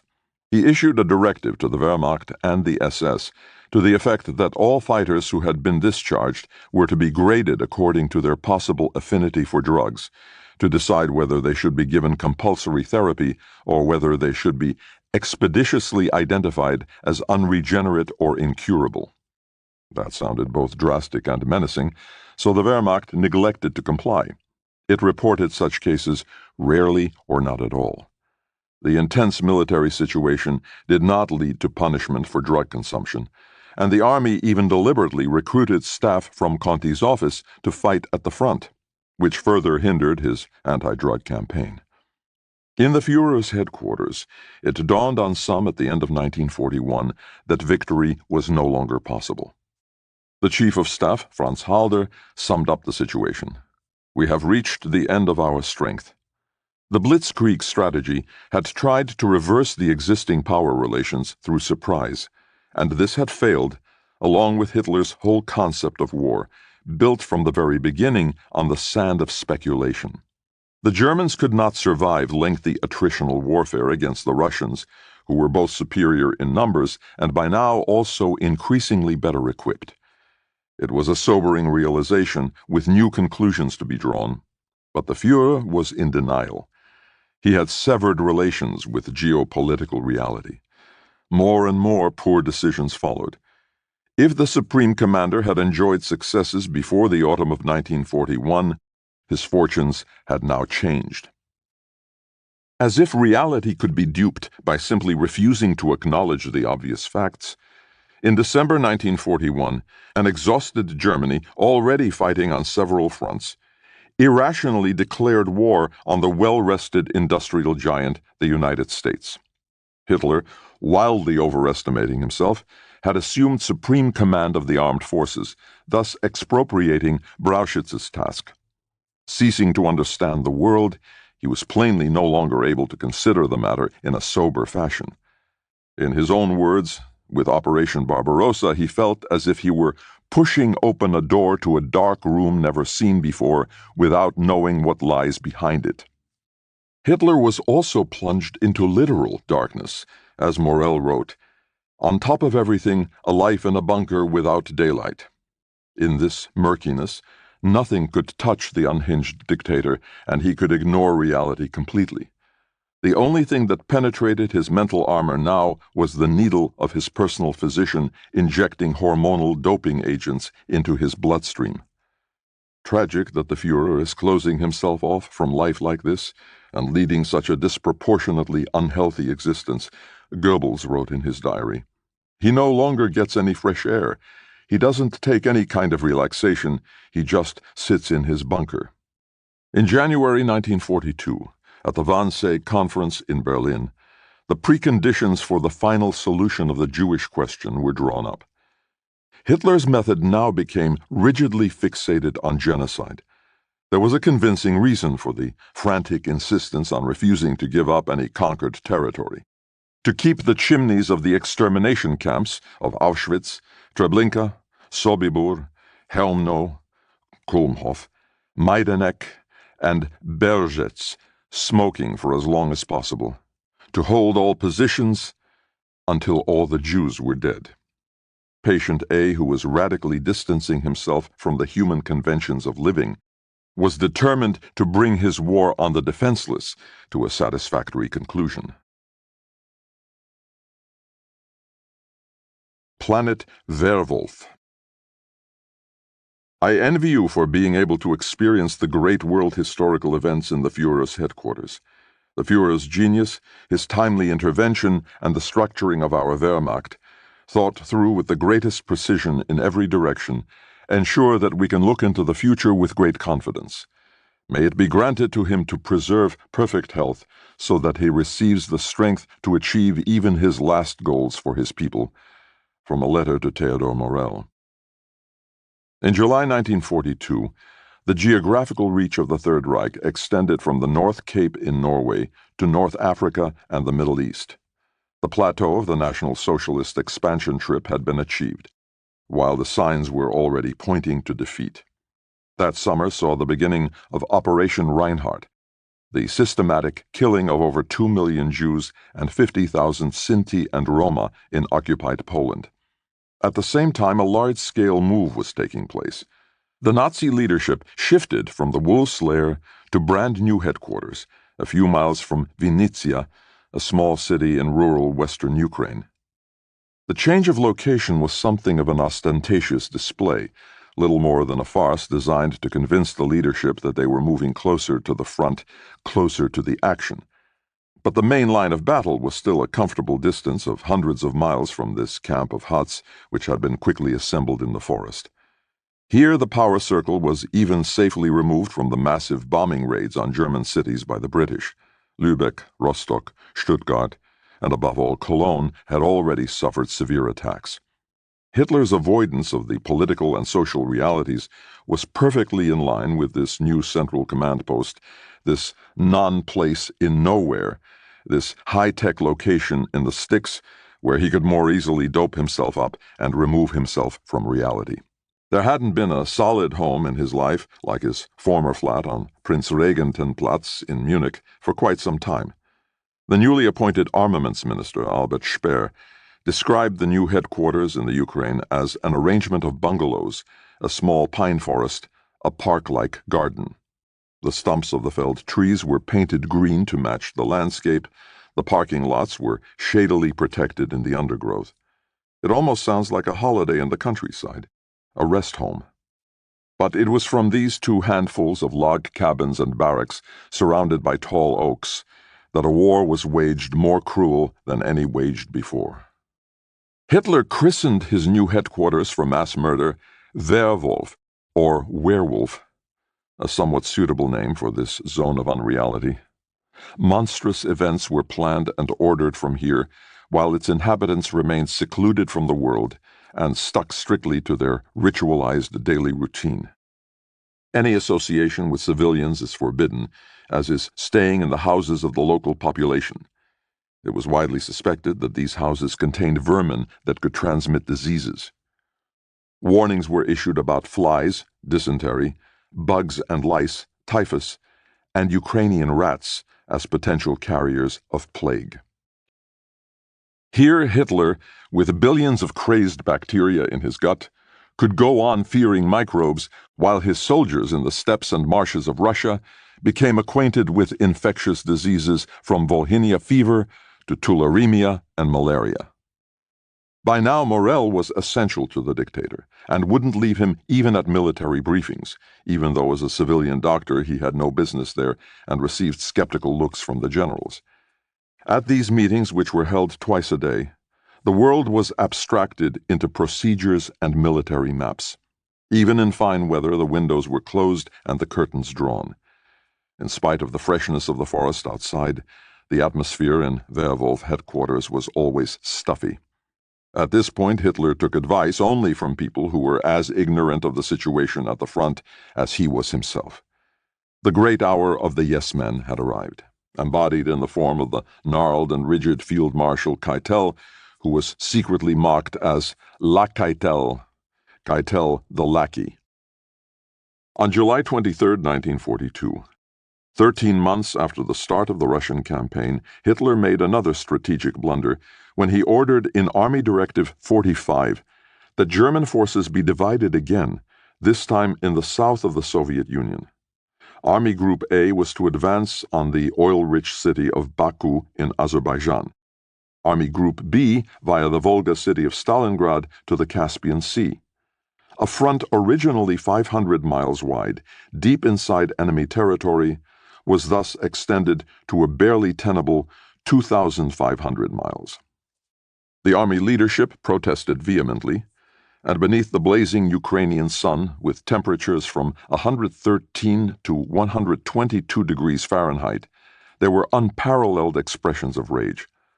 Halder would later say that Hitler's military decisions gave full power to wishful thinking.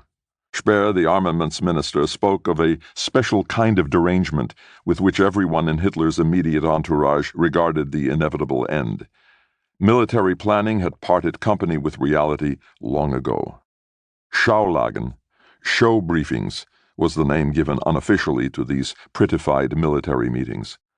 Rose-tinted reports from Army positions lead us to fear that the critical situation is not being fully acknowledged.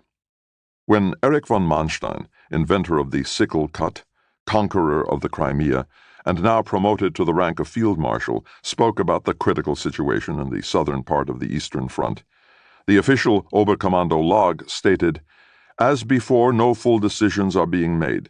It is as if the Führer is not capable of it." Hitler no longer tolerated generals who argued rationally, who in his opinion only ever wanted to talk everything down. From now on, he childishly refused to shake hands with Colonel General Jodl, who was the only member of Army Command who was not a patient of Morel. Hitler no longer attended communal meals, but retired completely to his log cabin, which he only ever left after dark. When he did fly to the front in mid-August 1942 to get an idea of the military reality, he immediately got terribly sunburnt. His whole face burnt dark red, great burns on his forehead, severe pains, and was extremely glad when he was back in his sheltered hut.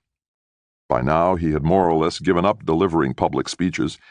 The historian and author Sebastian Hafner describes the retreat of Hitler, formerly a master of publicity.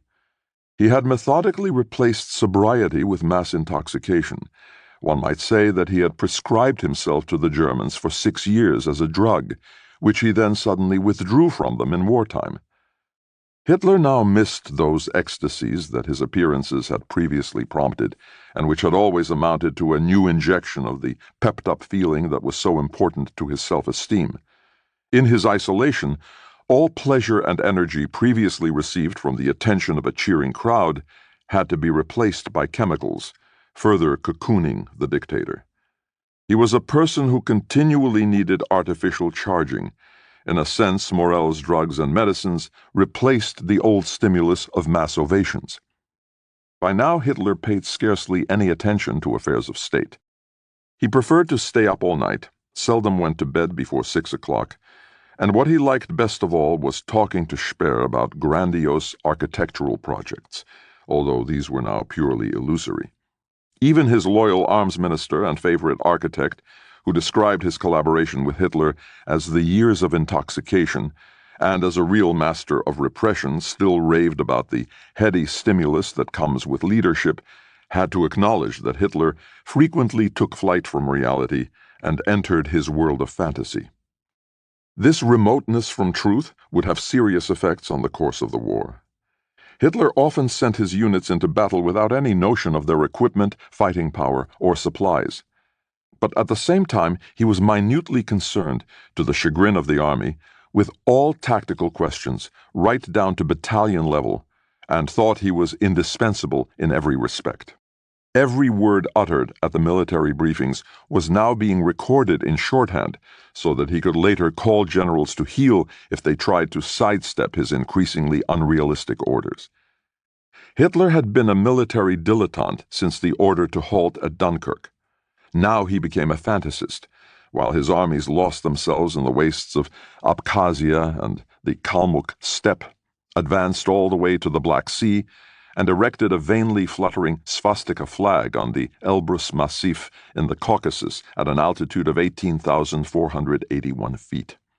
In the summer of 1942, Hitler's absorption of injections rose to such a level that Morel had to put in a special order for syringes for the Führer's headquarters at the Engel Pharmacy in Berlin.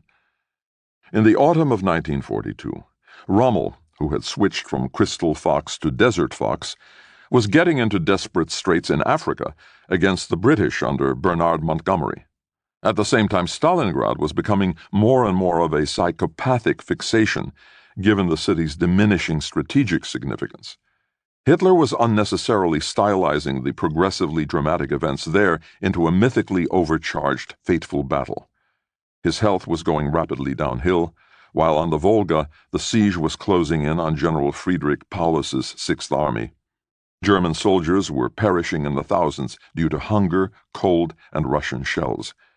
Intestinal gases, halitosis, discomfort, Morel noted of his patient on December 9, 1942, The day when it became apparent that Goering's grandiloquent and unrealistic promise to supply food and fuel for the besieged troops in Stalingrad by means of an airdrop had been broken.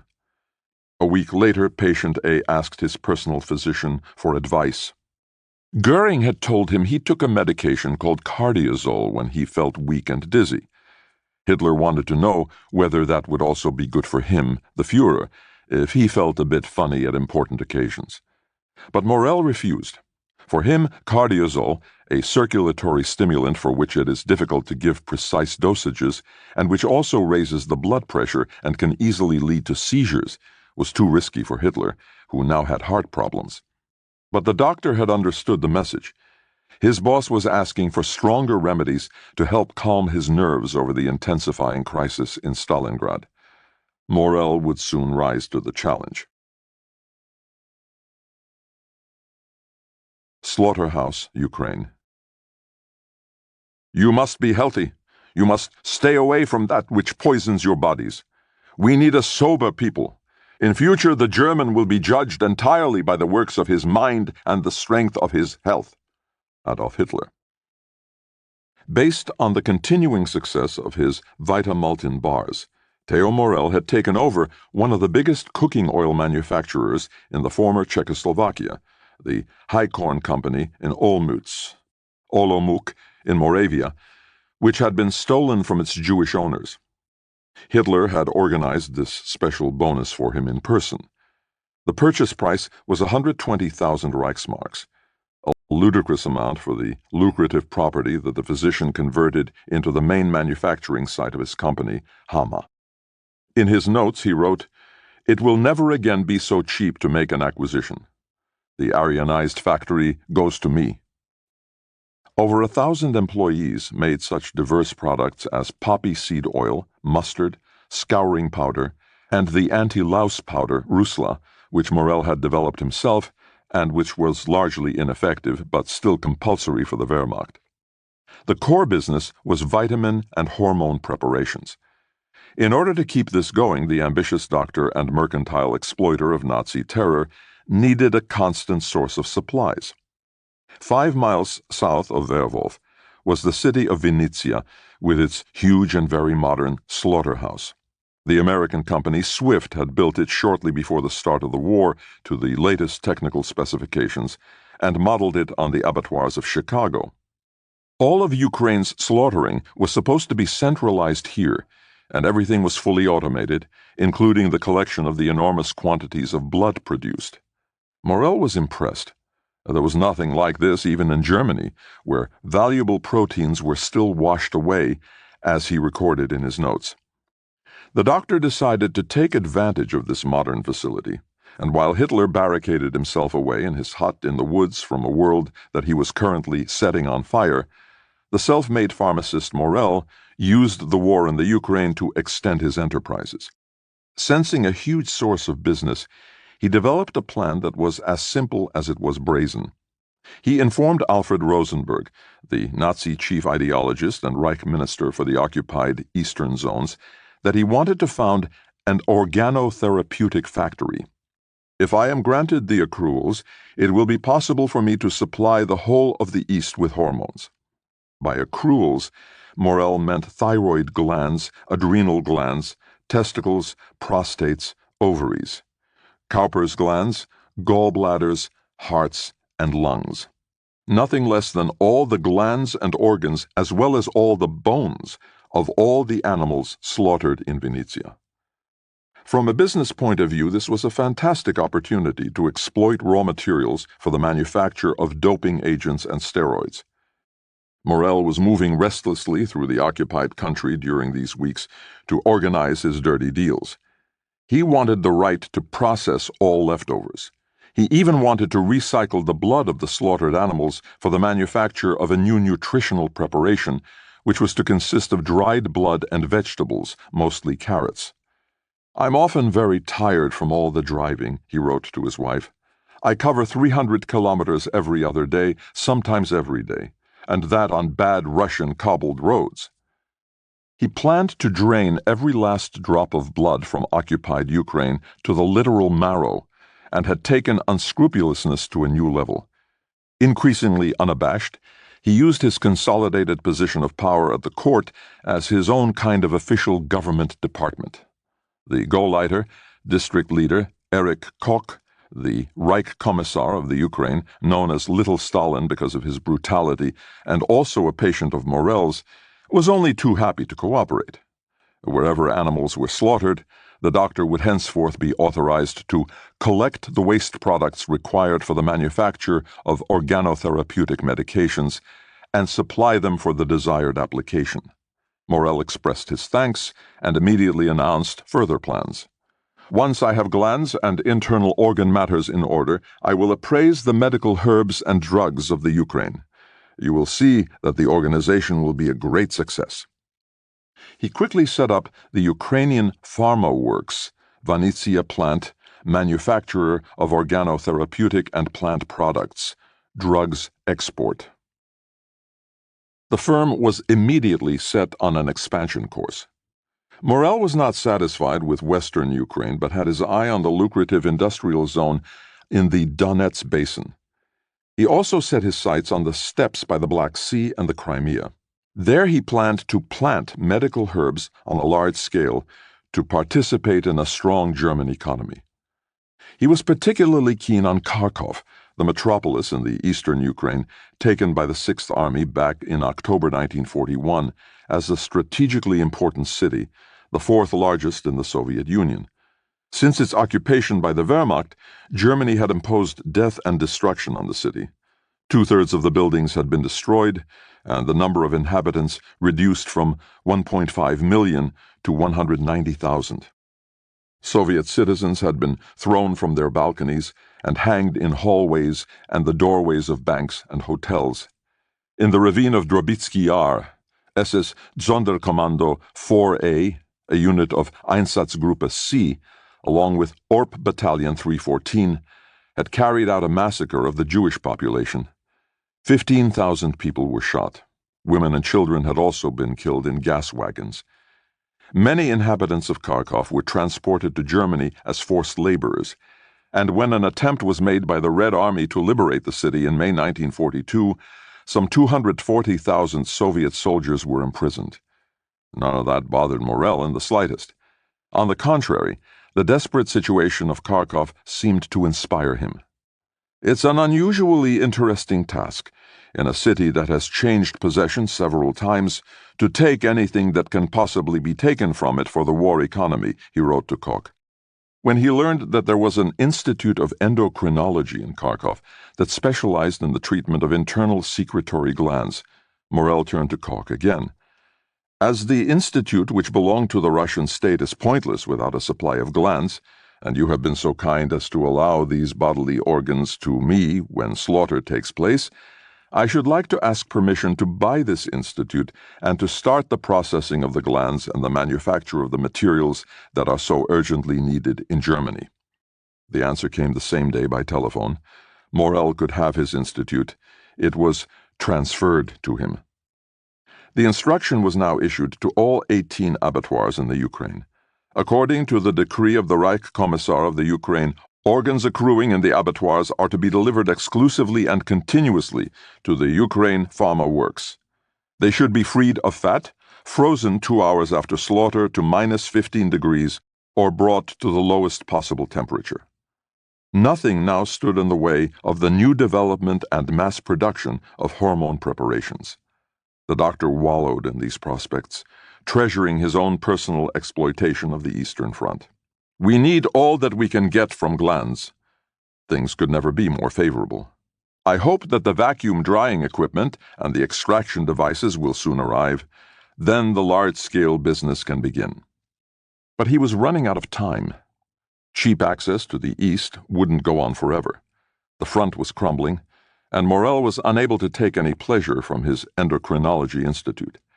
In the spring of 1943, Kharkov was retaken by the Red Army.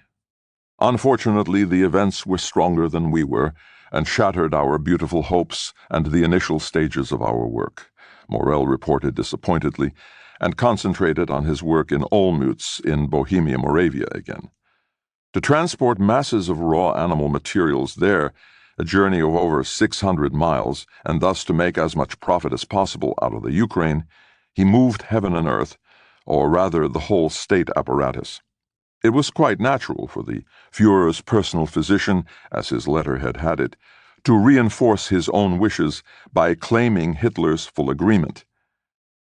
In a phase of the war that was taut to the breaking point, when there were only a few hotly disputed communication routes to the east, which were urgently needed for bringing supplies to the troops as well as returning wounded soldiers, Morell blithely used the logistics of the Führer's headquarters to send hundreds of trucks and Reichsbahn wagons countless miles across Eastern Europe to shift his plundered tons of pigs' stomachs, pancreatic and pituitary glands, spinal cords, and cows', pigs', and sheep's livers. The strict instruction to everyone of the Führer's headquarters to prevent any non-crucial vehicle use plainly didn't apply to him. He even transported chicken's feet, which were boiled down to make gelatin. The loading list of a typical Morell wagon was 70 barrels of salted liver, 1,026 pigs' stomachs, 130 pounds of ovaries, 440 pounds of bull's testicles. Value 20,000 Reichsmarks. A delivery like this came from the Ukraine to his Aryanized factory in occupied Czechoslovakia almost every day. Major Wehrmacht transports remained stranded because Morell was merciless. If a train with the goods for the Ukrainian pharma works didn't get through quickly enough, he picked up the phone and approached the highest authorities about the wagon provision. He would approach the transport commandant's office, then move on to the head of the railways or to the Reich Transport Minister, referring to his position and threatening serious trouble if the wagons were not authorized to travel with the greatest level of urgency and made available ideally with a Wehrmacht letter of conveyance. If his opposite number complied, he was rewarded with the prospect of being presented to Hitler, or at least given a box of silver-wrapped, high-class Vitamaltin bars. Morell always had his way. His urgent desires were passed on from office to office as factual orders. This led to even more toxic consequences. To keep his factories operational and as profitable as possible, he did not balk at the use of forced labor. At the moment, we are having difficulties getting hold of untrained workers, so that the loading of wagons with Vitamaltin can only be done by girls, his chief pharmacist, Dr. Kurt Mully, reported. So I will try to import prisoners from time to time. Perhaps it might be possible for you to fetch me a confirmation via Bormann's office that our work deserves top priority. Mully knew that his boss could influence even the mighty Martin Bormann, the widely feared Reichsleiter of the NSDAP and the Führer's private secretary. During those months, Morell bought such quantities of organs that he exceeded his own capacities. But he insisted on a Ukrainian monopoly and preferred to let the goods rot rather than allow others to help treat them. I cannot be expected to pass the raw materials on to my competitors. The right to collect and process the glands and organs in the Ukraine belongs exclusively to me. Morell focused his attention chiefly on livers. As an organ with an important metabolic function, it breaks down and produces a great variety of substances. Among these are male sexual hormones formed from cholesterol, which induce a muscle-building, potency-increasing effect, or corticoids or glucocorticoids, which were seen as miracle remedies because they raise short-term energy levels. Morell was optimistic that these, according to the state of research at the time, would have effects that were both stimulating and generally beneficial. But the liver also contains substances including a great variety of pathogens that provoke immunological reactions and can set in motion a form of auto-self-destruction if the body is unable to distinguish harmful from harmless materials.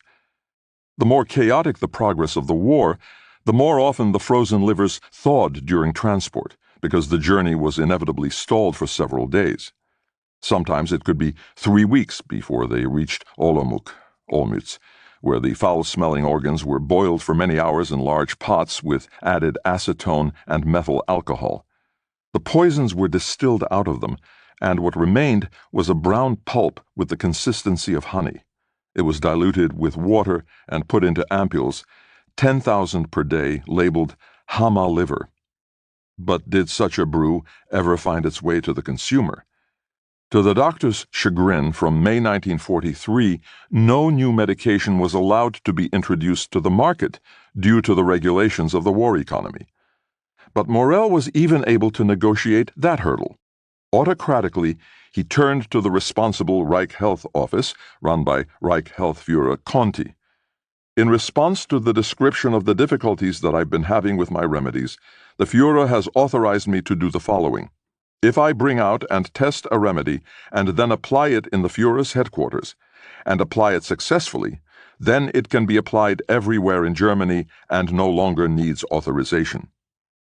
As sick as it might sound, Morel, formerly a popular doctor from the Kurfürstendamm, now with a pharmaceutical empire that he had built out of nothing, used his patients in the Führer's headquarters, and in all likelihood Hitler himself, as guinea pigs for dubious hormonal preparations and steroids, produced often enough in disastrously unhygienic conditions, then introduced into the bloodstream by injection.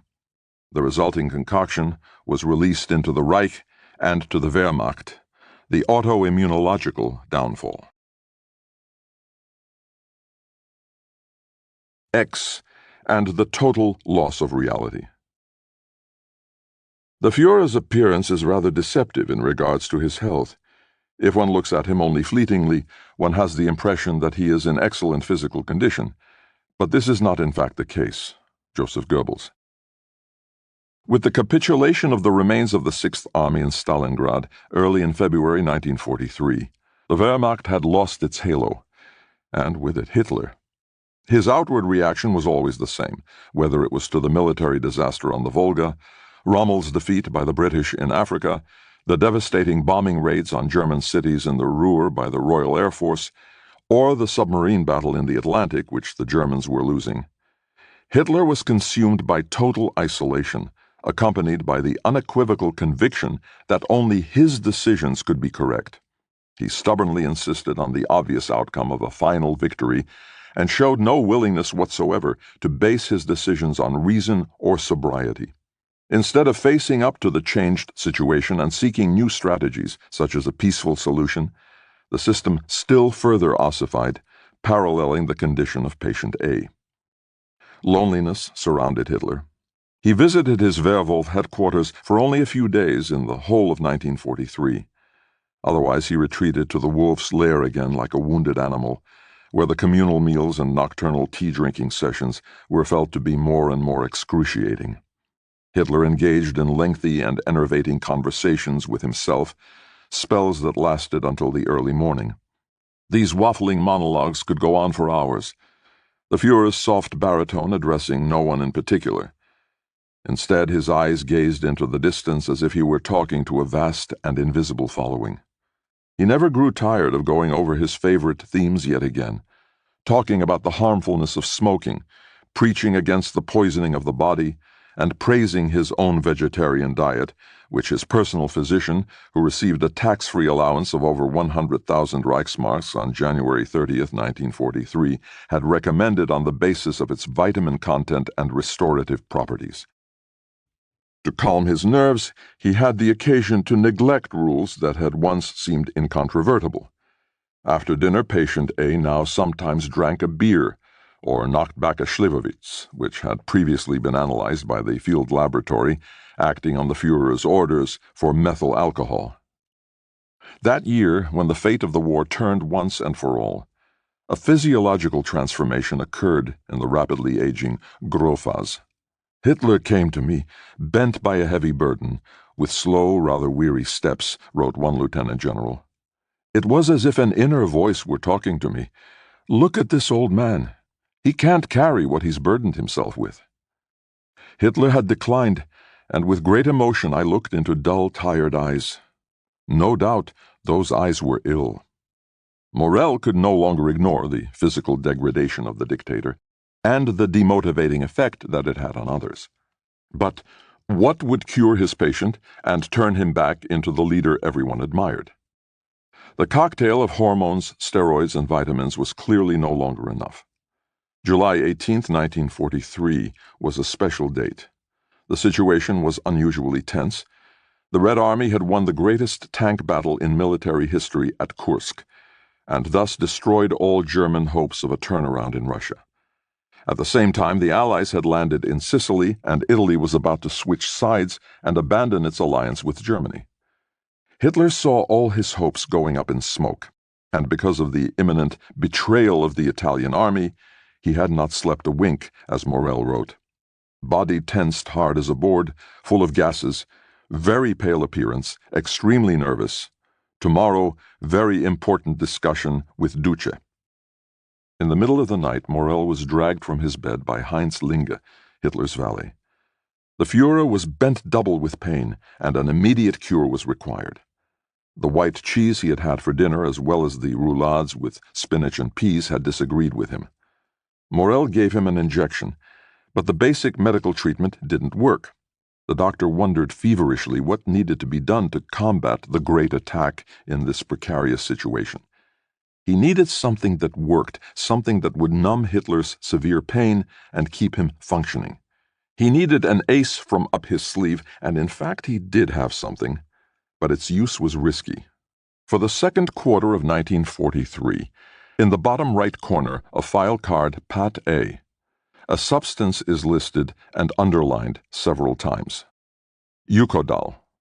A drug manufactured by Merck in Darmstadt, it came onto the market as a painkiller and cough medicine in 1917, and was so popular in the 1920s that the word eukodalism was coined. Its extremely potent active ingredient is an opioid called oxycodone, synthesized from the raw material of opium. The substance was a hot topic among doctors in the Weimar Republic because many physicians quietly took the narcotic themselves. In specialist circles, Eukodal was the queen of remedies, a wonder drug.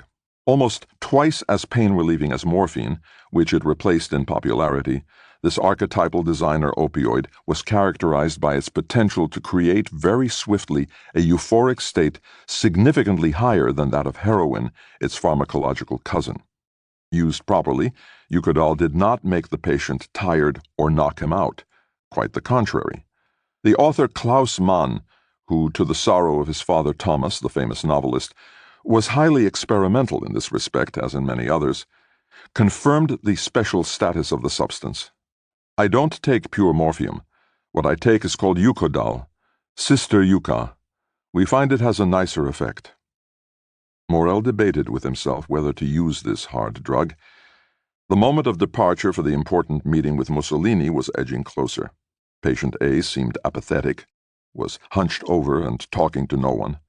Morel knew that Eukodal would pep the Führer up straight away and remove the violent spastic constipation that probably had a psychological cause. But he saw the possibility that after trying it just once, the addiction-prone dictator would be very unwilling to give up this supposed nectar of the gods. After only 2 to 3 weeks of regular use, Eukodal can make a person physically dependent on it. On the other hand, world history seemed at stake. The chance that Hitler might not be up to a state meeting of the Axis powers, or that he might even cancel it, was quite unthinkable. Morel decided to take the risk. He injected the new drug subcutaneously, under the skin. It was a momentous decision. The immediate transformation of patient A, in the minutes and hours after the application, was so striking that no one in his entourage could fail to spot it, even if, of course, no one learned the cause for his abrupt change of mood. Everyone sighed with relief at the boss's sudden burst of energy and prepared enthusiastically for the meeting with the Italians. Hitler seemed suddenly in such good spirits that he promptly requested another dose, but Morel initially refused, as there were still some important discussions and decisions to be made before the departure at 15:30. Instead, he offered a massage and a spoonful of olive oil, but that didn't suit Hitler, who now claimed to feel dizzy, again jeopardizing his departure. Whether he ordered another injection of the powerful substance, or Morel provided one on his own initiative, is not recorded. At any rate, the personal physician gave a second injection, intramuscular this time, before leaving for the airfield 1 Eukodal ampule IM. A U.S. Secret Service report written after the war and all eyewitness accounts confirmed that Hitler was hyped up at his meeting with Mussolini in the Villa Gaggia near Feltre in the Veneto. The Führer talked for 3 hours without a break in a dull voice to his beleaguered fellow dictator, who didn't get a single opportunity to speak but just sat impatiently with his legs crossed on the edge of a chair too big for him, frantically gripping one knee. Mussolini had actually planned to convince Hitler that it would be better for everyone if Italy came out of the war, but all he did was knead his painful back from time to time, dab his forehead with a handkerchief, or sigh deeply. The door kept opening to pass on new reports about the bombing of Rome, which was happening at that very moment. Mussolini couldn't even comment on this because Hitler was talking non-stop to a room full of painfully embarrassed people about how no one should doubt the imminent victory of the Axis powers. The dejected Duce was effectively talked into the ground by the artificially pepped-up Führer. The result of the meeting? Italy would stick at it for the time being. Morel felt vindicated. He seemed to have maneuvered high-level politics with his injections, and he noted, self-importantly, Führer fit and well. No complaints whatsoever on the return flight. Führer declared in the Obersalzberg in the evening that the success of the day was to my credit. A molecule or two away from the pharmacological truth, U.S. investigators after the war suspected that methamphetamine was the cause of Hitler's giddy behavior at his meeting with Mussolini. However, they provided no proof. Why the Americans failed to spot Eukodal, which Morel had recorded in black and white, is clear from the official translations into English of Morel's barely decipherable notes. In these, the United States Forces European Military Intelligence Service Center wrongly lists among Hitler's countless medications one called Encodal. But since no medication of that name appears in the list of narcotics, no further importance was placed on it. The idea that it might be Eukodal didn't occur to the investigators, particularly since no drug of that name was known in the United States. Morel's scribbled handwriting put the Americans on the wrong track. Taking Eukodal. Eukodal is like a combination of junk and cocaine. Trust the Germans to concoct some truly awful shit. William Burroughs. With the introduction of the new drug, Morel, spitefully described by Goering as the Reich injection master, had finally made his breakthrough. During the nocturnal tea-drinking session, which was the barometer for telling who was in Hitler's good books, Morel was now the only regular guest. He simply had to be there, wrote Traudl Junge, Hitler's secretary. His relationship with Hitler had become symbiotic. Financially, too, the doctor's activities had paid off. By now he was seriously wealthy. In 1943, the first Eukodal year, he wondered how he could expand his enterprises still further and decided to move actively into the opium business. A lucrative pursuit, opium was in short supply because of mounting demand. Since Rommel's defeat in Africa and the landing of British and American troops in Casablanca, the German Reich had been cut off from the poppy fields of Morocco. The military situation had also capped the supply routes from Persia and Afghanistan. In the Reich, I.G. Farben, Höchst, had been looking for a completely synthetic substitute for natural morphine since 1937, and were still in the development phase of a substance that would later become known as polymidin or methadone. The hunger for an effective painkiller was growing daily, from one overfilled military hospital to the next. Opiates were a precious commodity, particularly during this all-encompassing war with its countless shattered casualties. Morel wouldn't have been Morel if he hadn't spotted a gold mine here, too. He extended his dense network of companies all by himself by phone and mail from his official room in the Führer's headquarters. In Riga, he bought the firm Pharmacia for the sole reason that it had an opium laboratory and an interesting storeroom. The warehouse, with a value of 400,000 RM, contains a supply of raw morphine and opium to a value of about 200,000 RM. This would also discreetly secure supplies for patient A.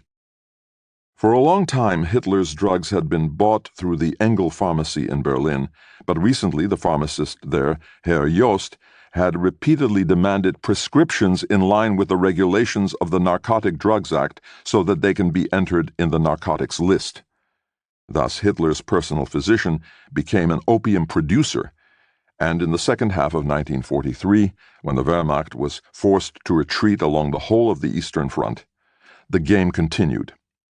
Outwardly acting the part of the abstainer who works tirelessly for the fate of Germany, Hitler allowed himself the luxury of Eukodal in the Spartan, windowless concrete hole of his headquarters. We can only surmise how often he took the drug. 24 applications are recorded by the end of 1944. But was that all? One is struck by a lapidary X that occurs frequently in Morell's entries. Also, the remark, "injection as always," gives the reader pause because the phrase is meaningless when applied to the case of a multi-drug user who consumed many dozens of different substances every week. If it is true that a dictatorship is defined as a secret that as few people as possible know, but which affects as many people as possible, then Morell's treatment was truly totalitarian. As long as no one knew of the clandestine activities within Hitler's own body, he remained unimpeachable. For Morell, there were only two possibilities: either limit the use of Eukodal or encrypt his record of it to protect himself and his patient against outside attacks. If Hitler demanded the substance in greater quantities, explicitly or by subtle means, the doctor applied the cipher. That may have been why the dictator was so determined that his physician should never leave his side, but should always remain available to give him that X, the biochemical buffer between him and the world.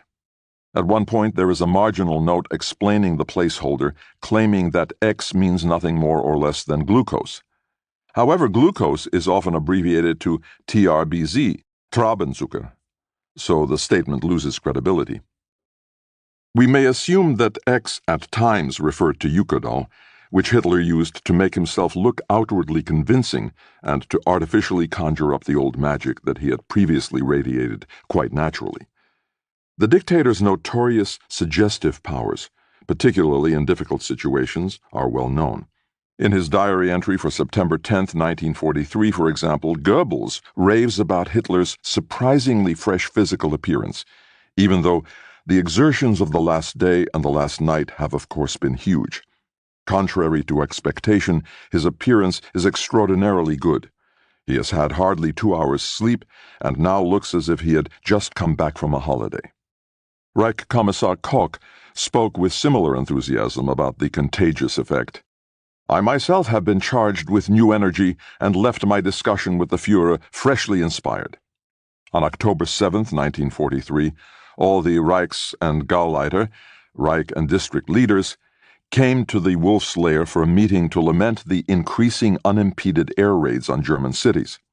A pharmacologically bolstered Hitler delivered a fiery speech in which he expressed his unshakable conviction about an imminent victory so winningly that his guests returned optimistically to their bombed-out communities, firmly believing that the Reich must have some special innovation that would finally deliver victory. 11 o'clock, injection as always, right forearm very swollen, appearance very good, Morell noted for this day. And when Hitler flew shortly afterward to Breslau, Wrocław, to boost the morale of several thousand junior officers from all parts of the Wehrmacht, Morell was at the ready with his syringe. Injection as always. The result, loud chants of "Sieg Heil" from the young officers, who returned to battle freshly motivated. Hitler's closest colleagues, like the members of his high command, who were not au fait with these drug fixes, often reacted with incomprehension and disbelief to their Führer's unrealistic optimism. Did Hitler know something they didn't?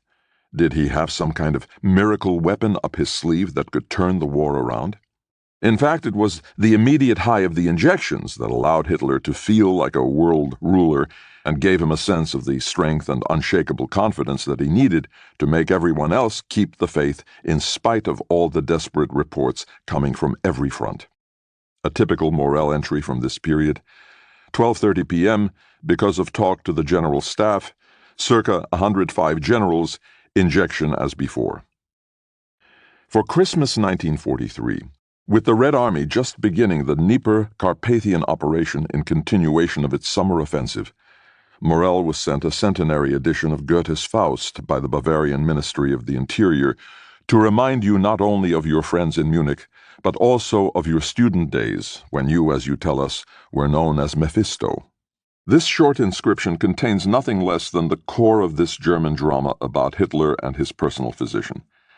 But then, as today, you were certainly not the evil spirit, but the good one, the State Secretary added, and being unaware of the actual circumstances, probably thought nothing more about it. Morell wrote a letter of thanks for the special edition by return of post. We may doubt whether he had much time to immerse himself in the book. Treating patient A kept him busy around the clock. The increasing biochemical entrenchment of the Führer had one other consequence. Anyone who wanted to talk with him was soon also grateful for a pharmacological booster to help survive the meeting unscathed. Communicating in a state of dejection, exhaustion, or even just sobriety with a doped-up commander on whom your life depended, one who could forgive no one, even himself, the slightest sign of despondency, became too precarious for many. Hitler couldn't bear failure or weakness. Anyone who looked ill, slack, or even uninspired was quickly out of the picture. He had often explained the dismissal of a prominent figure as being on grounds simply of ill health. Morell took advantage once again. As there was no sick room in Restricted Area 1, the doctor with his field pharmacy and the drone barracks was the man with the emergency supply on site. Hitler's valet, Linge, for example, was immediately given the hardcore drug Eukodal, even for a case of flu, so that he could stay fit for duty and good-humored. The fat doctor always kept a supply of different remedies for officers, adjutants, or orderlies, and thus inveigled himself into the good books of the aides who were so important for life in the bunker. The doctor also liked to help generals who wanted to put themselves in a calm, confident state before meeting their supreme commander. Pervitin was considered the most effective substance for surviving a briefing. Morell knew about the dangers of the upper and wrote to a patient who asked for a prescription from him, "This isn't a power food. It isn't oats for the horse, it's the whip." And yet he unhesitatingly handed out the Temmler preparation, and word of the use of methamphetamines in the wolf's lair made waves as far as Berlin. Conti, Pervitin's old enemy, got wind of the way the drug was being doled out so generously, and wrote to Bormann requesting that all district leaders and prominent party members be informed about the dangers of so-called stimulants. He assumed that there were high levels of abuse even at senior levels. Bormann's reaction to the letter is unknown. What we do know is that if Hitler's visitors needed exponentially harder drugs to withstand the pressure in that meeting room, this further reinforced an atmosphere of augmented reality in the inner circles of the Nazi leadership. The long-term consumption by patient A, which no one was allowed to know about, was contagious. Hitler's multi-addictive presence replaced any relationship with reality among all the people in his immediate entourage. One Reich, one dealer. The extent of systematic drug abuse in the Nazi state is apparent from documents that refer to dubious connections between the Army's main medical depot and the German military secret service.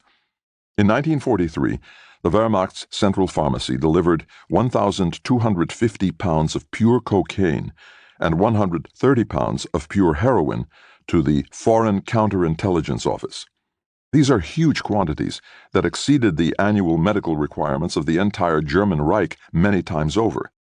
Spies, however, had no authorization from the opium section of the Reich Health Office to receive these special deliveries. The lion's share went to a Department Z, which took care of the organization and administration of the Secret Service, as well as Department ZF, which was responsible for finances. The latter department, on its own, received half a ton of cocaine hydrochloride, a quantity worth millions. Might this have been a way of getting hold of foreign currency by exporting pure substances? Perhaps it was also used to bribe important contacts abroad, whom the Nazis wanted to keep on side in difficult times. In December 1943, the Army medical inspector wrote an urgent letter to put a stop to these clandestine deals. He prohibited the distribution for any reason other than healing purposes in the usual doses. This demand didn't impress the head of counterintelligence, Admiral Wilhelm Canaris. In April 1944, 4.4 pounds of cocaine hydrochloride, 3.3 pounds of morphine hydrochloride, and 7 ounces of heroin were delivered to SS Sonderkommando Wimmer in North Africa, which was carrying out the sabotage operations against the Allies in the Sahara and possibly doing a thriving drug trade at the same time. The deliveries to the Secret Service were made on the express wishes of the recipients. They wanted Merck's cocaine in its original packaging, that internationally popular product from Darmstadt. What was done with it has not as yet been discovered. One Reich, one dealer. Patient B. Either you give up smoking or you give up me. Adolf Hitler to Eva Braun. When General Field Marshal Erich von Manstein demanded at the briefing session on January 4, 1944, that the front on the Dnieper River bend be drawn back to avoid a further military disaster, Hitler became so worked up that because of spasms, he called for Morell, who gave him a restorative Eucadol injection that calmed him down. On the same day, the Red Army crossed the 1939 eastern Polish border and marched relentlessly toward the German Reich. 5 days later, Hitler once again demanded the strong opioid for flatulence, excitement, as Morell recorded. And when the dictator had to speak to his people shortly afterward in a radio address, the doctor noted, "Afternoon, 5:40 p.m., before big speech, radio for tomorrow, injection as always."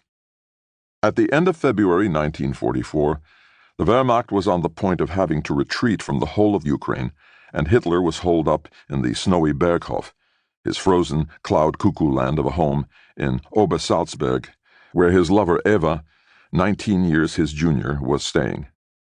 A place where he could watch ravens and perform his wearying impersonations of the sounds made by different machine guns used in the Second World War. Whether he did so high or not, we cannot tell. And at tea time, there was always steaming hot streusel cake made from a family recipe by Morell's wife, Hani, the best streuselkuchen in the world. Dense snow was falling outside the enormous panoramic window of the big drawing room. Opposite was the mystical Untersberg, which lay covered in white, glittering in the winter light. Legend had it that the Emperor Barbarossa slept there until his resurrection and the reinstatement of a glorious Reich.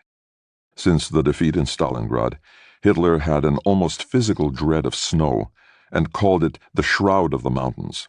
The Führer barely stepped outside the door. In any case, the situation offered little comfort to the Germans. The Russians, clearly resistant to the cold, were preparing to retake the Crimea, and the coolly rational British were bombing Berlin and other cities in the frozen Reich. Germany's former allies, Bulgaria, Romania, and Hungary, threatened to break away from Hitler, and defeats accumulated everywhere. In Italy, the Allies were marching northward, slowly but inexorably. Successful field marshals like von Manstein and Paul von Kleist were dismissed because they persisted in expressing views of their own. Hitler's personal physician certainly wasn't fired. Quite the contrary. On February 24, 1944, his patient awarded him the Knight's Cross of the War Merit Cross. While bestowing him with this high honor, Hitler described him as a gifted doctor, the savior of his life, and a pioneering but misunderstood researcher in the field of vitamins and hormones. By way of thanks, a short time later the freshly decorated physician gave his patient Vitamultin injections for the first time for fatigue and freshness. Before the injection, very tired and exhausted, without sleep. After that, very lively. 2 hours discussion with Reich Foreign Minister. In the evening, over dinner, very fresh compared with midday, very lively discussion. Führer extremely pleased. Morell also treated Eva Braun, more often now. Patient B made the work easy for him, as she demanded the same medication as patient A in order to be on the same wavelength as her lover. In his hormone dispensation, however, Morell made an exception from this synchronization. Hitler received testosterone for his libido, while Braun was given medication to suppress menstruation so that, quite literally speaking, their chemistry was right, and they could at least enjoy some sexual success in the momentary breaks between increasingly lengthy military briefings. At any rate, that was what Hitler strived for, despite rumors to the contrary. He even on occasion claimed that relationships outside marriage were in many respects superior, since they were rooted in natural sexual attraction. He seemed convinced of the beneficial effect of physical love. Without sex, he claimed, there was no art, no painting, and no music. No civilized nation, Catholic Italy included, could manage without extramarital intercourse. Morel, in turn, provided indirect information about the kind of copulation performed at the Berghof when he stated after the war that Hitler had sometimes cancelled medical investigations to conceal wounds on his body from Eva Braun's aggressive sexual behavior. Outwardly, the image of a healthy, Führer world was widespread even in the spring of 1944, in spite of the disastrous military situation. The Berghof, whose walls were hung with the works of old masters, played an important part in the dissemination of propaganda and contributed considerably to the continuing media implementation of the Führer cult. When the man and his faithful German shepherd Blondie stood at the edge of the forest in early spring, gazing into the distance, Braun, personally trained by the official Reich photographer Heinrich Hoffmann, was always there, having chosen his ties beforehand. Issuing instructions on how Hitler should pose, she put her Agva Movex into action.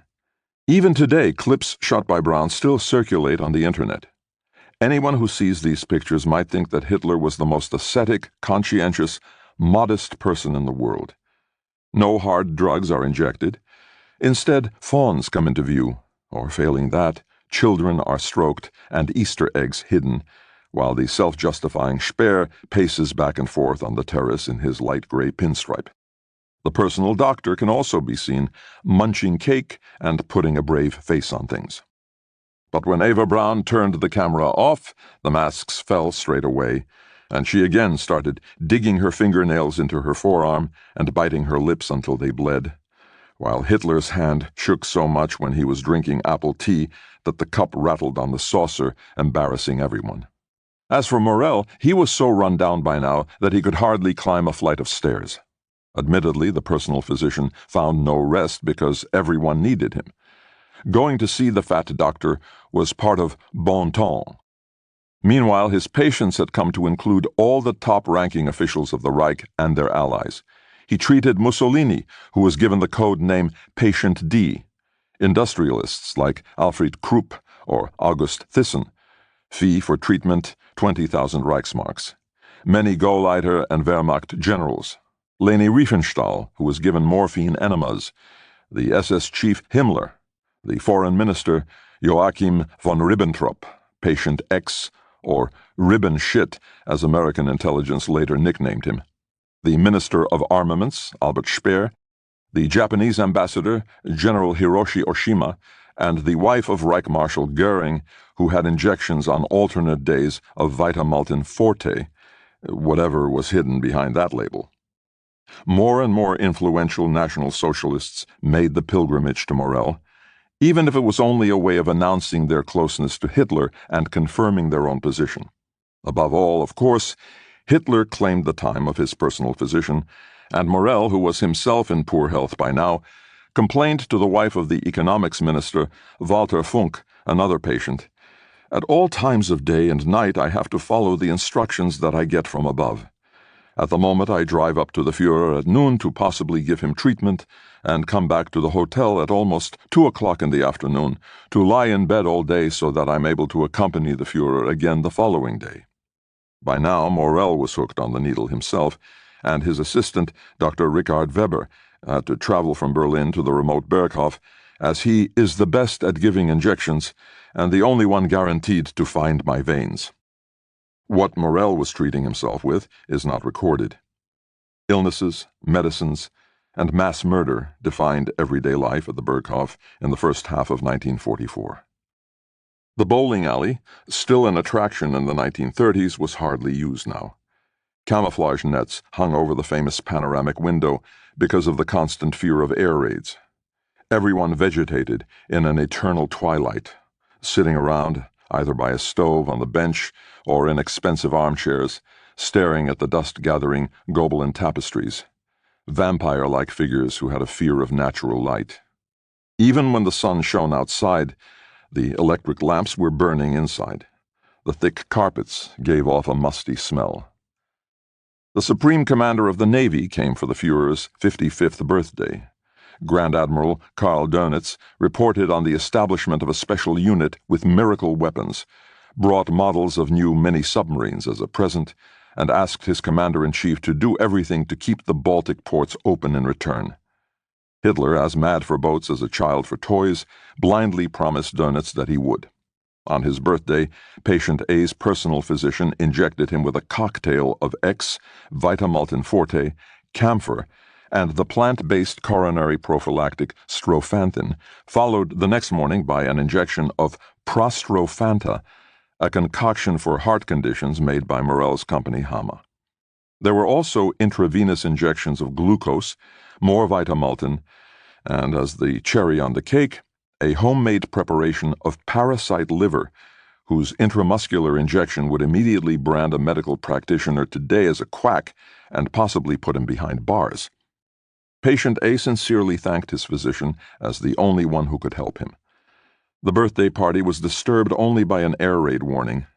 The sirens wailed, the big artificial fog device was turned on, and the Berghof, that refuge from reality, sank into artificial whiteness like a nightmare version of a mystic Avalon, cut off from the world by an opaque veil. For fear of damage to his heart and ever greater breathlessness from discharged gas, Morell briefly fled to the valley. Everything was back to normal at dinner time. Hitler had once again demonstrated his moral superiority by describing his guests' beef bouillon as corpse brew, ate some Hart's Mountain cheese with spinach pudding, stuffed gherkins, barley gruel, kohlrabi balls, and 6 Vitamultin bars, as well as Euflat and anti-gas pills for his flatulence, and a pig's heart muscle extract in phosphoric acid as a general tonic. After dinner, the supposed vegetarian dozed off briefly while gripping his knife, his hands folded over his belly. His magical doctor's terrible table manners were still the stuff of legend. Having downed his obligatory glass of port, Morell also leaned back in his armchair and closed his eyes behind his thick spectacle lenses. As always, he closed them from bottom to top, a feared, gruesome-looking oddity of Morell's. Both men had weak hearts, and both were gradually growing old. Eva Braun had lit the fire and put on an American jazz record. She wanted to watch Gone with the Wind for the 1,000th time because of her affinity for Clark Gable, her favorite actor. With stolen gold from Jewish fillings lining his mouth, Reichsleiter Bormann brushed the idea aside with a cynical smile. The Führer doesn't need the relaxation of a movie. What he needs is a powerful shot. Morell gave a start, thought someone was talking to him, was ashamed of his sleepiness, and quickly told everyone a story from the old days, from his time as a ship's doctor in Africa, which they all knew anyway. Then apple cake was served. After eating, Hitler's stomach cramps were eased with Eukodal in his private quarters. When I put this into your vein, please start slowly counting. Once you have reached 15, you won't feel any more pain. In the weeks after his birthday, while the Red Army prepared Operation Bag Ration, which would free their way to East Prussia from the end of June 1944, Hitler's health deteriorated further. Eva, usually accompanied by her Scotch terriers, Stasi and Negus, was more and more appalled by the worsening appearance and increasingly frail constitution of her long-term lover. When she criticized him for walking with a stoop, he tried to play down his unstoppable decline by joking that he was carrying heavy keys in his pocket. His knees were now obviously trembling when he stood on the balcony for more than a few moments, the two of them looking out on a clear day at the reddening sky above far-off burning Munich, and Eva wondering fearfully whether her smart little house, which Hitler had bought for her in the elegant district of Bogenhausen, was still standing. Hitler was nearly finished off, and Goebbels had probably seldom lied more shamelessly when he wrote in his diary entry for June 6, 1944, the day of the Allied Normandy landings, "Professor Morel is helping me a little to improve the slightly weakened state of my health. He has also been a strong support to the Führer's health recently. At my meeting with the Führer, I can confirm that he looks dazzling and that he is in good spirits." In fact, Hitler's mood on D-Day, another nail in the coffin for the Nazi state, was subject to severe fluctuations. At 9 in the morning, he is said to have bellowed across the breakfast room, "Is this the invasion or isn't it?" When Morel hurried over and gave him an injection of X, he calmed down, suddenly appeared affable and light-hearted, enjoyed the day and the fine weather, and clapped everyone he met jovially on the shoulder. At the midday briefing, in spite of the looming military disaster, to everyone's astonishment, he revealed a beaming face, and at the lunch that followed, semolina dumpling soup, mushrooms in a ring of rice, Apfelstrudel, he fell into one of his endless distracted monologues. This time it was about elephants, which were the strongest animals in existence and which, like him, abhorred meat. Next, Hitler described in detail the horrors of a slaughterhouse he had visited in occupied Poland. Girls in rubber boots had waded in blood up to their ankles. Meanwhile, Morel was preparing his next injection, made from the glands of slaughtered animals.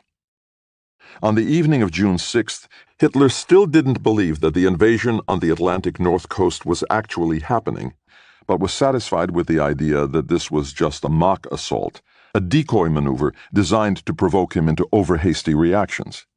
This was not the case. In fact, the Allies had established themselves along substantial stretches of coast by the end of the day and taken the Germans by surprise. The Western Front opened up. In military terms, the German Reich now had no chance at all. But there was something that cheered Hitler up that day. Goebbels had at last given up smoking. On July 14, 1944, the Führer left his Berghof forever. During the flight to the Wolf's Lair, the curtains remained closed. Patient A had flu and conjunctivitis in both eyes. Headwater, hydrocephalus, has flowed into his left eye. He was given an adrenaline solution as well as reports on the advances of the Allies through France, the approach of the Red Army toward the border of the Reich, and the latest bombing raids on German cities. He struggled to put on his reading glasses to be able to decipher all the bad news. He didn't look down from the plane window. Operation Valkyrie and its pharmacological consequences. The park around the Wolf's Lair was resplendent with lush green. The summer was hot, the forest shimmered, and Theo Morel fastened a facial mosquito net over the visor of his fantastical uniform cap.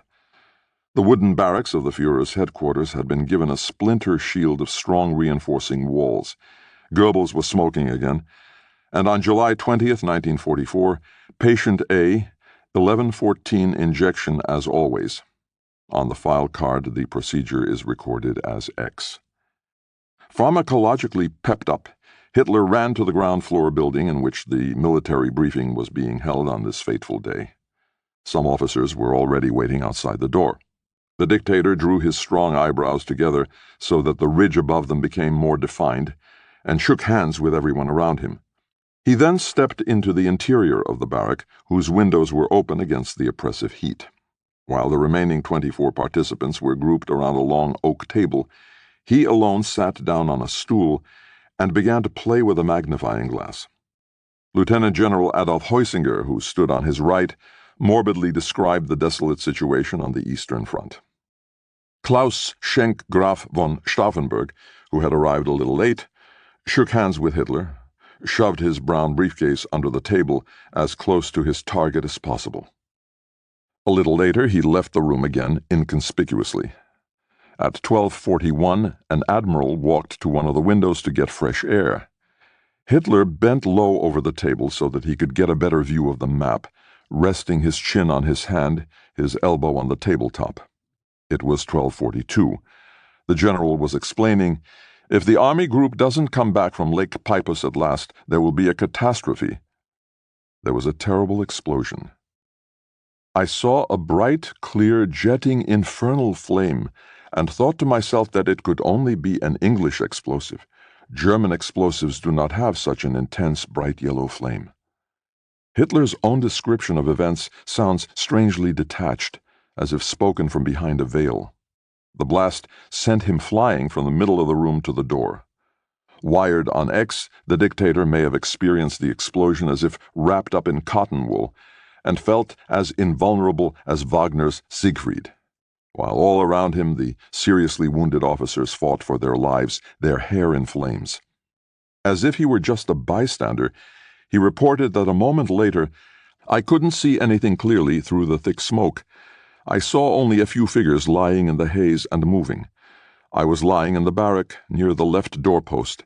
On top of me a few slats and beams, but I was able to get up and go on my own. I was just a little dizzy and slightly dazed." Morel heard the explosion from his workspace and immediately assumed it must be a bomb. Moments later, Hitler's valet, Heinz Linge, came rushing in. The professor had to come quickly to the Führer. The physician hastily picked up his black case and lumbered heavily out into the sultry summer air.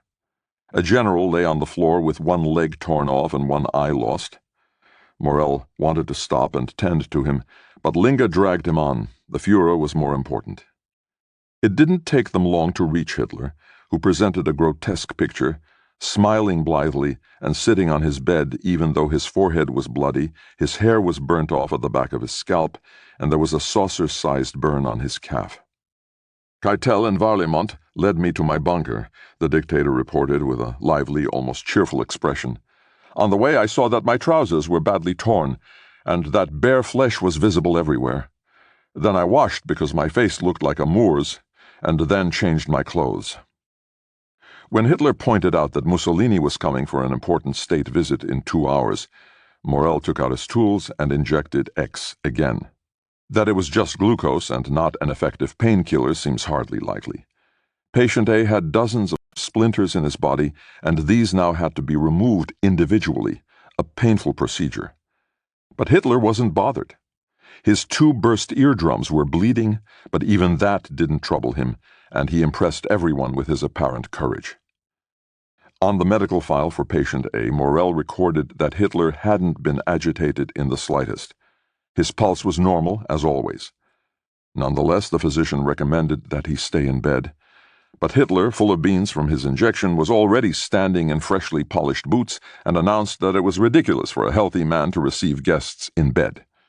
Wrapped in a bulging black cloak, he went to the Wolf's Lair railway station and waited impatiently for Mussolini, who said, dumbfounded by Hitler's apparent physical integrity, that was a sign from heaven.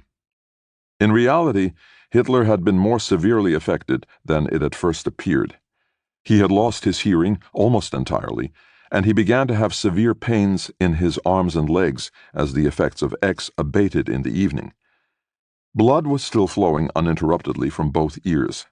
Psychologically, the attack had devastating consequences.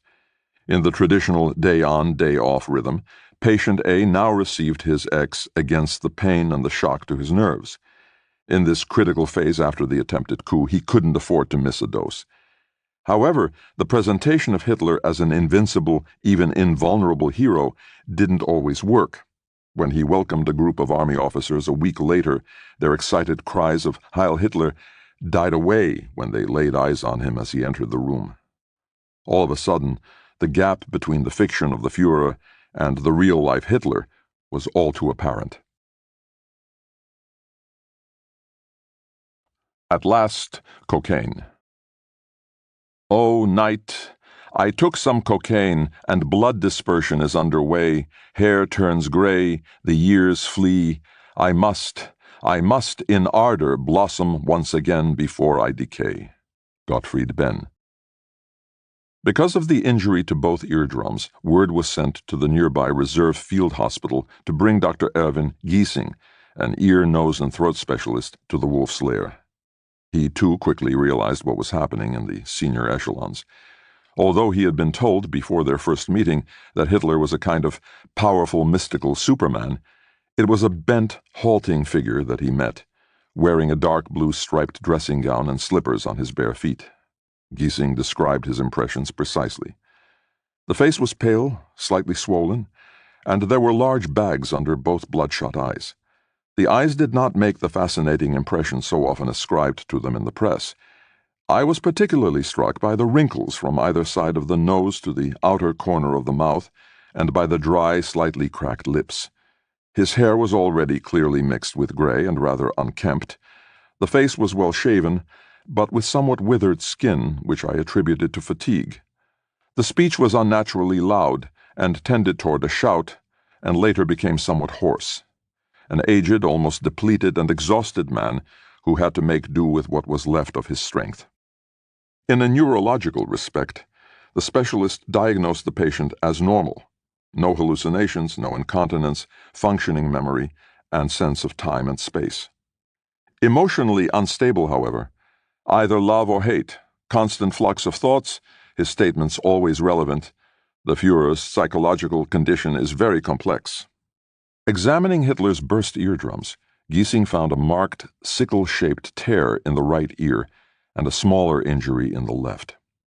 When treating the sensitive tissue with acid, he admired Hitler's extraordinary impassivity. He felt no pain anymore, patient A boasted, and in any case, pain only existed to make people harder. Giesing couldn't have guessed that perhaps he didn't feel the pain because he had been given drugs by his personal physician shortly beforehand. There were no discussions between the two doctors, and while Giesing learned nothing from Morel about what he had administered, Morel had no idea what the new doctor was prescribing to the patient. "I was not briefed by ear specialist Dr. Giesing," Morel noted sourly. The two doctors disliked each other from the first moment. When Morel approached Giesing on his arrival with the words, "Who are you? Who called you? Why didn't you report to me?" Giesing fired back, "As an officer, I only have to report to my military superiors, not to you, a civilian." After that, the top dog refused to even look at the newly recruited specialist. Giesing described the personal physician on another occasion with little sympathy and an acid pen. Morel comes in, distinctly short of breath and panting. He shakes only Hitler's hand and asks agitatedly whether anything in particular happened during the night. Hitler says no. He slept well and even digested the previous night's salad without any difficulty.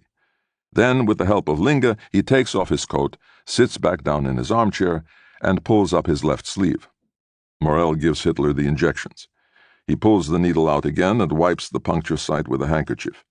Then he leaves the room and goes into the office, holding in his right hand the used syringe and in the left empty ampules, one large and two small.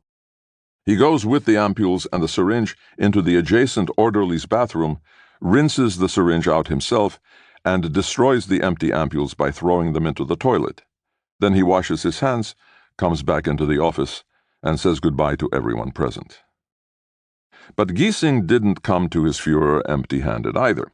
His favorite remedy for treating pains in the ear, nose, and throat area was cocaine, the very substance the Nazis abhorred as a Jewish degeneration drug. This choice is not as unusual as it might seem, as not many alternatives for local anesthesia were available at the time, and cocaine was stocked as a medicine in every pharmacy. If we can believe Giesing, the only source in this case, between July 22nd and October 7th, 1944, on 75 days, he administered the substance over 50 times in the form of nose and throat dabs, a highly effective surface application. This was pure first-class stuff, the famous Merck cocaine, delivered from Berlin by courier train as an extremely psychoactive 10% cocaine solution in a sealed bottle, responsibly signed for by the SS pharmacist in line with the regulations of the Reich Security Main Office. In the Wolf's Lair, Hitler's valet kept it locked up under his personal care.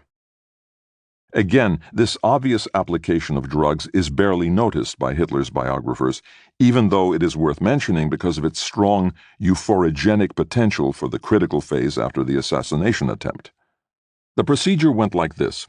In the morning, Assistant Surgeon Karl Brandt brought his colleague Giesing to a tent beside the guest bunker, where they went through the strict security measures in place since July 20th. Giesing's bags were emptied. Every instrument was examined. Even the light bulbs of the otoscope were taken out and screwed back in again. Giesing had to hand over his uniform cap and his dagger, empty out the contents of his trouser and jacket pockets onto the table, and turn out his pockets. He got only his handkerchief and keys back, and his fountain pen and pencil were returned afterward. He was frisked from top to bottom. Cocaine was left out of these rigid controls. It was already in sight. Now Linga, the valet, went into action, taking the bottle out of the drug cabinet in the orderly room and inviting Giesing to make his examination. Patient A expressed his gratitude for this variation in the menu. According to Giesing's report, he claimed that on cocaine he felt considerably lighter and carefree, and that he could also think more clearly. The doctor explained to him that the psychotropic wave was the medicinal effect on the swollen nasal mucous membrane, and that it was now easier to breathe through the nose. The effect usually lasted between 4 and 6 hours.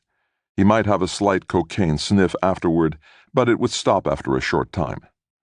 Hitler supposedly asked whether this swabbed application could not be made once or twice a day, even when the oral passages requiring treatment were healed again after September 10th. Giesing, who saw his star in the ascendant, agreed, but claims to have pointed out to the patient that all cocaine was absorbed by the nasal mucous membrane and passed into the blood supply, so he had to warn against too high a dose. But Hitler went on requesting this application, and during the next few days, in spite of profuse perspiration, he confirmed the success. "It's a good thing you're here, doctor. This cocaine is wonderful, and I'm glad that you found the right remedy. Free me from these headaches again for a while." Those headaches had probably also been caused by the constant crashing and screeching that had been putting the nerves of the residents of the innermost restricted zone of the wolf's lair on edge for the last few days.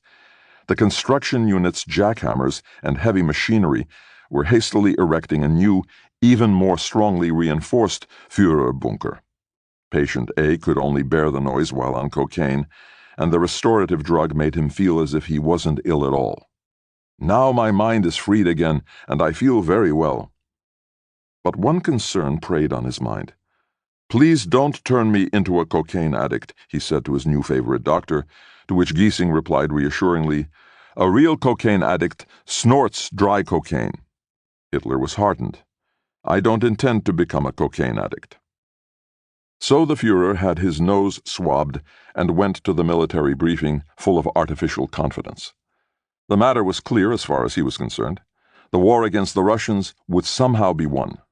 When he received another dose from Giesing on September 16, 1944, he had a very special brainstorm, one of those feared pseudo-genius Führer's ideas. He told his baffled entourage that despite their vast inferiority in terms of men and materials, he wanted to go back on the offensive on the Western Front. Immediately he formulated an order demanding fanatical determination from all soldiers fit for duty. Although everyone advised him against the hopeless enterprise of a second Ardennes offensive, the dictator refused to be deterred. Victory would be his. In consequence, Giesing started to feel unsettled by Hitler's affinity for cocaine, which erases all feelings of self-doubt and encourages megalomania. And he wanted to stop administering the potent swabs. But Hitler wouldn't let him. "No, doctor, continue as before. This morning I have a terrible throbbing head that probably comes from the sniffing. Concern for the future and the continued existence of Germany are consuming me more and more with each passing day." Still, Giesing's medical scruples outweighed his duty to obey, and he refused Hitler the drug. Defiantly, the Supreme Commander didn't appear at the military briefing that day, September 26, 1944, but announced huffily that he was no longer interested in the situation in the East, where the whole front threatened to collapse. Intimidated, Giesing came round and promised cocaine, but in return he demanded a full checkup of Hitler. Patient A, who had previously always forbidden such an examination, consented, and on October 1, 1944, he even appeared naked, as he had otherwise generally refused to do, solely to wheedle for himself some of that coveted blow. "Look in my nose again and put that cocaine thing in to get rid of the pressure in my head. I have important things to do today." Giesing obeyed and administered the drug, this time in such a dose that Hitler is believed to have lost consciousness, and for a short time there is supposed to have been a danger of respiratory paralysis. If the account given by Giesing is accurate, then the self-described abstainer almost died of an overdose. Speedball. Hitler responded to just about every drug, with the exception of alcohol. He wasn't dependent on one particular substance, but on substances generally that gave him access to pleasant, artificial realities. Within a very short time, he had become the most passionate consumer of cocaine, but from mid-October 1944, he was also able to abandon the drug and rely instead on other stimulants. In retrospect, Hitler, like cocaine users tend to do, shifted this phase of his existence into a dowdy pose. The weeks since July 20th have been the hardest of my life. I have fought with a kind of heroism that no German could have dreamed of. In spite of serious pain, hours of dizziness and nausea, I have remained on my feet and fought against all of this with iron energy. I have often survived the danger of collapse, but through my will, I have always taken control of the situation. The words iron energy and will need only be replaced by Eukodal and cocaine, and we already come a little closer to the truth. The Luftwaffe adjutant Nikolaus von Below also used these incorrect terms when describing his Führer in the weeks after the assassination attempt. He was sustained only by a strong will and his heightened sense of mission.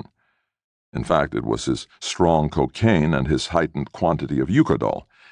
Because Eukodal was now being administered in the grand style, the dosage had doubled in comparison with the previous year to 20 milligrams, almost 4 times the typical medical application. During those weeks, cocaine and Eukodal, the Führer's mixture, the cocktail in his blood, mutated into the classic speedball, the sedating effect of the opioid balancing the stimulating effect of the cocaine. Enormous euphoria and highs that are felt in every last fiber of the body result from this pharmacological pincer movement, in which 2 potent molecules with opposite biochemical effects fight for dominance in the body. This produces both a strong circulatory overload and insomnia, and the liver desperately fights against such an onslaught of poisons. During that last autumn of the war and of his life, the dictator drew on a wealth of artificial paradises. When patient A stepped onto his pharmacologically created Mount Olympus, setting his heels down first as always, bending his knees, clicking his tongue, and flapping his wrists, imagining that his thoughts were crystal clear and that he could rearrange the world to his own liking, it was impossible for his generals, more than sobered by the oppressive situation at the front, to get through to him. The medication kept the Supreme Commander stable in his delusion, built up an unassailable rampart, an impregnable defense that nothing could penetrate. Any doubts were swept away by his chemically induced confidence.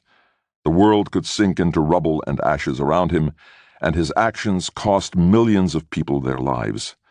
But the Führer felt more than justified when his artificial euphoria set in. Hitler had read Goethe's Faust as a young man.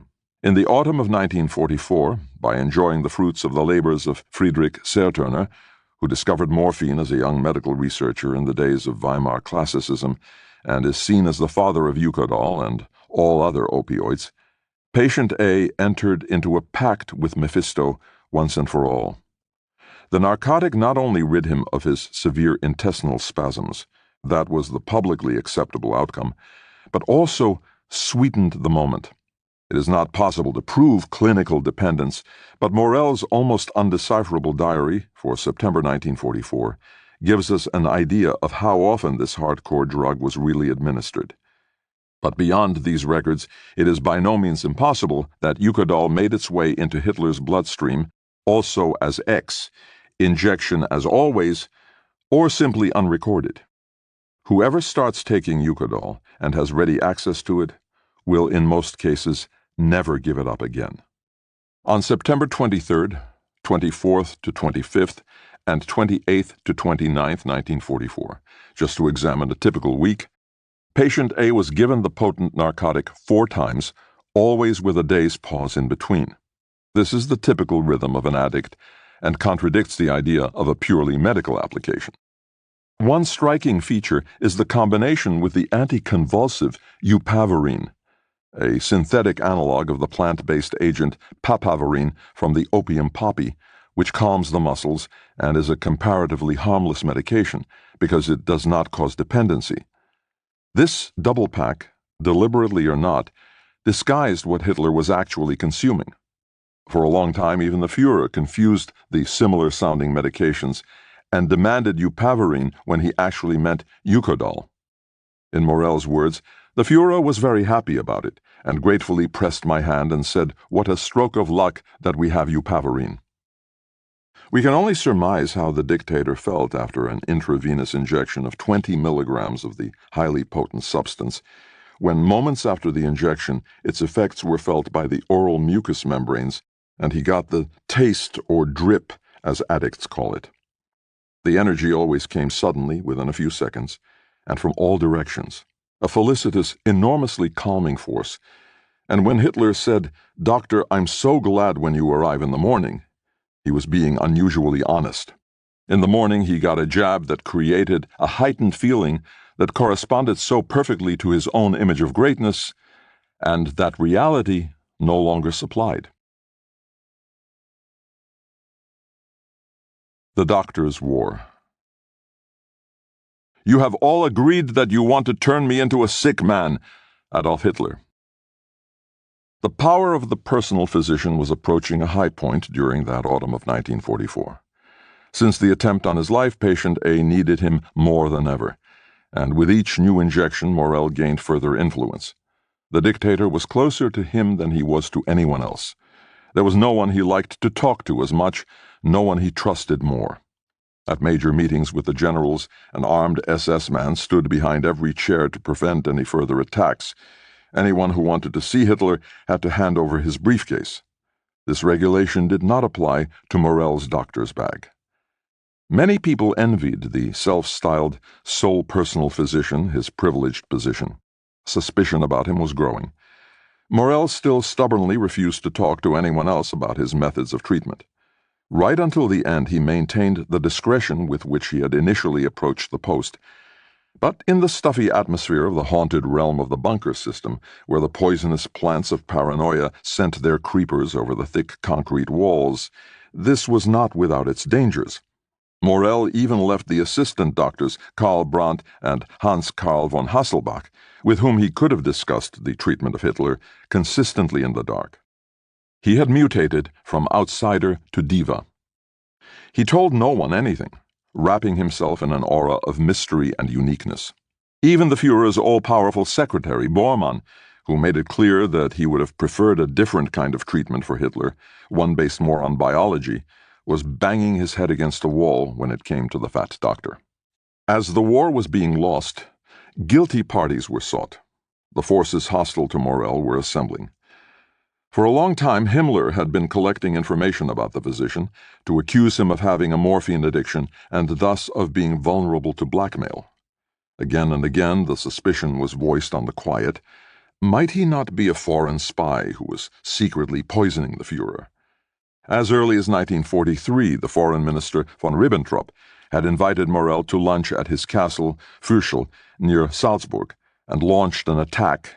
While the conversation with von Ribbentrop's wife initially revolved around trivial questions such as temporary marriages, state bonuses for children born out of wedlock, lining up for food, and the concomitant waste of time, after the meal the minister stonily invited him upstairs to discuss something. Von Ribbentrop, arrogant, difficult, and blasé as always, tapped the ash off his Egyptian cigarette with long aristocratic fingers, looked grimly around the room, then fired off a cannonade of questions at the miracle doctor. Was it good for the Führer to get so many injections? Was he given anything apart from glucose? Was it, generally speaking, not far too much? The doctor gave curt replies. He only injected what was necessary. But von Ribbentrop insisted that the Führer required a complete transformation of his whole body so that he became more resilient. That was water off a duck's back for Morell, and he left the castle rather unimpressed. Laymen are often so blithe and simple in their medical judgments, he wrote, concluding his record of the conversation. But this was not the last assault Morell would bear. The first structured attack came from Bormann, who tried to guide Hitler's treatment onto regular or at least manageable lines. A letter reached the doctor, secret Reich business. In 8 points, measures for the Führer's security in terms of his medical treatment were laid out. A sample examination of the medicines in the SS laboratories was scheduled, and most importantly, Morel was ordered henceforth always to inform the medical supply officer which and how many medications he plans to use monthly for the named purpose. In fact, this remained a rather helpless approach from Bormann, who was not usually helpless. On the one hand, his intervention turned Hitler's medication into an official procedure, but on the other, he wanted as little correspondence as possible on the subject, since it was important to maintain the healthful aura of the leader of the master race. Heil Hitler literally means health to Hitler, after all. For that reason, the drugs, as detailed in Bormann's letter, were to be paid for in cash to leave no paper trail. Bormann added that the monthly packets should be stored ready for delivery at any time in an armored cupboard and made as identifiable as possible down to the ampule by consecutive numbering, for example, for the first consignment, 1/44, while at the same time the external wrapping of the package should bear an inscription to be precisely established with the personal signature of the medical supply officer. Morel's reaction to this bureaucratic attempt to make his activities transparent was as simple as it was startling. He ignored the instructions of the mighty security apparatus and simply didn't comply, instead continuing as before. In the eye of the hurricane, he felt invulnerable, banking on the assumption that patient A would always protect him. In late September 1944, in the pale light of the bunker, the ear doctor Giesing noted an unusual coloration in Hitler's face and suspected jaundice. The same day, on the dinner table, there was a plate holding apple compote with glucose and green grapes, and a box of Dr. Köster's anti-gas pills, a rather obscure product. Giesing was perplexed when he discovered that its pharmacological components included atropine, derived from belladonna or other nightshade plants, and strychnine, a highly toxic alkaloid of Nux vomica, which paralyzes the neurons of the spinal column and is also used as rat poison. Giesing indeed smelled a rat. The side effects of these anti-gas pills at too high a dose seemed to correspond to Hitler's symptoms. Atropine initially has a stimulating effect on the central nervous system, then a paralyzing one, and a state of cheerfulness arises with a lively flow of ideas, loquacity, and visual and auditory hallucinations, as well as delirium, which can mutate into violence and raving. Strychnine, in turn, is held responsible for increased light sensitivity and even fear of light, as well as for states of flaccidity. For Giesing, the case seemed clear. Hitler constantly demonstrated a state of euphoria that could not be explained by anything, and I am certain his heightened mood when making decisions after major political or military defeats can be largely explained in this way. In the anti-gas pills, Giesing thought he had discovered the causes of both Hitler's megalomania and his physical decline.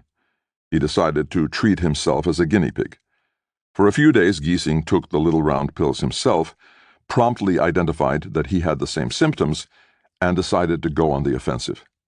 His intention was to disempower Morel by accusing him of deliberately poisoning the Führer, so that Giesing could assume the position of personal physician himself. While the Allied troops were penetrating the borders of the Reich from all sides, the pharmacological lunacy in the claustrophobic wolf's lair was becoming a doctor's war. As his ally in his plot, Giesing chose Hitler's surgeon, who had been an adversary of Morel's for a long time. Karl Brandt was in Berlin at the time, but when Giesing called, he took the next plane to East Prussia without hesitation and immediately summoned the accused man. While the personal physician must have worried that he was being collared for Eukodal, he was practically relieved when his opponents tried to snare him with the anti-gas pills, which were available without prescription. Morel was also able to demonstrate that he had not even prescribed them, but that Hitler had organized the acquisition of the pills through his valet Linge. Brandt, who had little knowledge of biochemistry and focused his attention on the side effects of strychnine, was not satisfied with this defense. He threatened Morel, Do you think anyone would believe you if you claimed that you didn't issue this prescription? Do you think Himmler might treat you differently from anyone else? So many people are being executed at present that the matter would be dealt with quite coldly." Just a week later, Brandt added, "I have proof that this is a simple case of strychnine poisoning. I can tell you quite openly that over the last 5 days I have only stayed here because of the Führer's illness." But what sort of illness was that exactly? Was it really icterus, jaundice? Or might it be a typical kind of junky hepatitis, because Morel wasn't using properly sterile needles? Hitler, whose syringes were only ever disinfected with alcohol, wasn't looking well. His liver, under heavy attack from those many toxic substances over the past few months, was releasing the bile pigment bilirubin, a warning signal that turns skin and eyes yellow. Morel was being accused of poisoning his patient. There was an air of threat when Brandt addressed Hitler. Meanwhile, on the night of October 5, 1944, Morel suffered a brain edema from the agitation. Hitler was unsettled beyond measure by the accusations. Treachery? Poison? Might he have been mistaken for all those years? Was he being double-crossed by his personally chosen Dr. Morel, the truest of the true, the best of all his friends? Wouldn't dropping his personal physician, who had just given him a beneficial injection of Eucodol, amount to a kind of self-abandonment? Wouldn't it leave him high and dry, vulnerable? This was an attack that might prove fatal, as his power was based on charisma. After all, it was the drugs that helped him artificially maintain his previously natural aura on which everything depended. Since the start of the Führer's rapid physical decline, these internecine struggles between the doctors turned into a proxy war for succession at the top of the Nazi state. The situation was becoming worse. Himmler told Brandt he could easily imagine that Morel had tried to kill Hitler. The Reichsführer SS called the physician to his office and coldly informed him that he had himself sent so many people to the gallows that he no longer cared about one more. At the same time in Berlin, the head of the Gestapo, Ernst Kaltenbrunner, summoned Morel's locum, Dr. Weber from the Kurfürstendamm, to a hearing at the Reichssecurity main office on Prince Albrechtstrasse. Weber tried to exonerate his boss and voiced his opinion that a plot was utterly out of the question. He claimed Morel was far too fearful for such a thing. Finally, the chemical analysis of the disputed medication was made available. The result, its atropine and strychnine content, was far too small to poison anyone, even in the massive quantities that Hitler had been given. It was a comprehensive victory for Morel. "I would like the matter involving the anti-gas pills to be forgotten once and for all," Hitler stated, ending the affair. "You can say what you like against Morel. He is and remains my only personal physician, and I trust him completely." Giesing received a reprimand, and Hitler dismissed him with the words that all Germans were freely able to choose their doctors, including himself, the Führer. Furthermore, it was well known that it was the patient's faith in his doctor's methods that contributed to his cure. Hitler would stay with the doctor he was familiar with and brushed aside all references to Morel's lax treatment of the syringe. "I know that Morel's new method is not yet internationally recognized, and that Morel is still in the research stage with certain matters, without having reached a firm conclusion about them. But that has been the case with all medical innovations. I have no worries that Morel will not make his own way, and I will immediately give him financial support for his work if he needs it." Himmler, a dedicated sycophant, immediately changed tack. "Yes, gentlemen," he explained to Hasselbach and Giesing, "you are not diplomats. You know that the Führer has implicit trust in Morel, and that should not be shaken." When Hasselbach protested that any medical or even civil court could at least accuse Morel of negligent bodily harm, Himmler turned abrasive. "Professor, you are forgetting that as Interior Minister I am also head of the Supreme Health Authority, and I don't want Morel to be brought to trial." The head of the SS dismissed Giesing's objection that Hitler was the only head of state in the world who took between 120 and 150 tablets and received between 8 and 10 injections every week. The tide had turned once and for all against Giesing, who was given a check from Bormann for 10,000 Reichsmarks in compensation for his work. Both Hasselbach and the influential Brandt were out of luck as well, also damaging the latter's confidant, Speer, who had his eye on Hitler's succession. The three doctors had to leave headquarters. Morell was the only one who stayed behind. On October 8, 1944, he rejoiced in the happy news. "The Führer told me that Brandt had only to meet his obligations in Berlin." Patient A stood firmly by his supplier. Just as every addict adores his dealer, Hitler was unable to leave the generous doctor who provided him with everything he needed. The dictator told his physician, "These idiots didn't even think about what they were doing to me. I would suddenly have been standing there without a doctor, and these people should have known that during the 8 years you have been with me, you have saved my life several times. And how I was before. All doctors who were dragged in failed. I'm not an ungrateful person, my dear doctor. If we are both lucky enough to make it through the war, then you'll see how well I will reward you." Morell's confident reply can also be read as an attempt to justify himself to posterity, because the physician put it baldly on record, "My Führer, if a normal doctor had treated you during that time, then you would have been taken away from your work for so long that the Reich would have perished." According to Morell's own account, Hitler peered at him with a long, grateful gaze and shook his hand. "My dear doctor, I am glad and happy that I have you." The war between the doctors was thus shelved. Patient A had put a stop to a premature dismissal.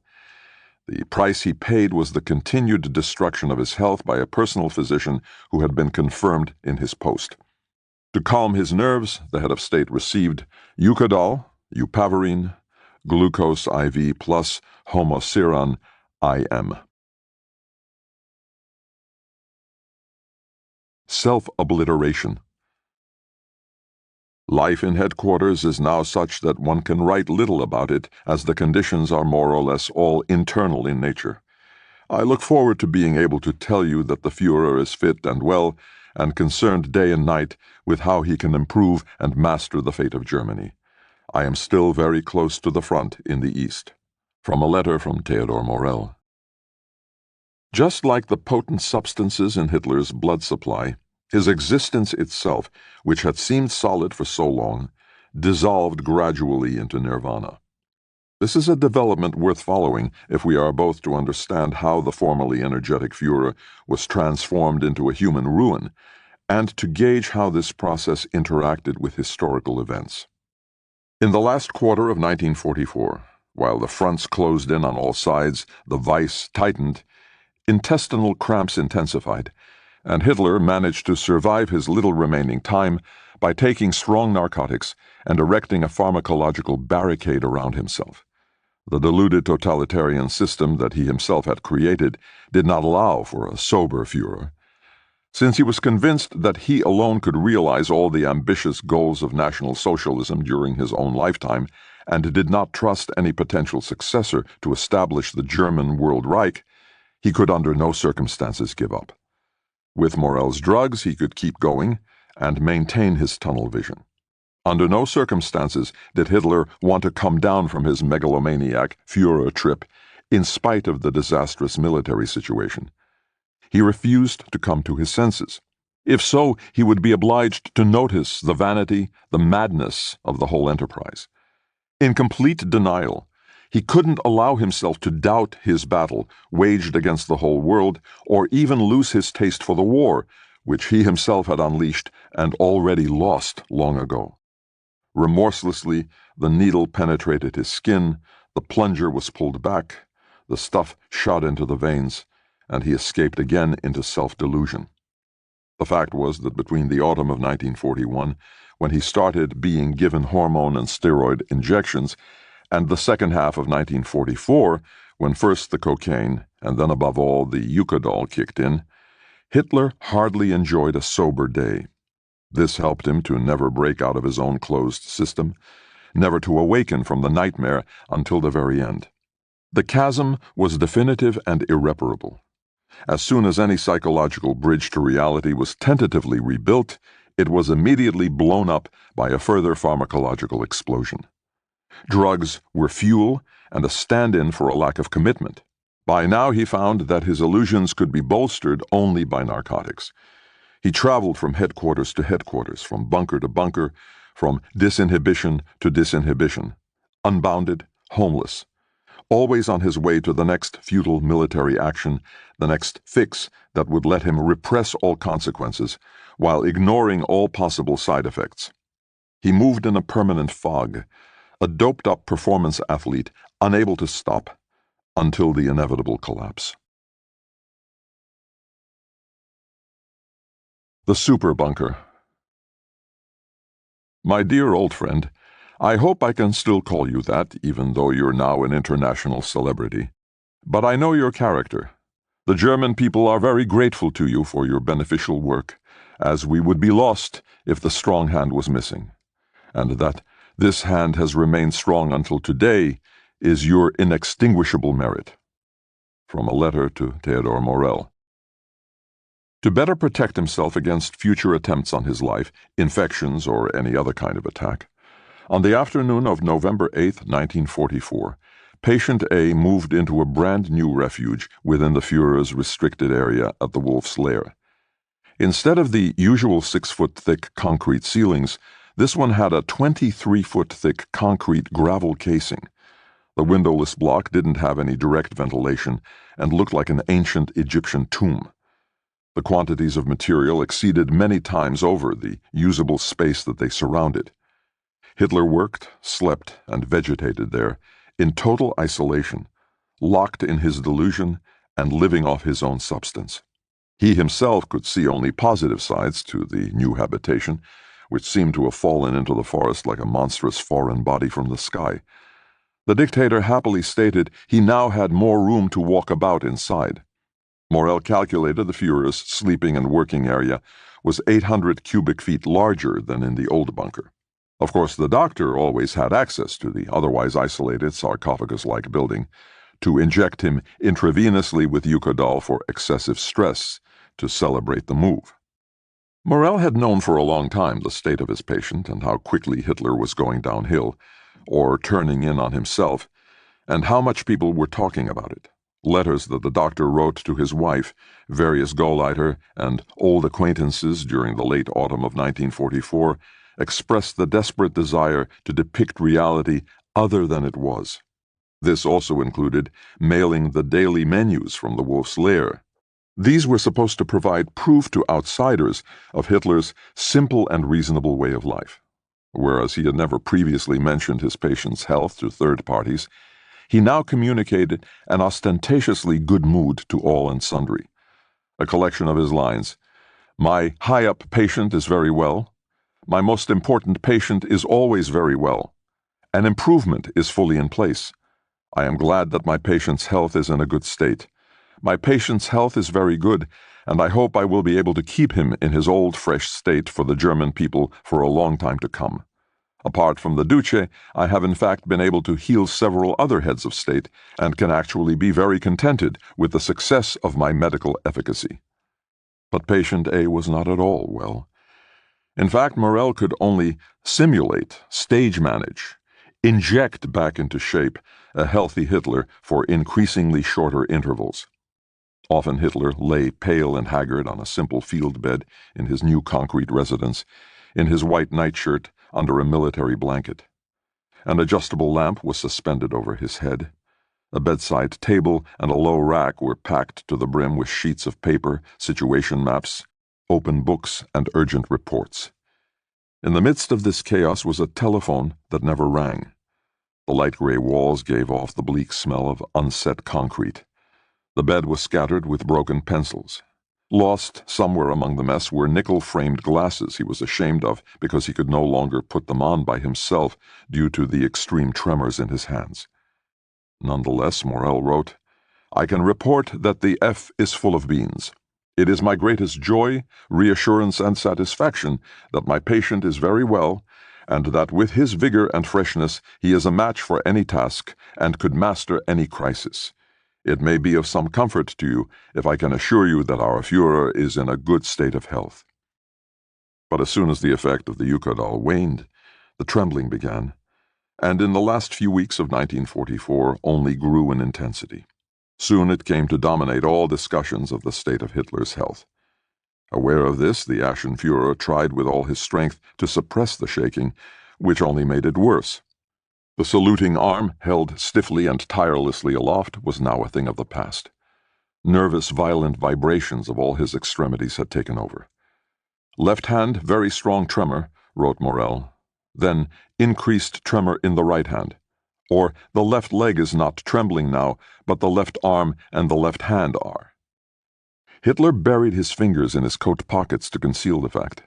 By now it could hardly have been described as trembling, as it had graduated to shaking. His entourage was seriously alarmed. Panzer General Heinz Guderian, now head of the Army General Staff, reported that Hitler had to put his right hand on his left and his right leg over his left leg to make the shaking less visible when he was sitting down. Hitler's hand vibrated, oscillated, and maneuvered of its own free will so much that many people thought it was intentional. If he folded his arms in front of his chest, his whole torso was set in motion. Morel recommended baths and rest. Hitler asked if he couldn't be given injections for it. But injections wouldn't alleviate the problem, quite the contrary.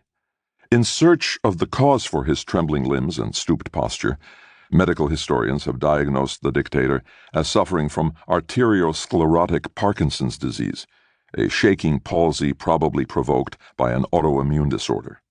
With Parkinson's, the body's neurons are mistaken for foreign bodies by the immune system and attacked, the possible result of his having consumed outrageous preparations made of animal hormones. The consequences are that dopamine-producing nerve cells wither, and there is a lack of nourishment to the essential nuclei of the cerebral cortex, which is responsible for learning and control processes. In his notes, Morel also expressed a suspicion of Parkinson's, although not until April 1945. There is no way of telling whether the diagnosis is accurate. Another, perhaps supplementary explanation is that Hitler's notorious shaking was the direct effect of his unchecked drug consumption. At any rate, Morel was not allowed to leave his patient alone during this phase. On the one hand, the physician was now leading his leader, but on the other, he had become his prisoner. No one could imagine the grief this position caused him, he complained. For years he hadn't been able to move far from Hitler. He hadn't been his own master for a long time, and he was forced to neglect everything in his own life: his beloved wife, his practice on the Kurfürstendamm, the factories and research laboratories in Olmütz and Hamburg. Even when his brother died, Morel was not given permission to go to the funeral, as he had become indispensable. Hitler swiftly countered each of his suggestions. After I informed him of the death of my brother, the F was very concerned about my trip, as the West was in severe danger. I suggested a plane. This was out of the question, as there were always large numbers of hostile fighter planes in the skies. Car, I wouldn't be able to bear such a long journey in spite of my reassurances to the contrary. Railways can only be used conditionally due to air raids. Hitler flatly refused the locum suggested by Morel for the brief period of his absence.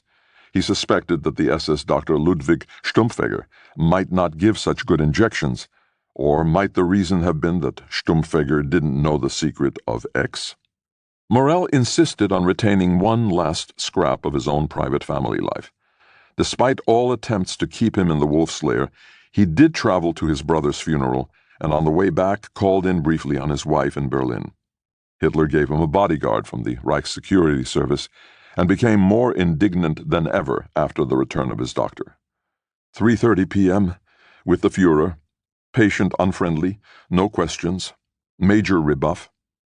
Morel quickly got his needles out, took a deep breath, wiped the pearls of sweat from his forehead, and stuck the point of the platinum needle into his patient's forearm. Glucose IV plus Vitamultin Forte, Glyconorm, Tonofosfan. Hitler put his left hand on his belt buckle and breathed out noisily, hunched his shoulders, and pursed his thin, pinched lips, which made his mouth look even smaller. Then his face relaxed, and Morel skillfully massaged the swallowed air up from Hitler's belly. They were already back on the same wavelength. Track marks. While the Red Army was taking more and more towns in East Prussia in November 1944, Hitler's veins were so wrecked that even the expert shot-giver Morel could hardly penetrate them. The skin of the veins, perforated too many times, was inflamed, scarred, and a peculiar shade of brown. Morel had to take a break. I canceled injections today to give the previous puncture holes a chance to heal. Left inside elbow good, right still has red dots, but not pustules where injections were given. F says this wasn't the case before. It actually made a crunching noise every time Morel gave him a shot. Each jab created a new wound that joined the previous one, and it produced an elongated growing crust, what junkies call track marks, when one jab is followed by the next to form an unlovely line. Even Hitler was gradually becoming nervous and worrying about what the huge number of injections was doing to him. When I gave him the intravenous injection, the Führer thought I wasn't rubbing the area long enough with alcohol, so that he often developed small red pustules at the needle holes.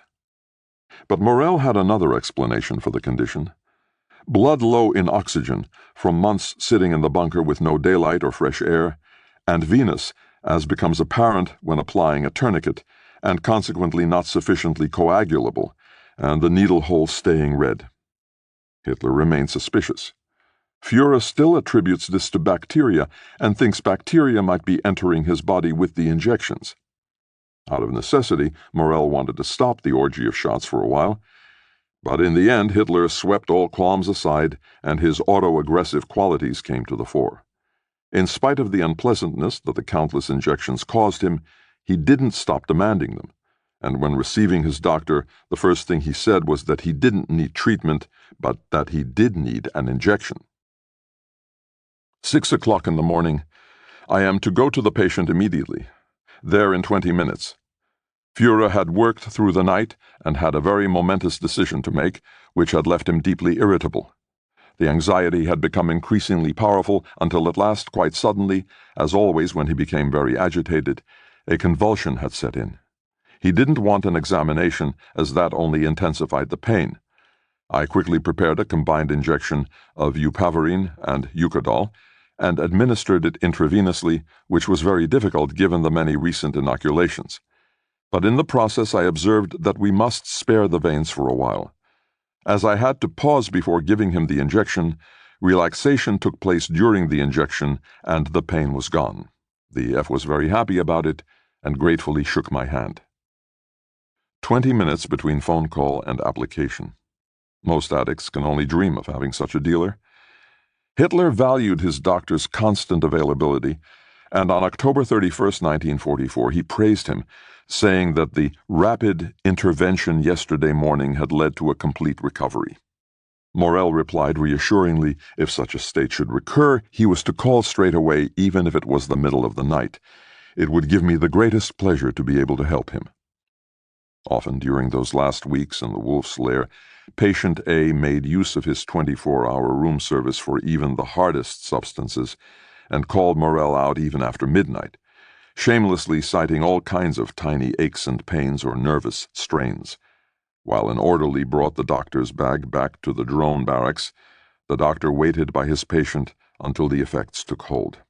On November 8, 1944, when the high wasn't strong enough, Morel generously added a little extra. Wednesday, 00:30. Suddenly awoken.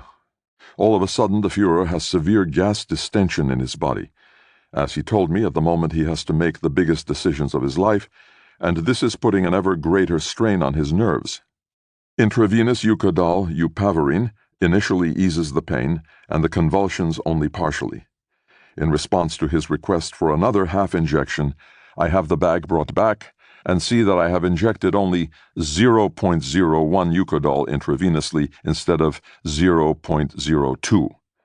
After another injection of 0.01 eucodol intravenously, the pains and the spasm immediately start to ease. The Führer thanked me effusively for this immediate assistance and was then completely happy.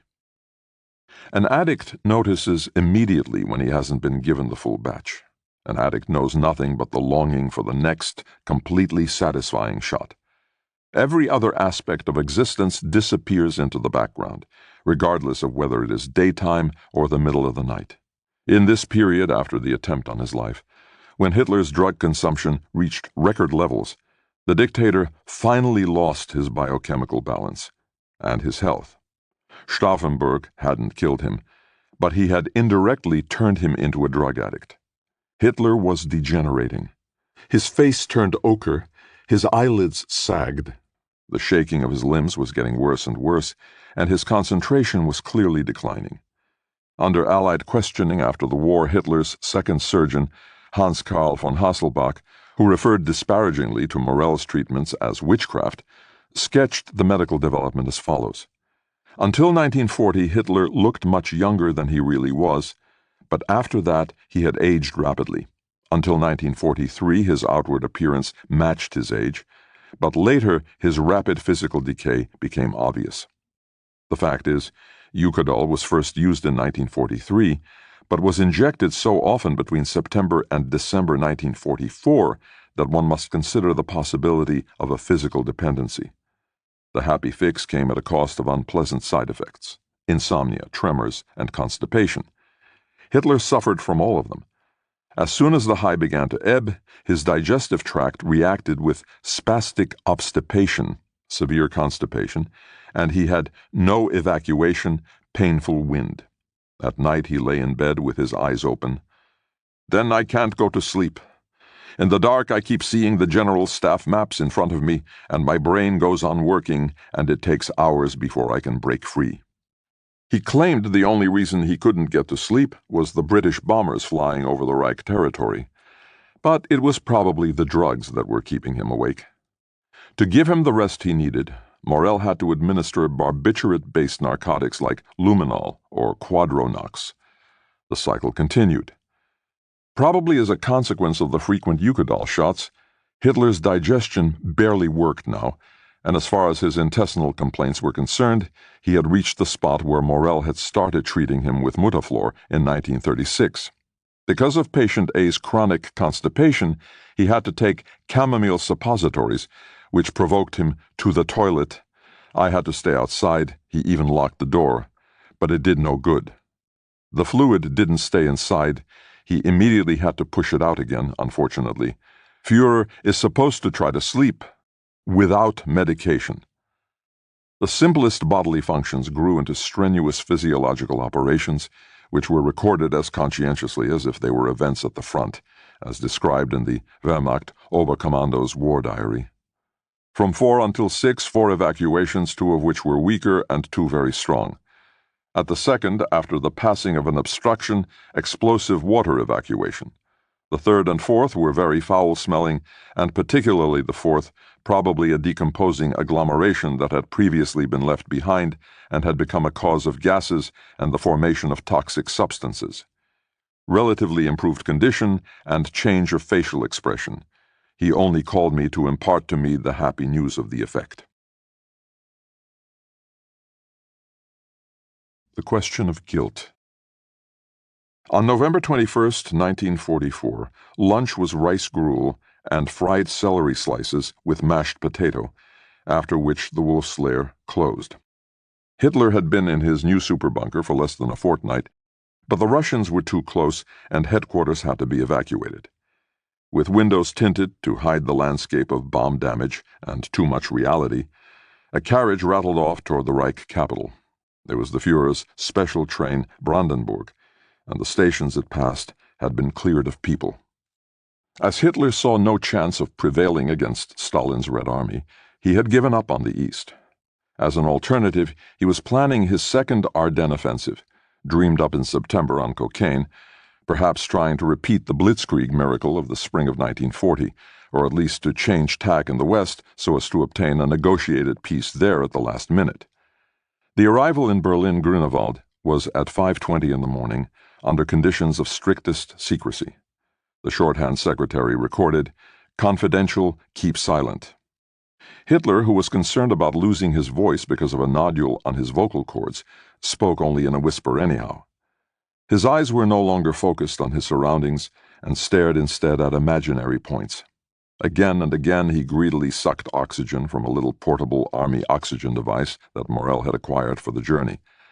Seldom had Hitler's mood been darker or grimmer. Everyone knew, The plan to repel the huge forces of the Americans and the British was illusionary, but the Supreme Commander continued as if he were certain of victory. In truth, he was so badly affected by the great agitation caused by his distended stomach and seizures that only Eucadol could help. A day later, he also received 10 milligrams of morphine. 2 days later, on November 24, 1944, Morel recorded, "I didn't think injection was necessary, but Führer wants to have some for faster recovery." Again, 3 days later, the Führer wants to have injections because of imminent hard work. But what effect was this uncontrolled consumption of multiple drugs having on Hitler's intellect, on his mind?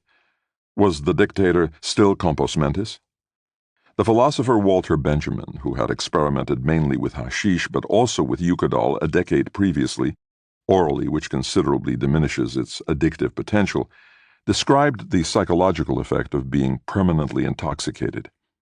It is perhaps no self-deception if I say that in this state you develop an aversion to the open air, the, so to speak, Uranian atmosphere, and that the thought of the outside becomes almost a torture.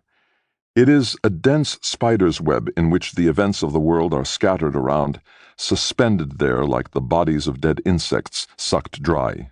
You have no wish to leave this cave. Here, furthermore, the rudiments of an unfriendly attitude towards everyone present begin to take shape, as well as the fear that they might disturb you, drag you out into the open.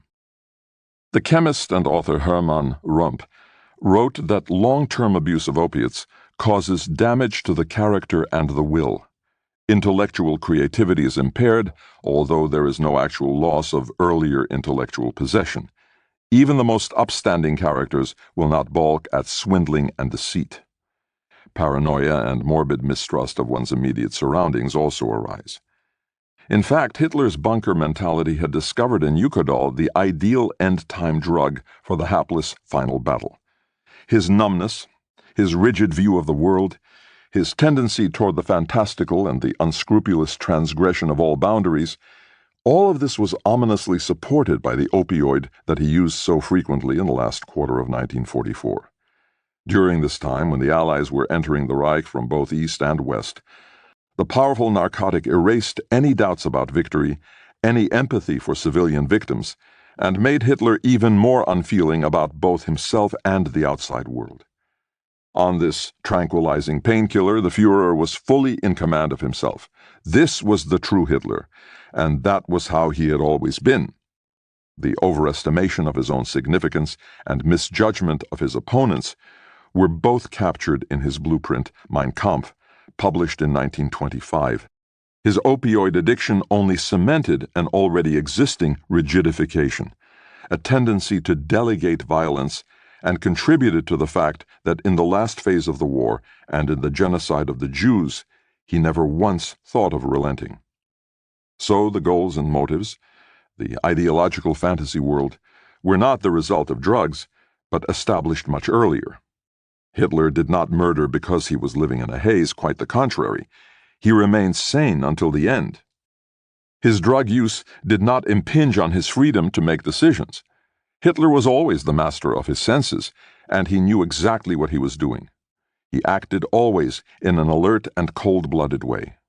Within his system, based from the beginning on intoxication and a flight from reality, he acted systematically and with terrible consistency to the end. He was anything but insane. A classic case of actio libera in causa, he could go on taking as many drugs as he liked to keep himself in a state in which he could commit his crimes. It does not diminish his monstrous guilt. 4. The Wonder Drug, 1944 to 1945. The Evil Wound, How to Heal It. Richard Wagner, Tristan und Isolde. In the second half of 1944, Hitler's soldiers lost on all fronts. Paris fell to the Allies at the end of August. On August 23rd, the Wehrmacht had to move out of Greece and was in retreat across the whole of southern Europe. On September 11th, American troops reached the German border near Trier. Wherever you looked, the blood-drained, exhausted, overpowered Wehrmacht was fighting a losing battle. Now only Pervitin helped soldiers either to keep going or to flee the enemy. One tank commander reported laconically, "We are driving without stopping until we are out of Russia. We swap over every 100 kilometers, gulp down Pervitin, and stop to fill up." Studies show that 2/3 of those who take crystal meth excessively suffer from psychosis after 3 years. Since Pervitin and crystal meth have the same active ingredient, and countless soldiers had been taking it more or less regularly since the invasion of Poland, the Blitzkrieg on France, or the attack on the Soviet Union, we must assume psychotic side effects, as well as the need to keep increasing the dosage to achieve a noticeable effect. It is no wonder that Pervitin fever should have flourished in 1944 as well. A letter from the Temler Works to the General Commissar of Health and Medicine shows that even a few months before the end of the war, the company requested distribution of the raw materials ephedrine, chloroform, and hydrochloric acid for the production of Pervitin. 4 million tablets were to be pressed from these for armament and war. Because of the British bombings, the laboratories have been transferred to the little half-timbered town of Meisenheim in southwest Germany, to a brewery, in fact, where the two favorite drugs of the wartime Germans were now being manufactured under a single roof: beer and meth. The Luftwaffe didn't stop using performance-enhancing drugs either. An official scientific and medical conference in July 1944 was devoted to that very subject. The Army Medical Service also used Pervitin, namely for transporting the wounded. In November 1944, the senior doctors of the medical trains of Army Group A set up experiments in which they compared the effect of morphine with the effect of a cocktail of morphine and Pervitin. It turned out that even severely wounded patients could be kept in a good state of mind if they were given 2 Pervitin pills as well as an opiate injection. Their spirits improved as their desire to get better was intensified, which made their redeployment all the more likely. But many soldiers didn't want to be redeployed. They were exhausted, run down, and they needed longer and longer periods of recovery. For many, the propaganda slogans about fighting to the last cartridge rang hollow. No more talk of eagerness. The mood was downcast. But there was no letting up. A typical daily order from Field Marshal Gerd von Rundstedt ended with him saying that the hour decreed that they must recklessly advance. One instruction from Supreme Command reads, "Stress and losses are possible. Medical considerations cannot be taken into account. The situation requires all it takes," and this, of course, included chemicals. Ideology had long lost its hold, and the leadership could think of nothing to motivate their soldiers apart from the increasingly shallow-sounding formula of a final victory. So the Wehrmacht decided to develop new preparations that linked so powerfully with receptors in the central nervous system that even soldiers who were as good as dead would pull themselves together trying to mutate into victors on the battlefield. As fanciful as it seems, in parallel with the laborious efforts to develop a miracle weapon amid the heavy losses of this final phase, the search for a miracle drug that would turn the tables by chemical means was now operating at full blast. On-site visit, Medical Academy of the Bundeswehr, Munich. The Bundeswehr, the current German army, bases its medical academy, the contemporary equivalent of the MA, where Ranke had undertaken his Pervitin experiments, in a former SS barracks. Instead of the questionable meth pusher of the Wehrmacht, I find myself talking to a friendly Dr. Volker Hartmann, who is the captain of the Navy Medical Corps. He leads me across the enormous military compound, past a tank emblazoned with a Red Cross insignia and a grounded medical helicopter. "Threat level Alpha," a sign announces. Hartmann is reassuring. "This means everything's okay." In line with this, Hartmann sets out his very personal vision of a future German army, arguing in favor of entirely humanitarian deployments without weapons. The Germans can't fight properly anymore anyhow. And perhaps they shouldn't. Our strengths lie elsewhere. Hartmann, at any rate, has served almost everywhere, as a ship's doctor on the training bark Gork Volk, on a frigate off the coast of Lebanon, on a supply ship at the Horn of Africa, in Banda Aceh in Indonesia as part of the Bundeswehr's tsunami relief, in Kosovo, and in Afghanistan. In Mazar-e-Sharif, he was commander of the medical task force for the German Medical Service. When the head of a company requested the upper modafinil for operations against the Taliban, Hartmann refused to issue the prescription. Modafinil is a psychostimulant, and its precise mechanism of action is still unknown. In sport, the substance is forbidden as a doping agent. School pupils and students sometimes use it as a smart drug to increase concentration and performance. I didn't want to be responsible for possibly addicted soldiers, quite apart from the ethical and political significance, he says, explaining his decision. I confiscated it all. The military and drugs is a field Hartmann has been working in for many years. Among other things, he revealed the extraordinary story of the German Navy's attempts to develop a miracle drug during the final phase of the Second World War.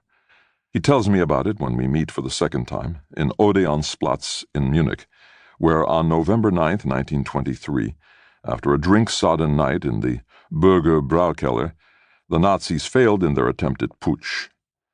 Now it is late September, a mild evening. The offshoots of the Oktoberfest are raging around us. A lot of people in traditional costume, a lot of beery good humor swills about in the air. When Hitler's putsch happened, the Bavarian police stood over there and fired, Hartmann says, pointing at the spot. One of the first Nazis to be fatally wounded had linked arms with Hitler and pulled him to the ground. At the same time, Hitler's bodyguard was peppered with bullets and fell on top of him. More than a dozen were shot dead on the spot, as were 4 policemen and a bystander.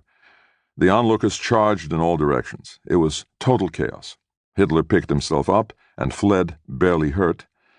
Sometimes history is determined by chance. We sit down in the nearby Pfalzer Residenz Weinstube, a wine bar whose facade bears a plaque to the 4 dead Bavarian policemen, the first victims of the Nazis. Inside we order a white wine spritzer, which during Oktoberfest, where beer reigns, almost seems heretical. Hartmann gets into his stride. It's a dirty story about the Navy, which likes to present a clean, proper appearance, trying hard to be a model of moral integrity. The quest for the miracle drug. The real war will never get in the books. Walt Whitman. In the German Navy, there was a senior officer called Helmuth Heyer. In the 1950s, he stood for Parliament on behalf of the conservative Christian Democratic Union. But on March 16, 1944, he still wanted to win the Second World War and was sitting with 2 colleagues in a meeting room in the coastal city of Kiel. Heyer was a commanding admiral of the so-called small battle units, the Käferbande, and directly answerable to the Naval Supreme Commander, Karl Dönitz, who for a few days would become Hitler's successor in early May 1945. The situation at sea wasn't promising for the Imperial Navy, as it chose to call itself in contrast with the National Socialist Luftwaffe. The battle in the Atlantic was lost. The British had cracked the radio code that the Germans assumed was unbreakable. Because of Allied air superiority and the resulting heavy losses, not to mention bad planning in the armaments industry, the U-boat war had to be suspended. Since then, the Allies had been bringing in supplies from America to Britain and preparing for the invasion of Normandy. That was precisely what Heyer wanted to prevent with his new units in the spring of 1944. Hitler hailed the small battle units as a real chance to stop the Allied landings. If I've got them, I can resist the invasion. Even during an arms conference in early January 1944 at the Wolf's Lair, in the presence of the arms minister, Albert Speer, and the head of the SS, Heinrich Himmler, as well as several field marshals, Hitler had demanded the accelerated production of the supposed miracle weapons in which he put so much hope. These were new kinds of 2-man U-boats, midget submarines, and 1-man torpedoes.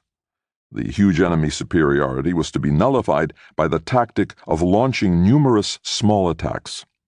It was David versus Goliath, albeit less biblical. The Käferbande were seen as the new celebrity units of the Navy. Their special operations would be based on surprise effects, on their not being discovered or located. The supposed aim was to creep up to the big enemy ships, ready the torpedo, and attack. Therefore, they would have to spend several days and nights uninterruptedly underwater, distinctly longer than the 48 hours for which a high dose of Pervitin would have kept them awake. No special naval training was planned for these life-threatening operations. Instead, there would be special drugs that far surpassed everything that had gone before. If there was ever a time in this war when perseverance was necessary, this was it. In the spring of 1944, Hea frantically tried to find a quickly available medication that will keep soldiers who are on solo operations for longer than usual and for those who are not in a position to sleep awake and ready for deployment. The drug was also supposed to boost the soldier's confidence and mobilize his reserves of strength. But who could develop such a substance? In civilian life, Professor Dr. Gerhard Orzechowski, Naval Staff Surgeon and head pharmacologist of the Naval Supreme Command on the Baltic, was a professor of pharmacology at Kiel University. During the German occupation of France, he worked in the Naval Medical Research Institute for U-boat medicine in Carnac in Brittany, where he had studied performance-enhancing substances. The bespectacled scientist seemed like the right man for the experiment of squeezing the last residues out of the battle-weary troops, pepping up the many sub-fighters, and forcing through the final victory by means of pharmacology. Orzechowski's explicit goal was to use chemicals to make man a beast of prey. Such an approach suited Hea, since he wanted to deploy the one-man fighting boat known as a Neger, Negro, a play on the name of its inventor, Richard Moore, i.e. Moore. It was shaped like two torpedoes, one on top of the other, the lower one being the weapon itself. In the upper part were the control seat and the pilot's cockpit, protected by a watertight plexiglass dome, a ride on the bomb. Through a simple iron sight's visor, the combination of carrier torpedo and live torpedo could be aimed at a target. With good vision, the pilot launched the weapon by foot pedal. Then he had to speed back to the safety of the harbor, an uncertain endeavor given the U.S. fighter bombers' target shooting at those plexiglass domes poking out of the water. For these kamikaze commandos, Orzechowski suggested 10 different preparations under the abbreviations D1 to D10, Drug 1 to Drug 10. They consisted of different quantities of eucodol, cocaine, Pervitin, and dicodid, a semi-synthetic morphine derivative similar to codeine but considerably more potent. Those were the strongest known substances in the world, thrown together at random, a sign of how lax the Navy had become in its treatment of drugs and of how desperate the situation was. On March 17, 1944, the pharmacy of the Navy Hospital in Kiel produced 5 tablets of each of the 10 creations. A day later, 50 soldiers from the Blaukoppel training camp ingested them.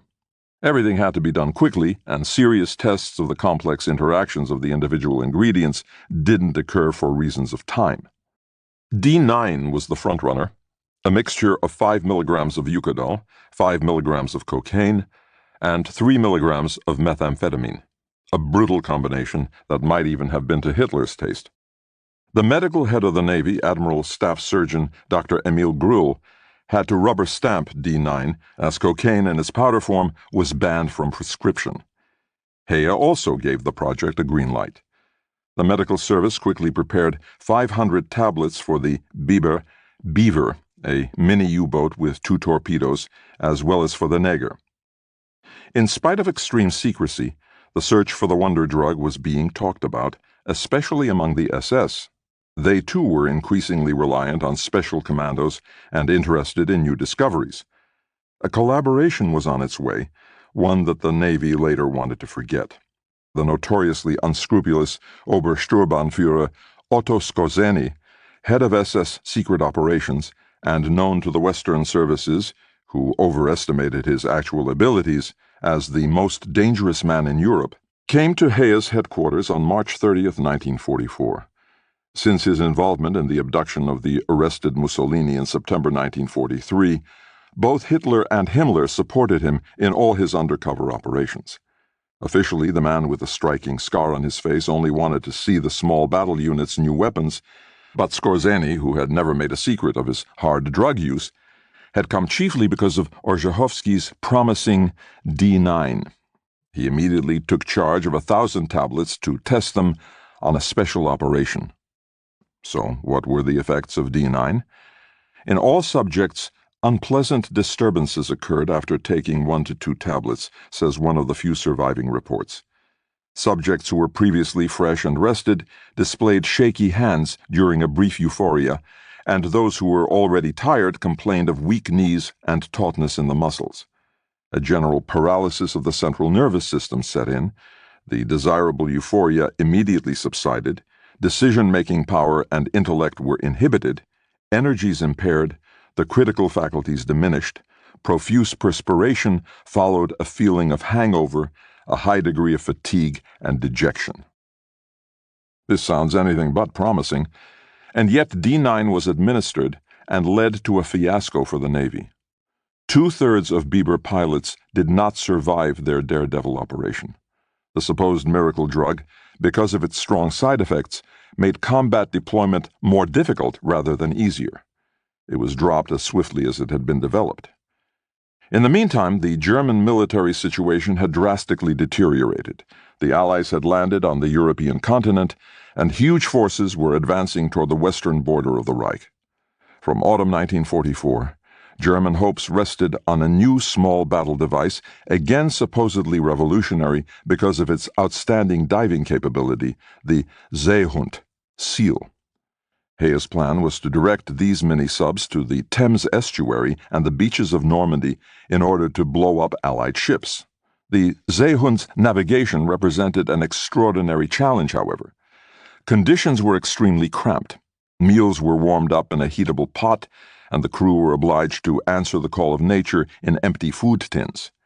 Bearing up for 4 days in this combat vessel will be difficult and not always possible without stimulants, wrote the Navy medical officer, Dr. Hans Joachim Rickert, who was now responsible for treating the Käferbande.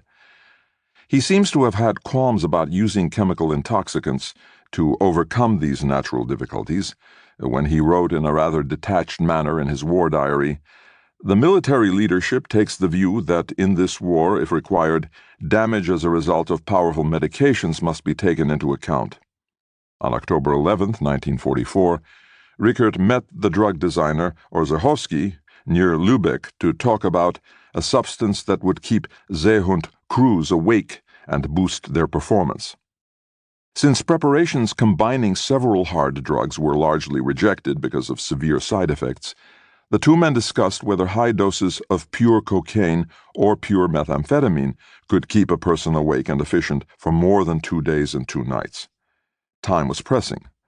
9 days later, on October 20th, 1944, Grand Admiral Dönitz visited the small battle flotilla, aware that Hitler was breathing down his neck with his belief in this new miracle weapon.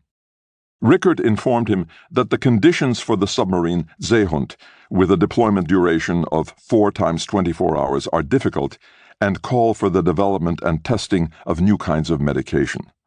To avoid a further disaster like the one that had occurred with D9, the decision was made to carry out experiments beforehand, to establish the tolerability and effectiveness of high doses of cocainum hydrochloricum in pill form, high doses of Pervitin in chewing gum, and smaller doses of cocainum hydrochloricum and basicum in chewing gum.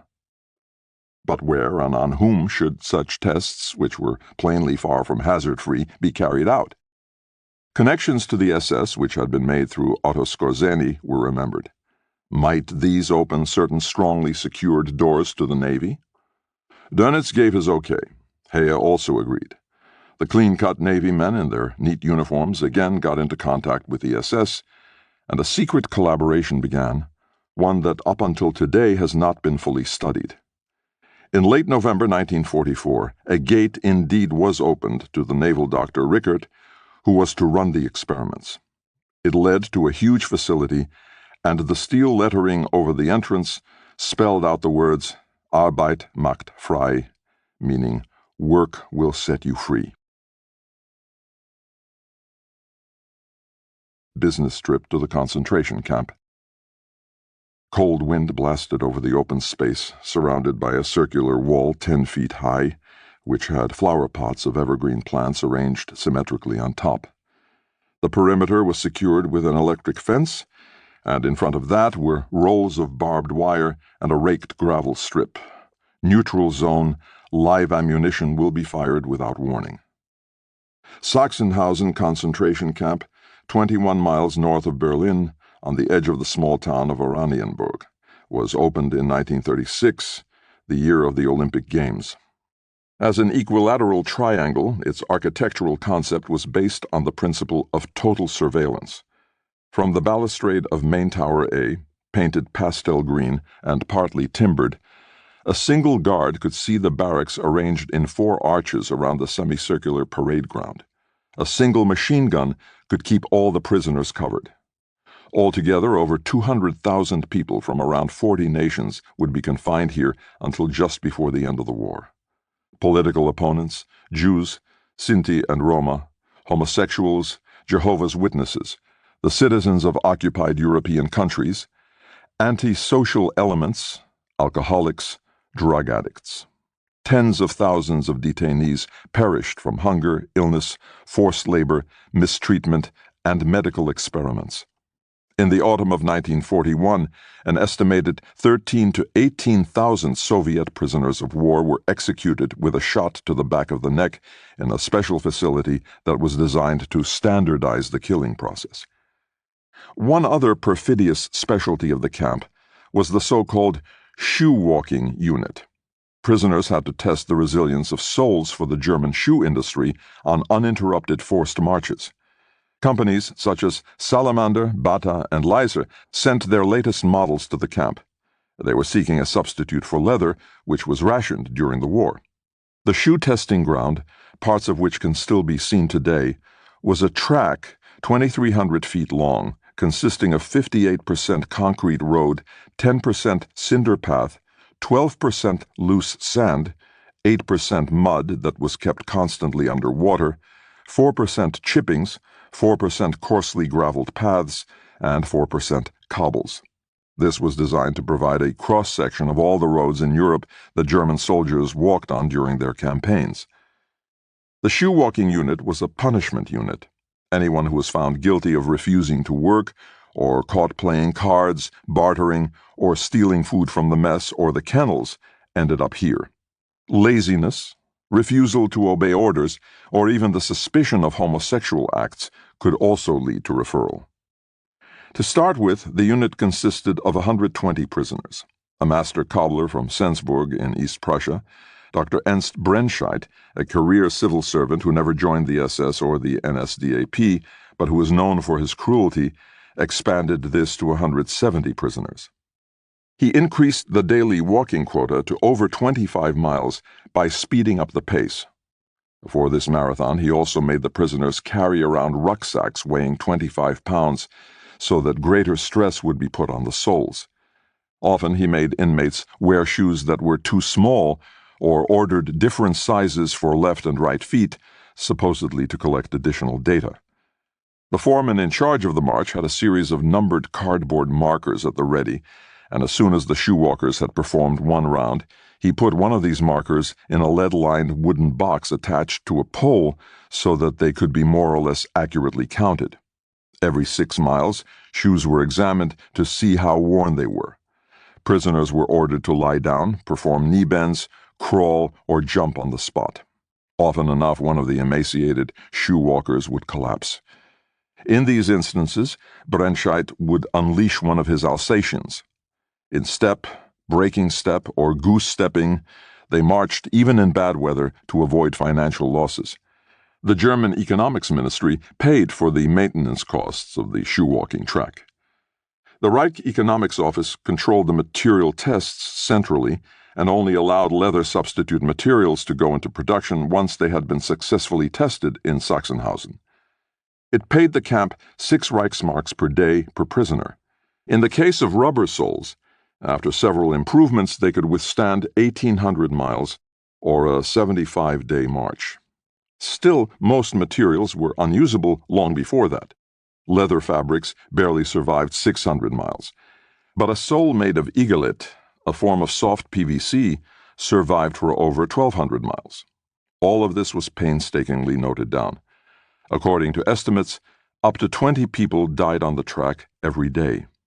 The SS called this extermination through labor. Pill Patrol. From November 17th to 20th, 1944, the Navy hired the shoe-walking unit for a secret command. On the first evening at 8:30 on the dot, the prisoners were given high doses of drugs by the naval doctor Rickert.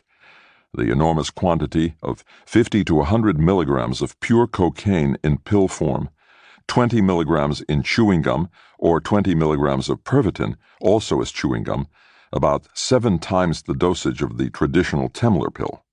30 minutes later, the effect set in, and the march on the testing track began, a walk that literally lasted to the end of the night. Between 4 and 5 o'clock in the morning, 7 or 8 hours of tramping in the dark later, most of them gave up because they were footsore. The camp inmate, Odd Nansen, later co-founder of UNICEF, described the experiments. Just now a singular patrol is marching round and round the parade ground interminably. All are kitted up and sing and whistle as they walk. That's the pill patrol. They're being used to test out a new energy pill. How long can they keep going full steam on it? After the first 48 hours, it's said that most of them had given up and collapsed, although the theory is that after taking this pill one can perform the impossible. No doubt the Germans could use a pill like that now. Rickert's notes do not mention the abuse that the inmates were subjected to during this torture. Experimental subject number 3, the 23-year-old Gunther Lehmann, was the only one still walking the next morning. He had taken 75 milligrams of cocaine and went on performing his lonely rounds, a total of 60 miles without fatigue, as the experimental records cynically put it. At 1 o'clock he was sent to the barracks to join the others. All the pumped-up inmates waited there until the evening, unable to sleep. At 8 p.m., the drug experiment was repeated. Another sleepless night for the prisoners, totally blitzed on strong cocaine, on strong crystal meth, in the concentration camp.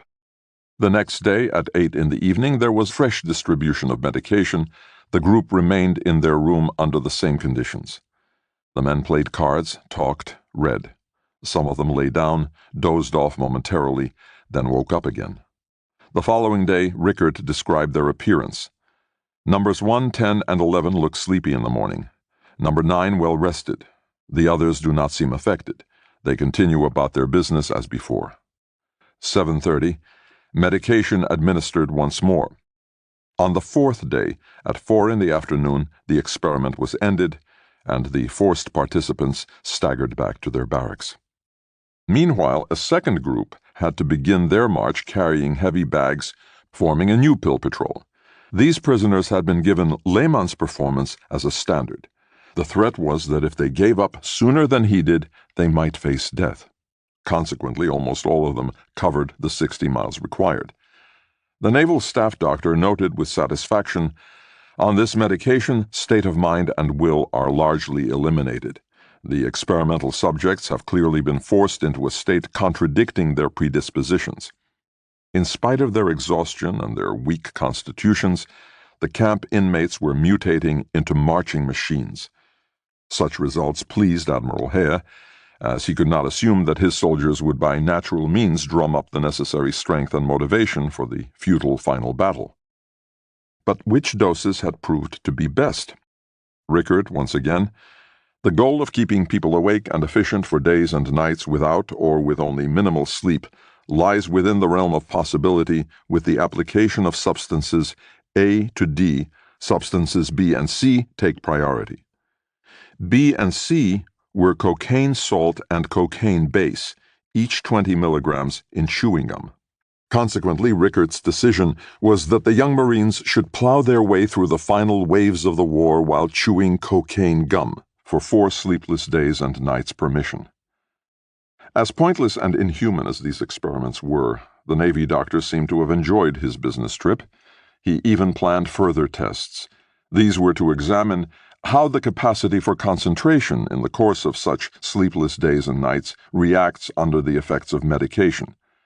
Due to time constraints, or perhaps because the Allies were advancing steadily further, these follow-up experiments were never carried out. There were no members of the Navy Medical Service among the accused at the doctors' trials in Nuremberg. Even after the war, they always claimed never to have had anything to do with the SS, but that is not the case. The quest for so-called performance-enhancing drugs, which had begun at the Military Medical Academy with Ranke, had perverted into enacting experiments on human beings at concentration camps authorized by the German Navy. Going under. On December 7, 1944, Dönitz stood in Dresden in front of 5,000 members of the Hitler Youth. Most in the crowd were only teenagers, 15 or 16, and there were even 10 to 12-year-olds. On the podium, beside the microphone, a mini U-boat had been positioned, looking like a large-scale urn decorated with garlands of flowers. The Grand Admiral was hailing it as Germany's only hope of a final victory. The intention of his speech was to recruit volunteers.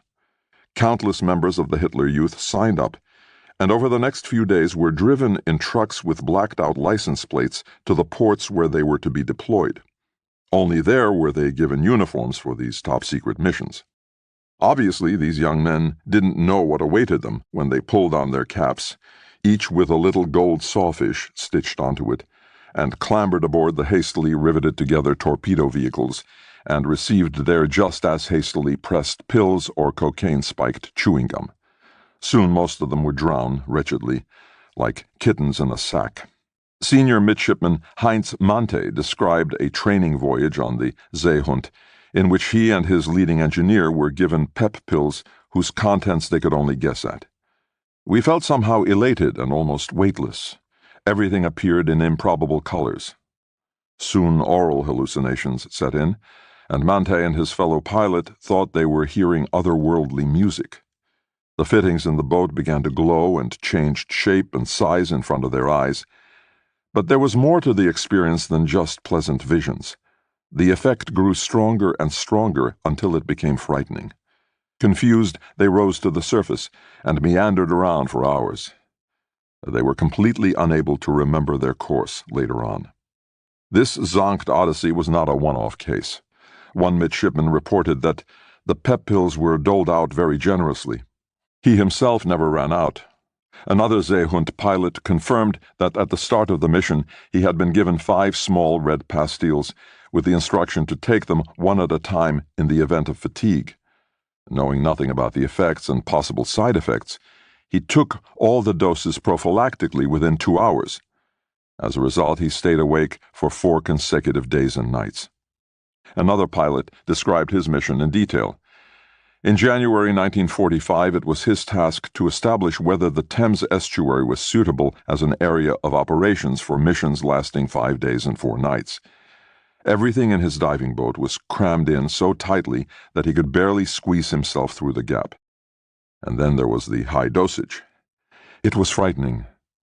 His seat was adjusted, he was strapped in, surrounded by defective technology and hastily cobbled together apparatus, cut off from contact with the outside world, inexperienced in navigation, alone on the high seas with a lot of drugs in his blood, in a metal box full of explosives. It is not a surprise that he didn't ever arrive at the Thames estuary. Others completely lost control of the situation. The drug took hold of one midshipman, and the constant rocking immediately affected his bowels. Meanwhile, the unchanging rhythm kept pumping from the engines like a heartbeat. When he had to take a pee, he did it sitting down right into the bilge, where his turkey breast snack lay spoiling in the oily water. I had never been seasick, but now I threw my guts up and kept on spewing. It wasn't seasickness, it was sickness, and the temptation just to let everything go became stronger and stronger. We had now spent 2 days without proper sleep. I was sweating in spite of the cold. All that sitting was grueling. Rocking, stench, noise, damp.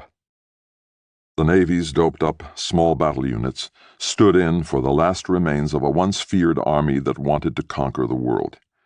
As late as April 1945, Seehunde were still setting off. One commander stated that he had taken several tablets even before the launch. On the high sea, he saw houses and streets appearing in front of him. Suddenly, I had the feeling that a crow was trying to hack away at the back of my neck. I jerked my head around and looked into the grinning engines of a Lockheed Lightning that was speeding toward us. At the same moment, 2 black dots came away from the body of the plane. He and his engineer somehow escaped unharmed. From the 5th until the 7th day of their mission, they each took between 15 and 20 tablets per day. A sorry record. When their mini U-boat reached the base at Imuiden, where the partially destroyed cranes of the docks stood out against the low sky, the men tied a white towel to the periscope and sat down with their arms round each other on the edge of the turret. They surrendered, regardless of whom they were surrendering to, regardless of what happened to them.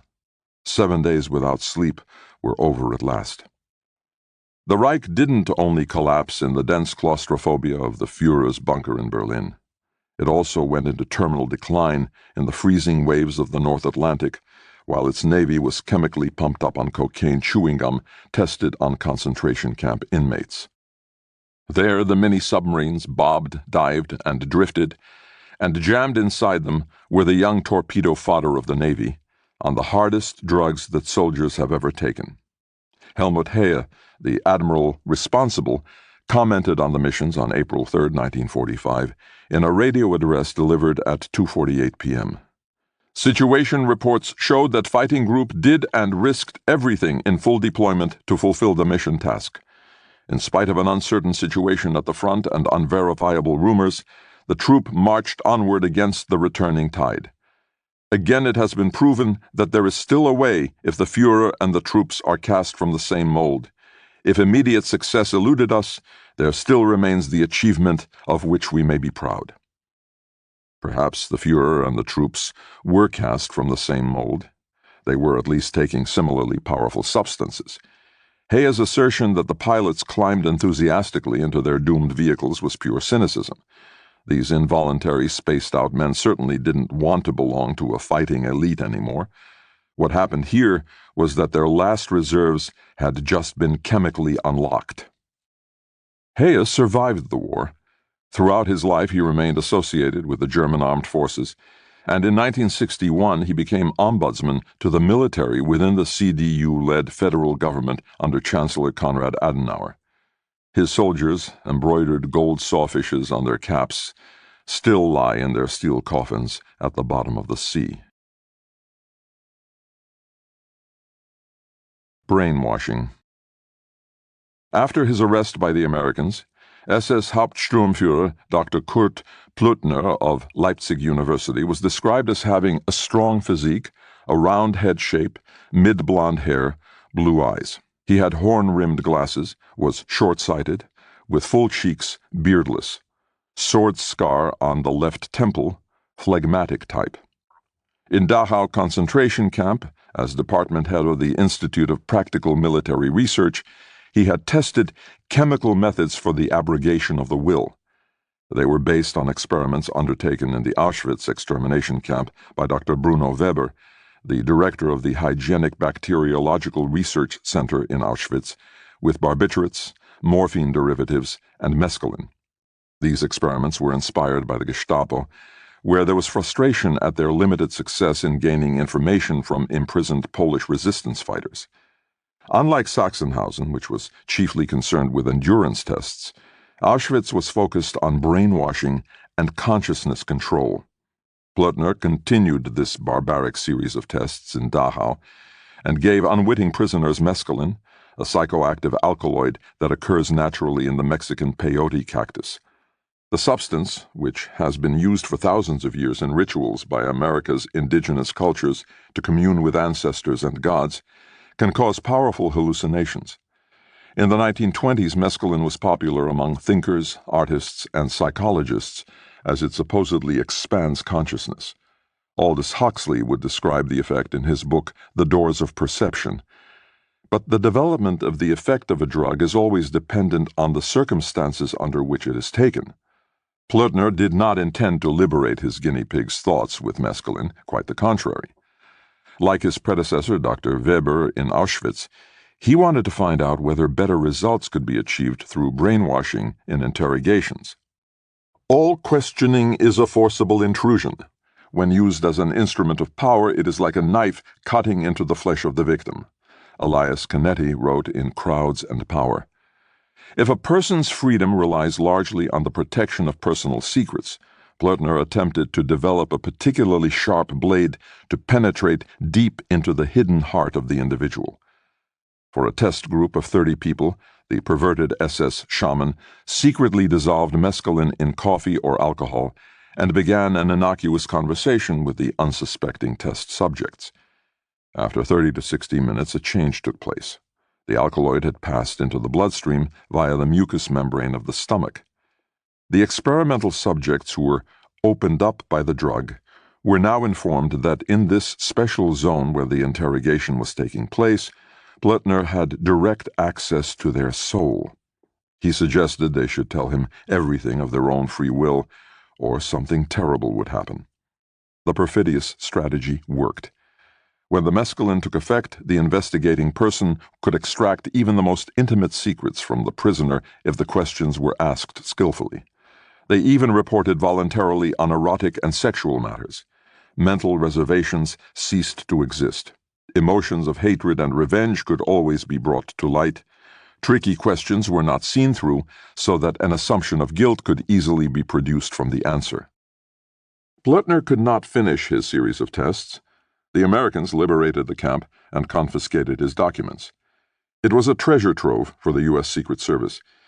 Under the leadership of Charles Savage and the Harvard medic Henry K. Beecher, the experiments were continued under the code name Project Chatter and other rubrics at the Naval Medical Research Institute in Washington, D.C.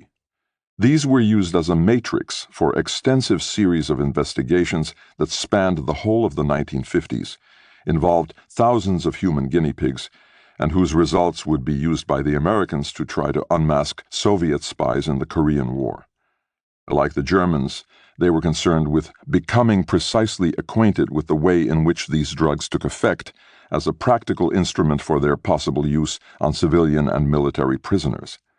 Just as the victorious United States appropriated the Third Reich's discoveries in rocket science and the exploration of outer space, the Nazi drug experiments were imported to explore inner worlds. The secret U.S. program MK Ultra, based on Blöttner's initial work, took mind control as its goal. The spelling with a K could be read as a nod to its German origins. Blöttner himself was never punished for his crimes, but lived in hiding in North Germany as Herr Schmidt until 1952. In the Soccer World Cup year of 1954, the medical faculty of Freiburg University appointed him as an extraordinary professor. Twilight of the drugs. The higher a man rises, the more he has to be able to abstain. If a street sweeper is unwilling to sacrifice his tobacco or his beer, then I think, very well, my good man, that's precisely why you're a street sweeper and not one of the ruling personalities of the state. Adolf Hitler. The first American convoy entered the conquered port of Antwerp on November 28, 1944. Allied supply routes were in this way secured. In December, U.S. troops advanced on a broad front from the west toward the border of the Reich. Morel wrote on December 9, 1944, about his visit to Hitler. Wanted to do without injection, but then on request, because of imminent major efforts, 10 ccm glucose plus homoceron, 10 ccm intramuscular. On the following night, Eucadal was also injected into the vein. During that winter, those major efforts were multiplying to an alarming extent. Hitler, self-stylizing himself as a kind of fleshly seismograph for the coming defeat, experienced the most intense levels of stress of his whole life, and the very greatest nervous tensions caused by imminent events and the constant terror attacks on German cities. He repeatedly professed he needed an injection to be able to endure it all. On December 10, 1944, he was traveling toward yet another of the Führer's headquarters, this time called Adlerhorst, Eagle's Eyrie, near Bad Nauheim. From here he planned his illusory blow against the West, the Second Ardennes Offensive. His personal physician noted, Called 4:30 this morning, Führer having convulsions again. Eucadol-Upavarine IV. Most exciting day of whole life. A great victory must be won. 11:30 in the morning. Führer still having convulsions and has had no sleep, although big discussions are constantly necessary. Departure dependent on a few important pieces of news that are awaited. Larger injections in the train not possible because of inevitable cold when stepping outside, but in his view, one more big intravenous injection necessary. On December 11th, the desolate luxury train arrived at the new headquarters in the Taunus mountain range near Frankfurt at the crack of dawn. Hitler summoned the commanders of the Western Front, who had for security reasons been divided into two separate groups. Everyone's guns and bags were confiscated, and then the baffled generals were driven back and forth through the bare winter forest to make them lose their bearings. At last they stopped in front of a bunker. The generals walked between rows of black-clad SS men toward a bent figure with a pale, sunken face collapsed on his chair with trembling hands, hiding his left, violently twitching arm to the best of his ability, as General Hasso von Manteuffel described him. The frightening, drooling wreck's name was Adolf Hitler. He had just slurped down 2 rice gruel soups to give him some strength and acted as if he had the situation under control. He set out a kind of attack plan to the toadying officers, but had to admit that this was a gamble and was disproportionate to our available forces. In Morell's notes, the ghostly meeting is whitewashed thus. Führer had discussion lasting several hours with about 40 to 50 generals. Führer is supposed to have been very fresh and lively, inspiring and impulsive. Excellent health. This second Ardennes offensive proceeded quite differently from the first in the spring of 1940. This time it relied on tricks and the hope of bad weather, so that the Allied pilots couldn't bomb the remaining German outposts too easily. SS Obersturmbannführer Skorzeny was operating with 1,000 men in stolen American uniforms with D9 in their combat packs behind enemy lines to cause confusion. This spread a rumor that they were planning to assassinate the American commander Dwight D. Eisenhower, and for a short time some U.S. units were actually quite preoccupied by the extra security measures they had to put in place. But the superficiality of the German action soon became apparent. Both the Wehrmacht and Waffen-SS were knocked back amid great losses. On December 19, 1944, Hitler ate spinach soup and then ordered liver and Pervitin, requested because of current excessive work. So he was now taking methamphetamine as well. Morell doesn't say whether it was injected or taken orally. The former seems likely, since he mentions it in a single breath with the liver preparation that he always injected. After the war, Ernst Günther Schenk, formerly Himmler's nutrition advisor, claimed that patient A also took the stimulant orally on a regular basis as a clandestine mixture with the Nobel Vitamultin. He reportedly examined one of the gold-wrapped bars in the Institute for Defense Pharmacy at the Military Medical Academy and presumably discovered that it contained both Pervitin and caffeine. The Führer also spent New Year's Eve of 1944 to 45 in a state of intoxication. First, in combination with glucose, he took a hormone-rich animal liver injection. Then a holiday gift of Eucadol was taken intravenously. Although the dosage level went unrecorded, Morell did record the effect. Führer is almost calm, the trembling in his left arm, or rather his hand, only very slight. As usual, the state of the dictator's health was lauded to the outside world. In the edition of the weekly magazine Das Reich, published on the last day of 1944, Joseph Goebbels wrote, "The man whose goal it was to save his people and furthermore to shape the face of the continent is entirely averted from the everyday joys and bourgeois comforts of life. More than that, in fact, they don't even exist for him. You need only linger in his presence to feel physically how much power he exudes, how strong he is." The propaganda minister also had an explanation for the obviously poor posture of the head of state. "When he holds his head slightly bowed, it comes from studying so many maps. He is modesty personified. If the lunch and dinner tables of our whole nation were laid like that of the Führer, we would not need to be worried about German food supplies." The last large-scale attack by the Luftwaffe ended fatally on the morning of January 1st, 1945. Almost 1,000 planes launched for one final gasp. But in spite of strict secrecy, the Allied fighters and anti-aircraft defenses reacted very effectively, and several dozen Luftwaffe pilots turned out to have had their last ever rations of Pervitin. It was on the return flight of the ones who had escaped the enemy that the true disaster happened. The German planes came under heavy fire from their own anti-aircraft gunners who had not been informed about the mission. In this macabre way, the Luftwaffe destroyed itself against its own cloudy sky. After that, there were no more missions worthy of the name. On January 2nd, 1945, the first workday of the new year, which was the last year for National Socialism, Hitler felt well apart from the tension of the current offensive. He asked about getting rid of the tremor in his left hand. Tranquilizers needed but cannot be given because they would inhibit his powers of reason, on which the demands are constant and intense and of the greatest importance. This entry represents a turning point because afterward, Eucadol was not administered again. Had Morel recognized at last how lost Hitler was in unreal domains? Or did he want to reduce the quantity of drugs for a quite different reason, because he had a new concern, their increasing scarcity? The British were repeatedly bombing the pharmaceutical factories of the Reich and causing severe damage to German manufacturing capacities. 2 weeks before Christmas, the manufacturer of Eucadol and cocaine, the Darmstadt-based Merck Company, was hit. 70% of its facilities were in ruins. One employee reported, "During this time, the bulk of the workforce, 2,292 Germans and about 700 foreigners, were busy trying to bring order to the chaos of destruction. Productivity was, taken overall, extraordinarily low, as almost 2/3 of working time was lost to air raids." Could it be that Morel's supplies had run out, and there were no more on the way? On January 16, 1945, the Eagles Eyrie was evacuated. The Second Ardennes Offensive had failed pitifully.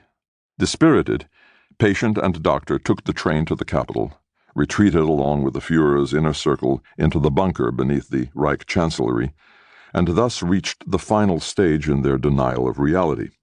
Once Morel had complained in a letter that he had only been in Berlin for a few days over the past few years and hadn't seen his wife for 6 months. Now he was back on the Havel and the Spree, but buried away under the ground like a mole. On January 17, 1945, a day after their arrival, Warsaw was seized by the Red Army. Stalin's troops were advancing inexorably. Last Exit Bunker. On January 30th, 1945, exactly 12 years after the National Socialists first seized power, the Red Army created a bridgehead west of the Oder and directly threatened Berlin. At the briefing session on the same day, which was followed by his final radio address, Hitler appeared in a euphoric mood once again. On February 3rd, 1945, 2,264 tons of bombs fell on the Reich capital. Thousands of people died. The U-Bahn was hit in 50 places at once. A packed overground train was struck just as it was leaving Belle Alliance Platz, now Hallische Tor. The sky had a blood-red glow. The survivors hurried through dense palls of smoke. At Schlesisches Tor, another underground station, a big banner hung for a few hours. "We want peace one way or the other."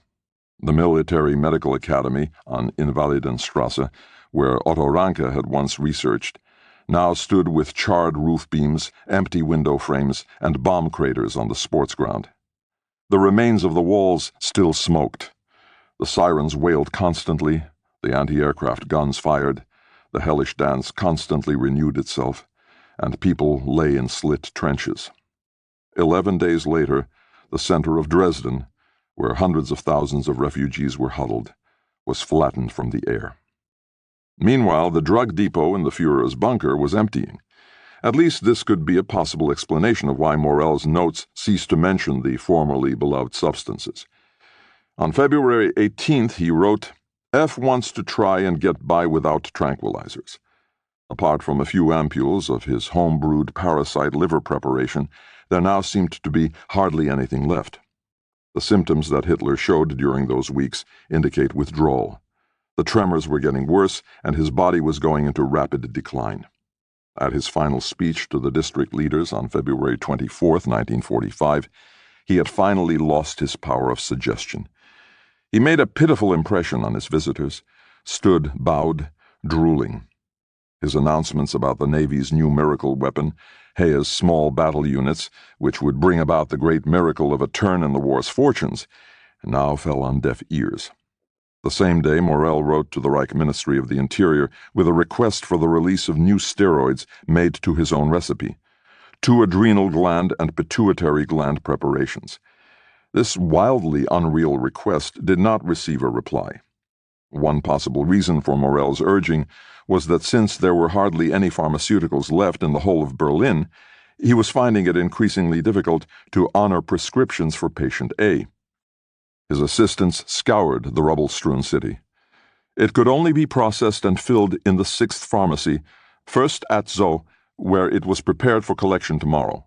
Medication is very hard to get hold of, even for the main medical depot of the SS main office. Most are discontinuing supplies because the factories have been bombed out. The worst thing that could happen to a dealer happened to Morell. His source had run dry. It is the cardinal sin of the provider to suddenly be out of the product. For 4 to 5 days the patient has been extremely pensive and has a weary, exhausted appearance. He wants to try and manage without tranquilizers, said Morell, commenting on the shortage, and added with a note of concern, "The Führer is acting rather strangely toward me, short and in an irritable mood." None of this is proof, yet it is a set of clues that suggest that in the last quarter of 1944, Hitler had become addicted to Eukodal and now yearned for the narcotic. It was unlikely he voiced such a wish aloud or explicitly in those final weeks in the bunker at the Reich Chancellery, but the signs indicate that he was gradually understanding what he had allowed to happen to him, and what a pharmacological blind alley he had ended up in. The end of the final battle was approaching, and Hitler had lost his high, his Führer's rush, once and for all. He dragged himself painfully along the low passageways of the catacombs, thrust his torso forward, pulled his legs after him, tipped to the right, supported himself on the bare wall, and shuffled back from sitting room to conference room. All his energy for self-stylization gone. Whatever the reason for his abstinence from Eukodal, without the drug, all that was left behind was a shell of a man whose uniform was spattered with rice gruel. Without the substances to which his body had become accustomed, his system ceased producing endorphins. His dopamine and serotonin balance suffered along with his sympathetic nervous system.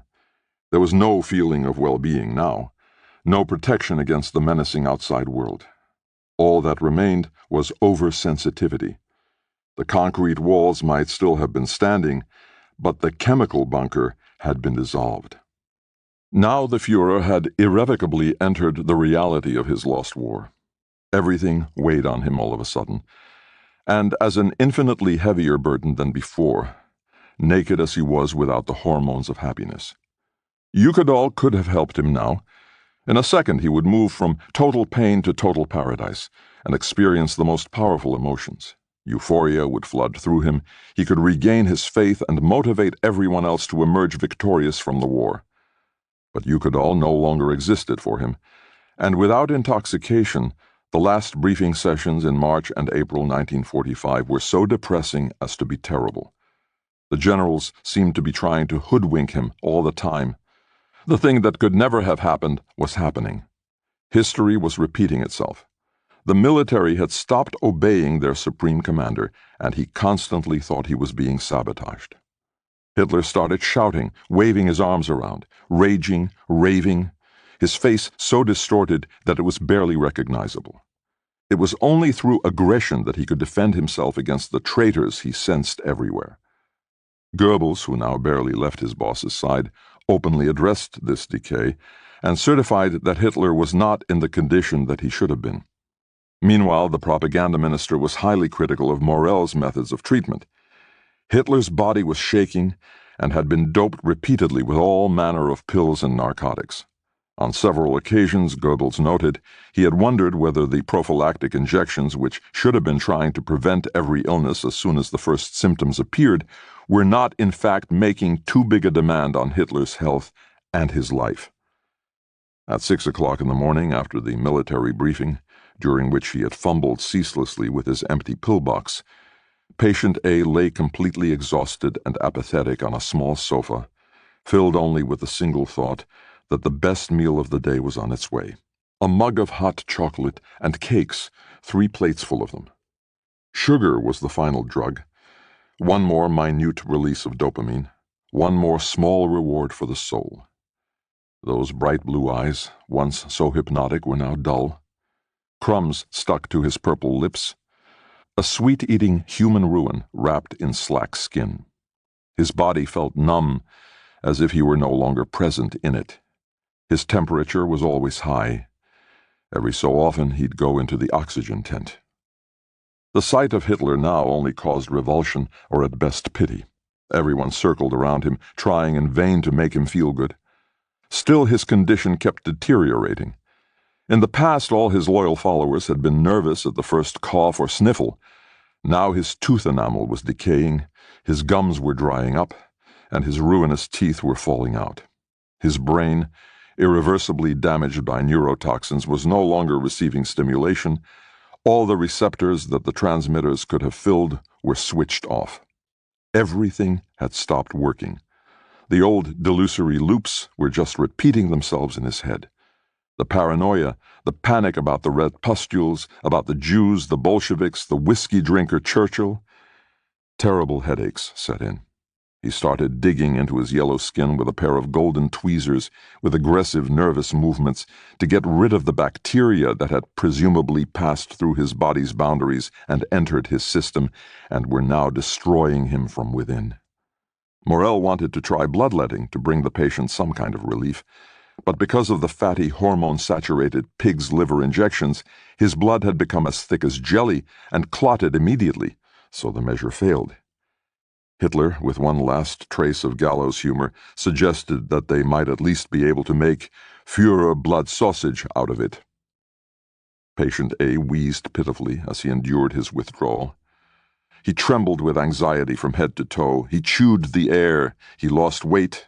His kidneys were failing, and so too was his circulation. He could barely concentrate now. He was tormented by a painful yearning, an unquenchable thirst from each cell of his body. His left upper eyelid was so swollen that he couldn't see out of his left eye, and he kept pressing and rubbing at it. But the Führer does not want to wear an eye patch.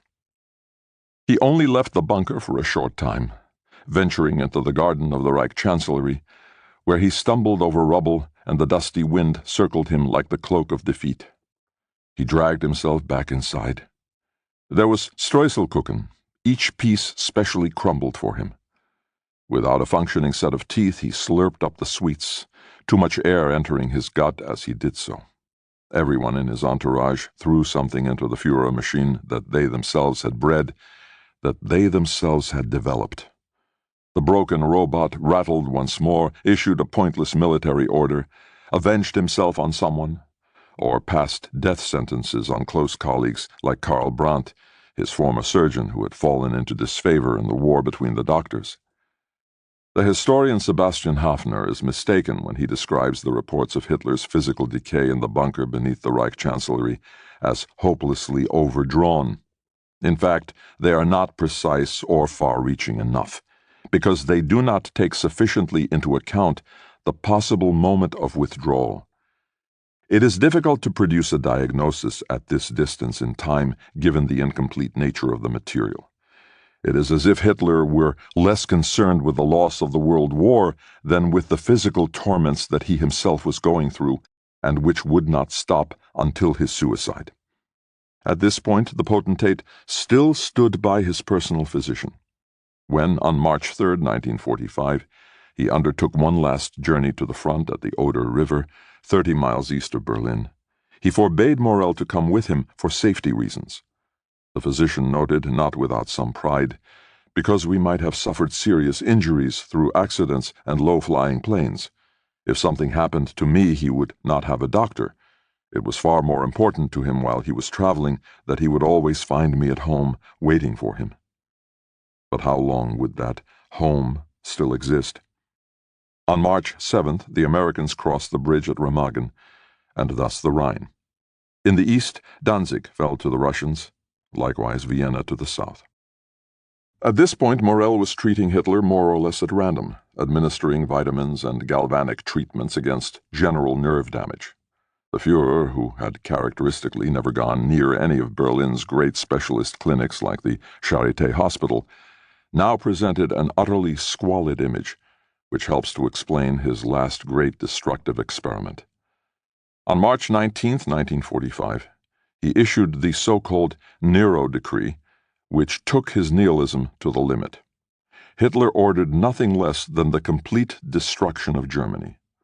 All military transport and communication facilities, industrial establishments, and supply depots, as well as anything else of value within Reich territory, are to be destroyed. All locks, weirs, dams, canal bridges, and harbor facilities were to be blown up. All electric cables pulled up. All banks and any remaining cultural monuments were to be leveled. Because of a lack of resources, this final product of his hatred was never fully realized. The German Reich's destructive powers were finally spent, and the supplies in Hitler's medicine cabinet were similarly exhausted. On April 8th, Morell informed his patient that there were no more Vita-Multin bars left. The supplies that still existed were now injected. Obscure substances such as Strophantose 1 and 2, Benerva Forte, Betabion Forte, Omnidin, hastily requisitioned remnants.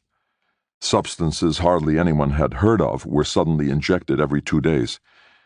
In the late phase of the war, these drugs were thrown onto the chemical front in the same way as the 14-year-olds who had just been sitting at their school desks were now manning the flak. On April 16, 1945, the direct assault on Berlin began. 4 days later, patient A celebrated his last birthday. Morell's hands were shaking, and he had a blackout when he was trying to give Hitler his birthday injection. Attending physician Stumpfegger was summoned and applied everything the drug cabinet still had to offer. Strophantose Betabion Forte IV plus Harmin, the latter an alkaloid made from Syrian rue. Together with this, Morell added rather desperately, "I replaced the heart capsules with liver, which is intended to achieve a highly stimulating effect." The dismissal. "I will leave all the men of history behind me. I want to be the greatest, even if the whole German people perishes in the process." Adolf Hitler to Theodor Morell. The next day, while the Russians shelled the city center with their Stalin organs, Hitler's personal physician was sacked. What was the point of a dealer who was out of stuff and in such poor shape that he couldn't even give an injection? "Do you think me a fool?" Hitler yelled at the dumbfounded Morell, who was paying him a visit carrying a tray with a caffeine injection that he'd managed to drum up from somewhere. "You probably want to give me morphine," Hitler raged. When Morell protested, his patient grabbed him by the collar and spat, "Go home, take off your uniform, and act as if you've never seen me."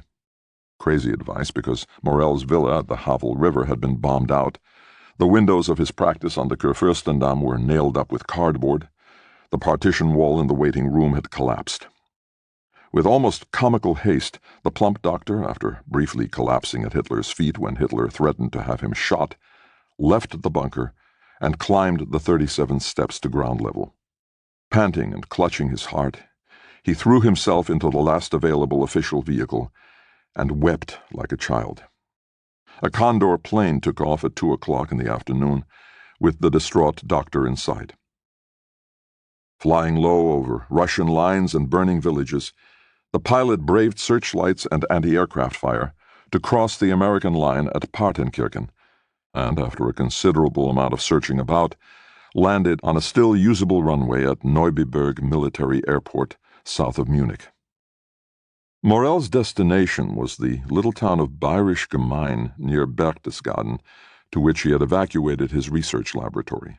For a few days there he acted as if all was somehow well, frantically immersed himself in his correspondence, attended to his collapsing pharmaceutical business, tried to operate his half-assembled electron microscope, a present from Hitler, and spoke with his last remaining employee. Probably already in a state of quasi-insanity, he asked the Revenue Office for a deadline extension on his profit, corporation, and business tax declaration, since due to staff difficulties we are unable to deliver our final version any sooner. The final poison. I'm not doing politics anymore. It repels me so much. Adolf Hitler. Goering, too, in a ridiculous camouflage uniform bursting at the seams, had fled to southern Germany. If he had to fall into anyone's hands, he wanted it to be the Americans, not the Soviets. Referring to Hitler's inability to act, he sent a telegram from Bavaria to the bunker, emphasizing his ambitions to become Hitler's successor. Hitler raged about his deputy, accusing him of weakness and betrayal. He had known for a long time, he said, that Goering was a morphine addict, and stripped him of all positions and offices. On April 27th, Hitler gave his followers potassium cyanide, regretting in a broken voice that he could not offer them anything better. Goebbels's wife, Magda, gave 6 of the capsules to her children. Patient A had his dog Blondie poisoned as a test. He didn't yet lay a hand upon himself. In his political testament, which he could barely sign because his hands were shaking so much, while dying of his own toxins, he raged one last time against the Jews.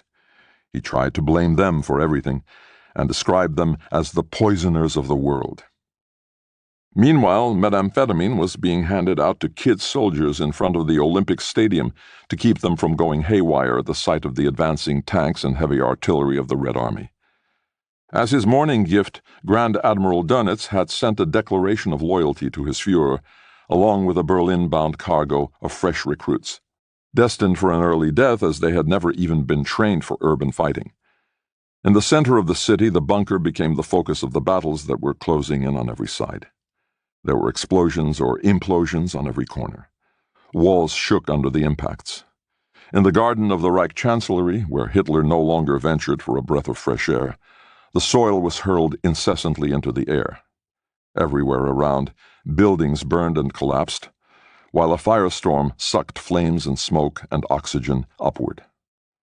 The place where this downfall occurred was far from silent. It was an inferno, the end of a terrible journey, a phase of madness that had lasted for 12 years, in which men had been afraid of reality, had tried to flee it more and more, and in the process had brought the most terrible nightmares to fruition. During those final hours, Hitler was devoured by his imaginary bacilli. Throughout the whole of his life he had tried to eliminate them, but it hadn't worked. Now he planned a double suicide. He had engaged in intense discussions about the problem with his closest circle. What if his hand shook too much when he pulled the trigger? The man who had brought about so many terrible things would now escape responsibility, and because there was no Eucadol left for a golden shot, he opted for the bullet. Only the pistol is stronger than the needle. He hastily married Eva Braun, who had traveled to the besieged city, as Hitler dramatically described it in his personal testament. After the ghostly wedding ceremony, spaghetti was served, with tomato sauce on the side, hydrogen cyanide for dessert, and a bullet in the brain from a 6.35 millimeter Walther. On April 30th, 1945, at about 3:30 p.m., patient A perished from his own system of repressed reality, overdosing on his own poisonous mixture. His bid to make the world rise up in a state of total intoxication was condemned to failure from the outset. Germany, land of drugs, of escapism, and world-weariness, had been looking for a super junkie, and it had found him in its darkest hour, in Adolf Hitler. Morell's implosion. When Hitler's suicide became public, obedient compatriots followed his example all over the Reich. Honor demanded it, or the fear of consequences. In the city of Neubrandenburg, for example, There were over 600 spontaneous suicides. In the little town of Neustrelitz, 681. Over 100,000 in Germany as a whole. 35 Army generals, 6 Luftwaffe generals, 8 Navy admirals, 13 Waffen-SS generals, 5 police generals, 11 of the 43 Gauleiter, leading heads of the Gestapo and of the Reich Security Main Office, some senior SS and police leaders. They all fled reality, following their Führer one last time. On May 8, 1945, the Wehrmacht surrendered. Some of the drugged-up underwater combatants from Hee's Kehrverbande weren't aware of this, and high as kites went on fighting for another 4 days and nights until May 12th in a war that had ceased to exist. In mid-May 1945, Theo Morell was tracked down by a New York Times reporter, Tanya Long, to his hiding place in Bavaria. Her article appeared a few days later under the headline, "Doctor Describes Hitler Injections." Shortly afterward, the former personal physician was taken prisoner by the Americans in Bad Reichenhall and remained there for almost 2 years.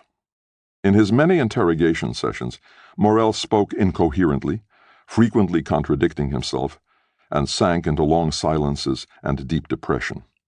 Everything he had built up, his one-man pharmaceutical empire, was destroyed. Unlike many others, Morell did not make the transition into a new age.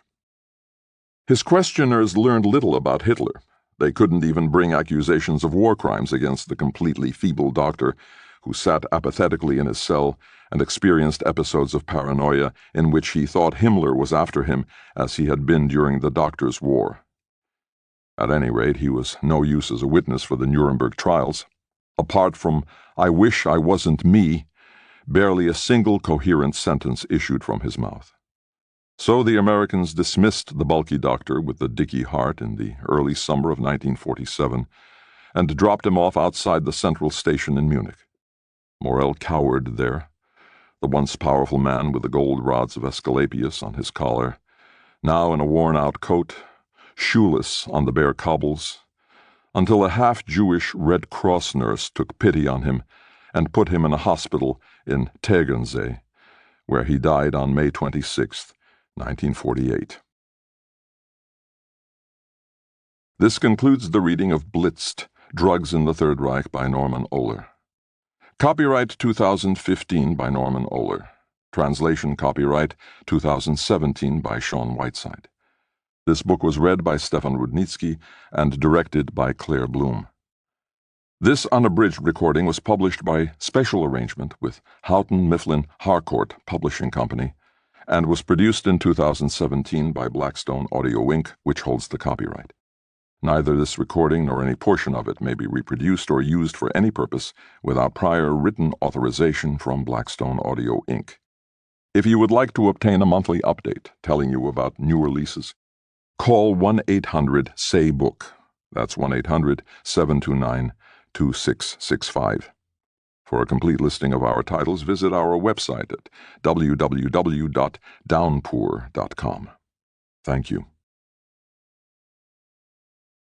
Audible hopes you have enjoyed this program.